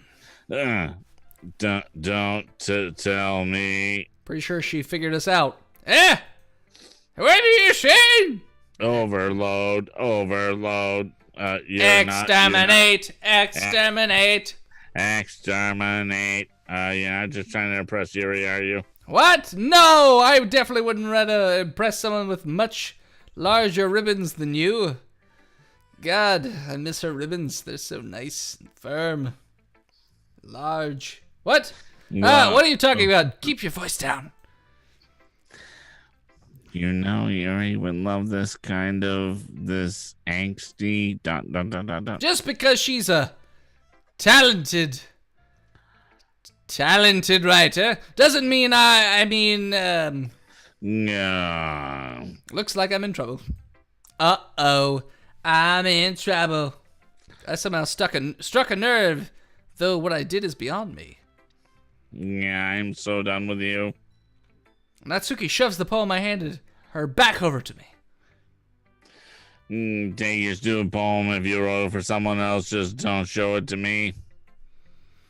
Blackberry, I'm all about barbecue, so pretty sure.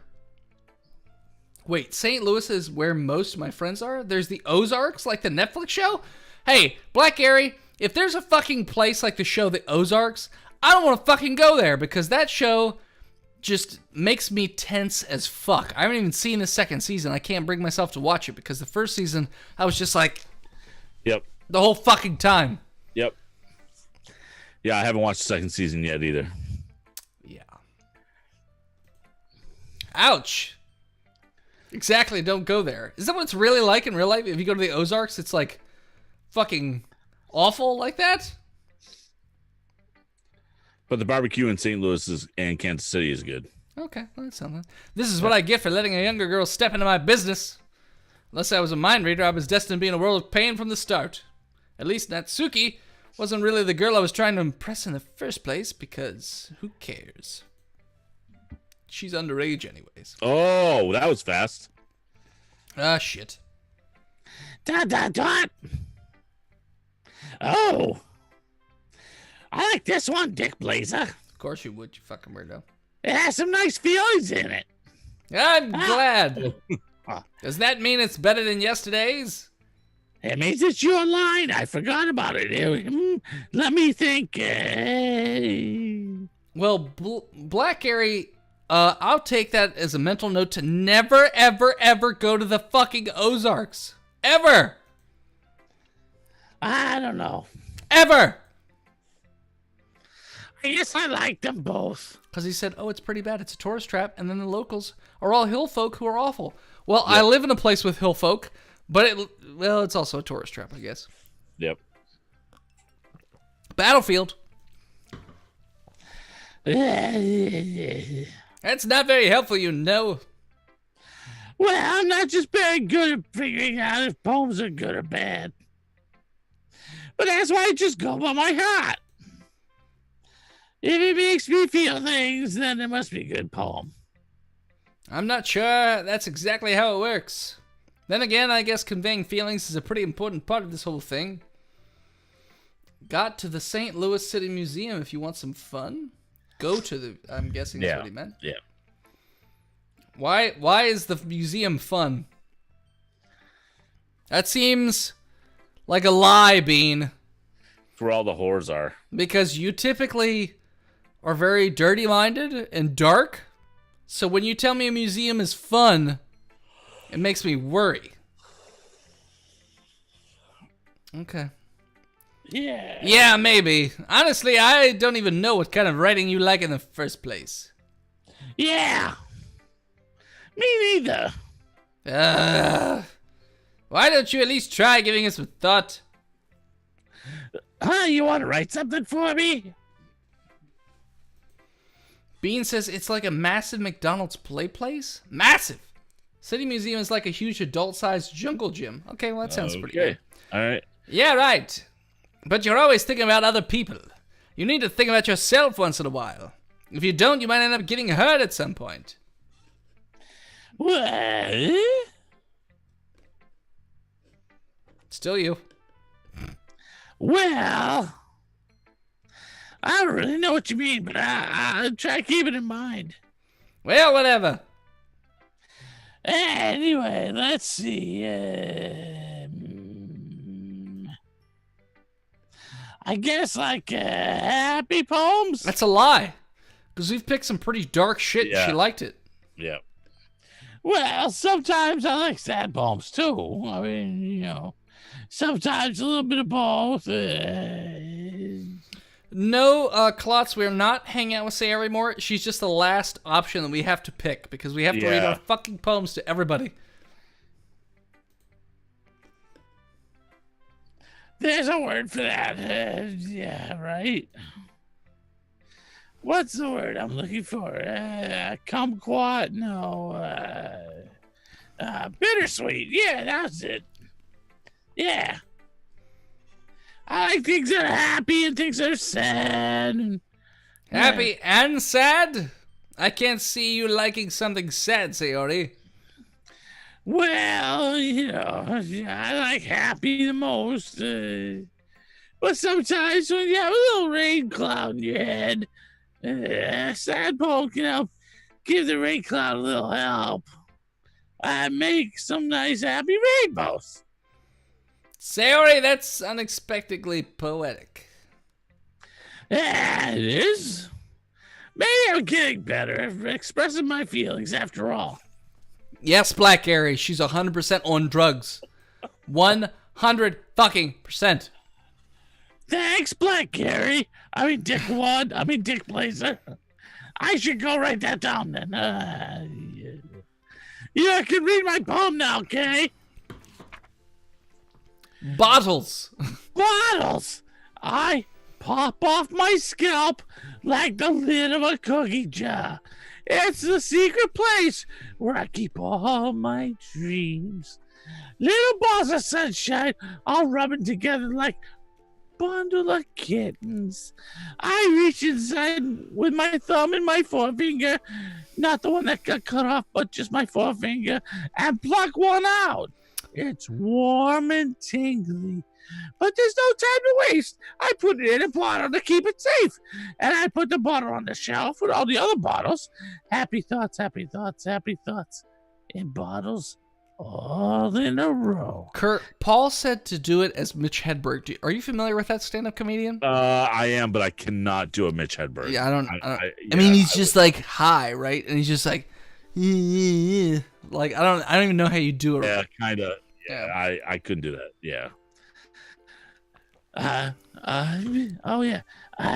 My collection makes me lots of friends, each one in a little bottle. I mean, each bottle a starlight to make amends. Sometimes my friends feel a certain way, so down comes a bottle to save the day.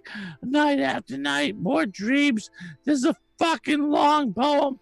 Friend after friend, more bottles.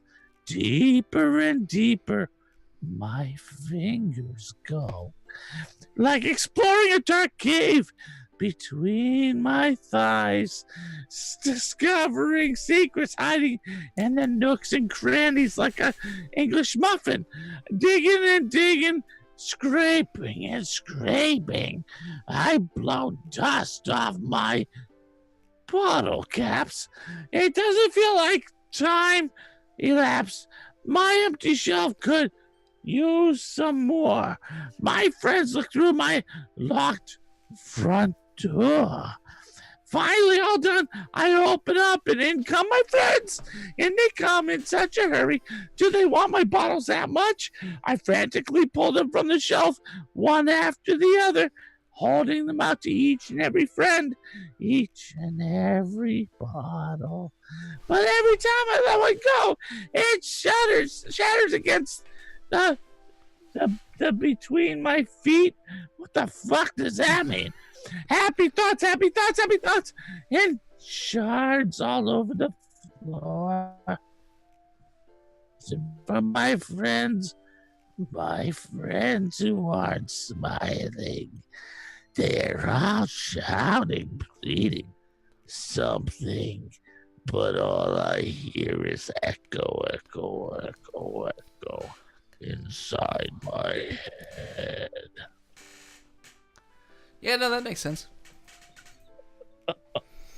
Oh Holy crap! Sayori, did you really write this? Because, wow, you've got brain problems. You've got a stroke going, lady. Of course I did. Yeah, Blackberry, she's gonna. Didn't I tell you yesterday I was gonna write the best poem ever? Yeah. But, I mean, I didn't expect something like this coming from you. Monica taught me a whole lot. Oh, yeah, I bet she did. And I've been really in touch with my feelings recently. I see that. Yeah, no, good. Yeah, it's almost kind of creepy. Creepy? Well, not exactly creepy, but yes, exactly creepy. Because maybe I've been so used to being cheerful. Well, never mind, you're just crazy. I'm thinking too hard about it. I'm sure it's just a poem and not some sort of foreboding thing about her breaking bottles over us and our skin things. I don't know. The point is, it came out good, so you should be proud of it. Ah, thanks. I feel like I was meant to express myself this way. It even helps me to understand my own feelings a little bit better.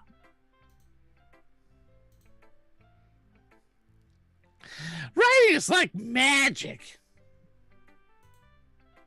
You've gotten pretty passionate about this, huh? I hope you keep it up. Yeah. Writing is the best. I'm gonna keep writing until I die, like tomorrow. Well, maybe that's... don't get ahead of yourself, you crazy cat. Sayori's always had a bad habit of getting obsessed with something before dropping it no more than a week later. I wonder if this is one of those times. But seeing the passion in her eyes makes it hard for me to be pessimistic. Okay, everyone. We're all done reading each other's poems, alright? I have something extra planned today, so if everyone could come sit at the front of the room. There's only 5 of us. She's gonna Jonestown us all. Is this about the festival? We're sort of. Do we really have to do something with the festival? It's not like we can put together anything good in just a few days. We'll just end up embarrassing ourselves instead of getting any new members. That's a concern of mine as well. I don't really do well with last-minute preparations. Don't worry so much. We're going to keep it simple, okay?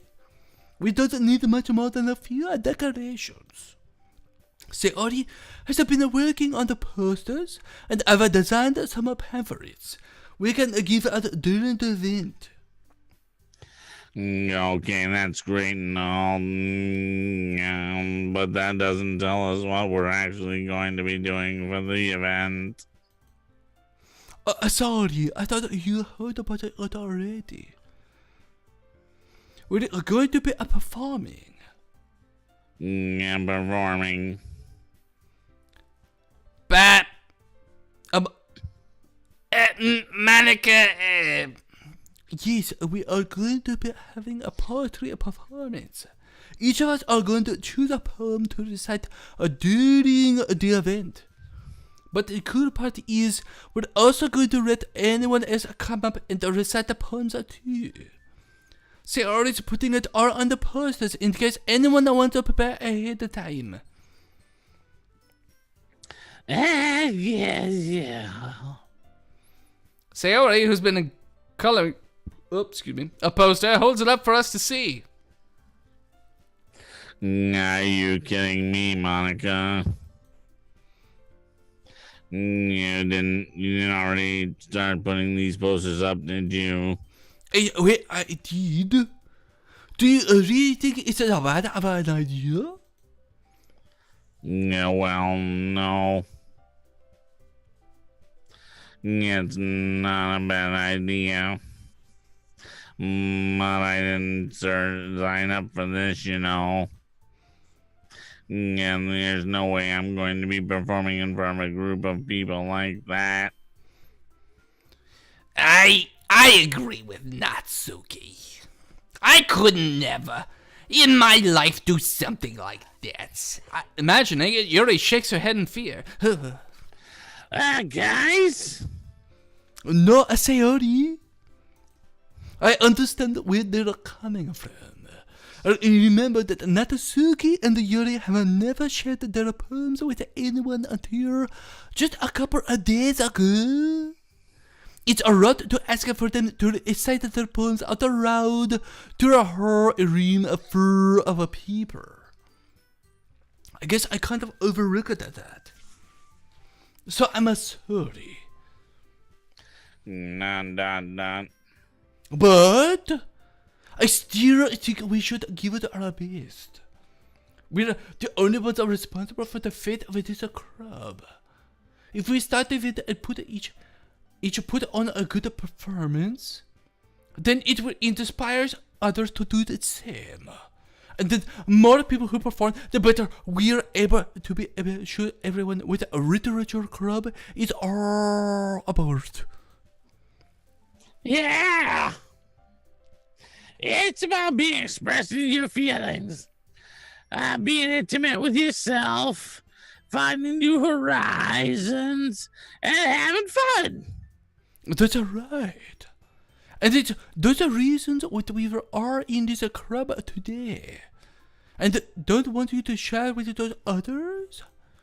To inspire them to find them feelings that brought you here in the first place? I know you do. I know we are do. And if we are is standing in front of a room for 2 minutes and reciting a poem, then I know you can do it.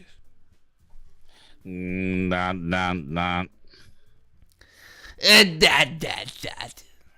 Natsuki and Yuri remain silent. Sayori looks worried. I guess that leaves me with no choice. I agree. I don't think it's too much to ask. I think that Sayori and Monica have been trying really hard to get new members. The least we can do is help them out a little bit. Yeah, well, maybe, but... Dot. Oh, that's not supposed to be there. Looks like Natsuki doesn't have any arguments left. Yeah. No, okay, fine. Yeah, I guess I'll have to just get it over with. Alright! Phew. Thanks, Natsuki. What about you, Yuri? Yuri dejectedly glances around at everyone else's expectant faces. Sigh. I guess I don't really have a choice. Aha! That's everyone! You're the best, Yuri! This club is seriously going to be the death of me. Uh-oh. Wink. Oh, Akosha. You're be fine, Yuri. But anyway, let's move on to the main event. I want each of you to choose a poem of yours. We're going to practice reciting them in front of each other.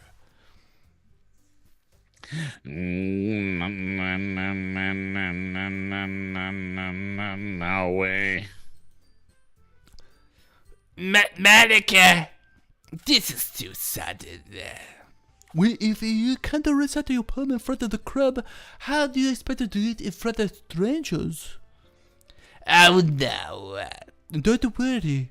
I'll start off to help everyone feel a little bit more comfortable. Can I go next? Of course. Now, let's see. Monica flips through her notebook to the specific poem she has in mind for herself. She then stands behind the podium. The title of this poem is The Way That Fry. Ahem. Monica begins reciting her poem. Her clear, confident voice fills the room. More than that, her inflection is pristine. She knows exactly how to apply emotion behind each line she recites, bringing the words to life.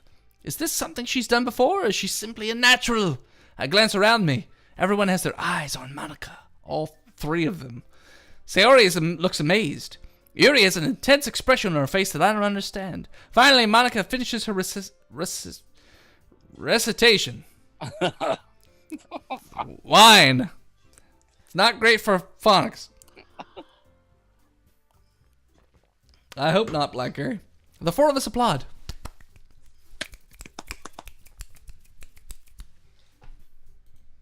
Monica takes a breath and smiles. Yeah, that was so good, Monica.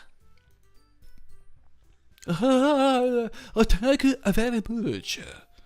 I was just hoping to set a good example. Are you ready to go next, Sayori? I'll go next. You're just fired up all of a sudden. Fired up. Bow, bow, bow, bow, bow. Fired up. Yuri clutches a sheet of paper between her hands and stands up. Keeping her head down, she walks quickly over to the podium. This poem is called... Yuri anxiously glances at each of us. It's you, Kurt. Oh, sorry, I was blinking. You can do it, Yuri. It's... Oh, sorry, that's Japanese. It's called Afterimage of a Crimson Eye. Afterimage was a good choice. Whoever in the chat was Crimson picking that. and Crimson. Oh, Crimson. Yuri's voice shakes as she starts reading the poem. Just a moment ago, she practically refused to do this. Why is she suddenly putting in so much effort? As Yuri gets past the first couple of lines, her voice changes. It's almost like what happens when Yuri gets absorbed into her books. Her quavering words transform into the sharp syllables of a fierce and confident woman. The poem is full of twists and turns in its structure, and she enunciates with perfect timing. This must be a rare glimpse into the whirling fire Yuri keeps concealed inside her head. Suddenly, she's finished. Everyone is stunned. Yuri snaps back in reality and glances around her as if she's bewildered even herself. It's up to me to save this situation. I'm the first to start applauding. Everyone joins me afterward, and we give Yuri the recognition she deserves. It's not that we didn't want to applaud for her, but we were caught so off guard that we must have forgotten. As we applaud, Yuri holds the poem to her chest and rushes back into her seat. Oh, hold on, gotta close this fucking stupid McAfee. Yuri, that was really good. Thank you for sharing. That. Looks like Yuri is down for the count. Okay. I guess I'm next then. Sayori hops out of her chair and cheerfully walks to the podium. This one's called My Meadow. It's shit. I lay on the ground and spread my legs. Sorry, I giggled. Sayori! It's a lot harder than I thought. Sayori! I said to the cow in the meadow. How did you guys do it so easily? Try not to think like you're reciting to other people. Imagine you're reciting it to yourself, like in front of a mirror or in your own head. It's your poem, so it'll come out the best of that way. I see. Okay, yeah. Okay then. One more time. Sayori begins her poem. Somehow it feels like her soft voice is made as a perfect match. The poem isn't aimlessly cheery like Sayori is. It's serene and bittersweet. If I were to read this on paper, I probably wouldn't think much of it, but hearing it come from Sayori's voice almost gives it a whole new meaning. Maybe this is what Sayori meant when she said she likes my poems. It's like I get to reach more deeply into someone I thought I knew through and through. Sayori finishes and we applaud. I did it! Good job, Sayori. Even Dick Blazer likes it. Did you tell me to eat a dick blazer? I guess that's a good sign. What does that even mean? It came out nicely, Sayori. The atmosphere of the poem fits you really nicely. But it might be that the other poems wouldn't work quite as well, that kind of delivery. Yeah, I don't really understand. In other words, I've seen the poems of yours where the sort of a gender delivery wouldn't work as well. They might need a little more force behind them, depending on what you're reading. Oh, I know what you mean. That's what I've been practicing that kind of thing. Yeah, well, I just embarrassed to go in front of everyone. Then next time I'm going to make you pick a poem that challenges you a little more. We don't have much time before the festival, you know. Okay. Now, who's next? I'm pretty sure there's only one person. Natsuki? Yeah, Yeah, don't make me go before Dick Blazer. Yeah, it's not like I can compare to whatever the fuck he was supposed to say to you guys anyway. Yeah, might as well let Dick Blazer lower everyone's standards a little before I have to do it. Hurts my heart, Natsuki. Natsuki. Natsuki? It's fine. She's just a bitch. I might as well get it over with. But it's not like I have much of a selection of what to read. I'll just have to go with what I wrote for today. I stand up and step in front of the podium. Everyone has their eyes on me, making me feel terribly awkward. God damn, these ribbons are distracting when I try and read my poetry. I recite my poem. Since I'm not exactly confident in my own writing, it's hard to put energy into it. Despite that, once I finish, I receive applause anyways. Sorry, I'm not really as good as everyone else. Don't worry about it so much. I think it's less about your abilities and more about your lack of confidence in your writing. Just picture them in their underwear. Wait. Yeah, now you got less blood going to your head, Gary. This is something that will improve over time, though. Yeah, maybe. Alright then. That just leaves you and Natsuki. Yeah, I'm going. Natsuki begrudgingly gets out of her seat and makes her way to the podium. Yeah, this poem is called... It's called... Yeah, why are you all looking at me? Because No, because you are presenting. Wasn't even my fucking lines. Anyway, the poem was called Jump. I want you to step back from that ledge, my friend. I would understand. Sorry, it's third eye blind. Called Jumper. I believe that's what that's called. Natsuki takes a breath. Once she starts reciting her poem, her sour attitude disappears a little. Well, she's still a little unenthused. Her poem has a rhythm and a rhyme to it. It's Natsuki's trademark style, and it works surprisingly well when spoken aloud. Yay, go Eagles! The words feel like they bounce up and down as if giving life to the poem. Birds, 2018 Super Bowl! Yay, go Birds! Natsuki finishes and everyone applauds. Yay, best Super Bowl ever! Yay!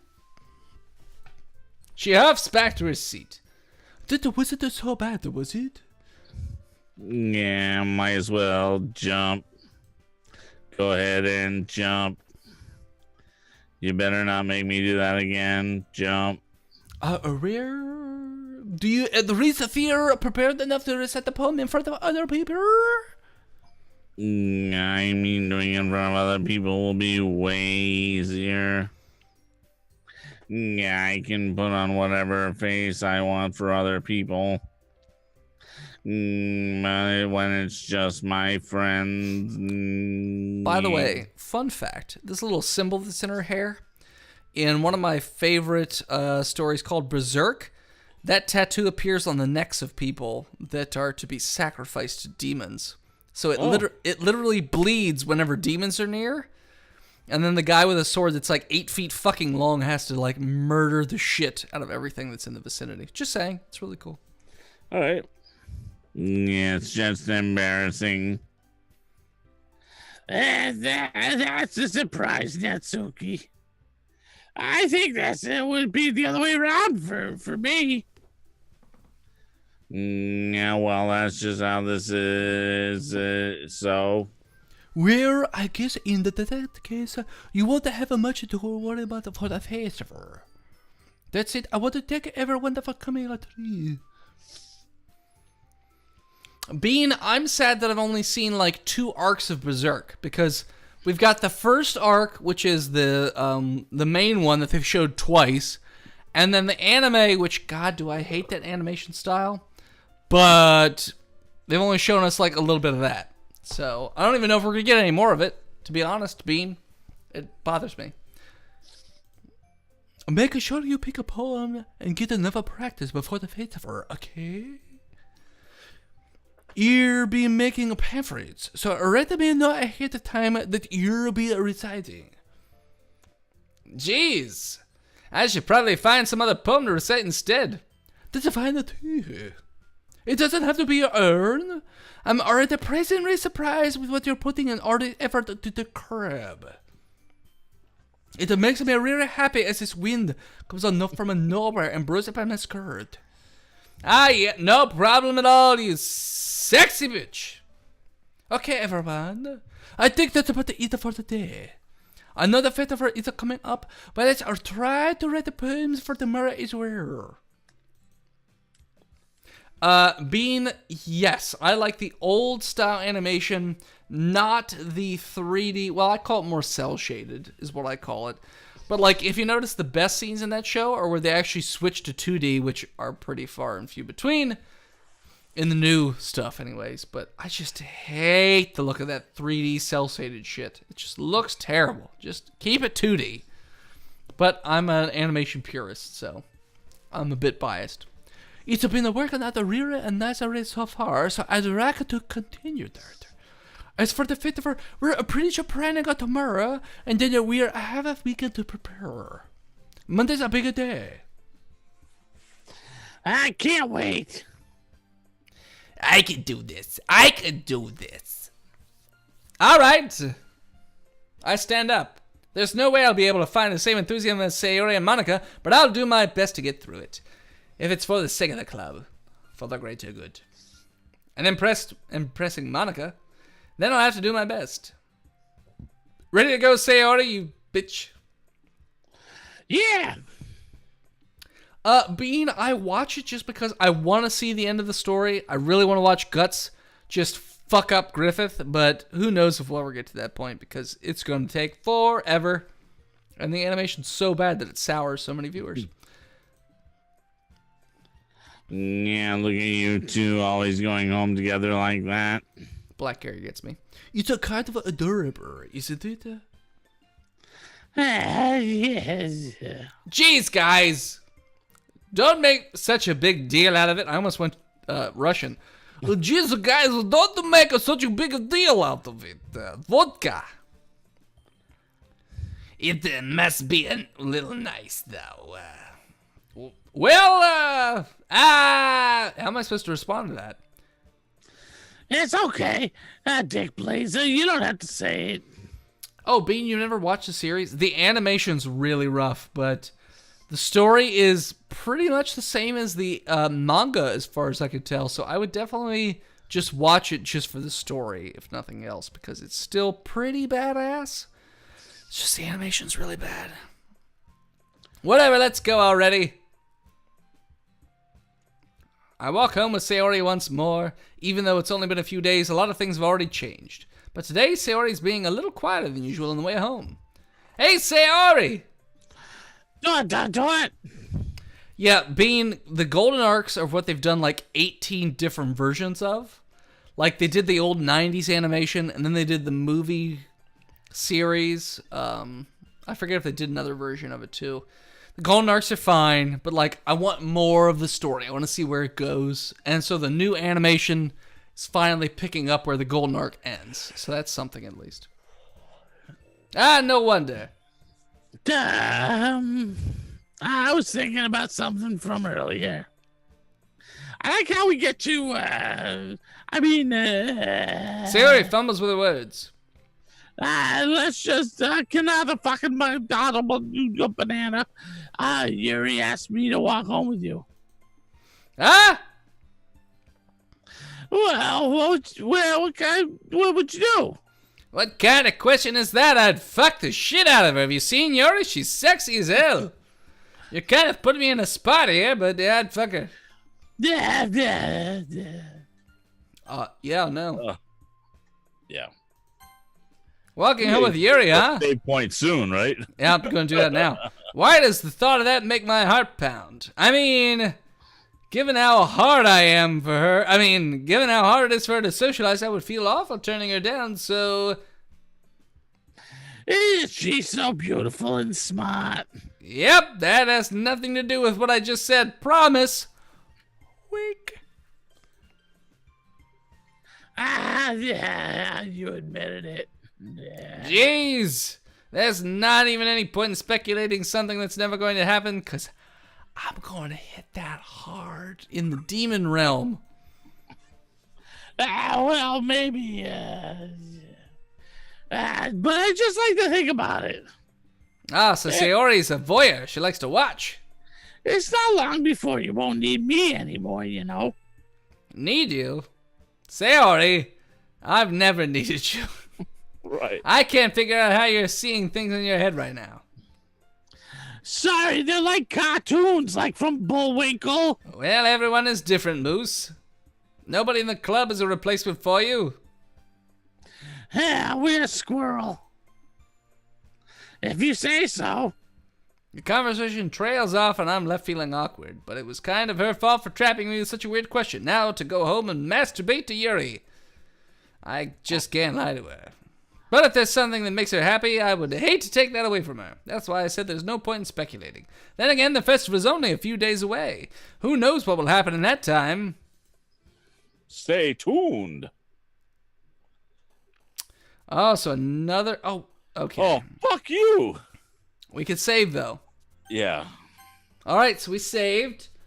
All right, let's go to the other screen. It is not poem time again. No, we're not doing another poem. We're going to start off next episode with doing the poem. But thank you so much, everyone who tuned in for watching the stream. If we do finish early next week, we will do general jousting. We're not going to go back to Miss Kitty right away or anything like that. That's sort of our fallback if we've got nothing else to do. Thanks so much, everyone, for tuning in. We really appreciate it. Head on over to Botched D&D podcast on all of your podcatchers, iTunes, Stitcher, Spotify. Technically, we're on SoundCloud, but I wouldn't go there. Any of that stuff would be good. Also, if you head on over to patreon.com/botchedpodcast and subscribe to the show, there's... Oh, thank you, Black Gary. Here's another $1 to see another Star Wars. I don't even know what that means. But we've got levels all the way from $1 to $50, so head on over there, check that out, see if anything is up your alley. Also, hit that follow button if you haven't already done so, and hit that subscribe button. If you are an Amazon Prime subscriber, you can actually subscribe to the show for free using Twitch Prime, and you won't have to pay us any money, but Amazon will have to pay us money. So Jeff Bezos will have to come when he's done paying his wife or ex-wife off.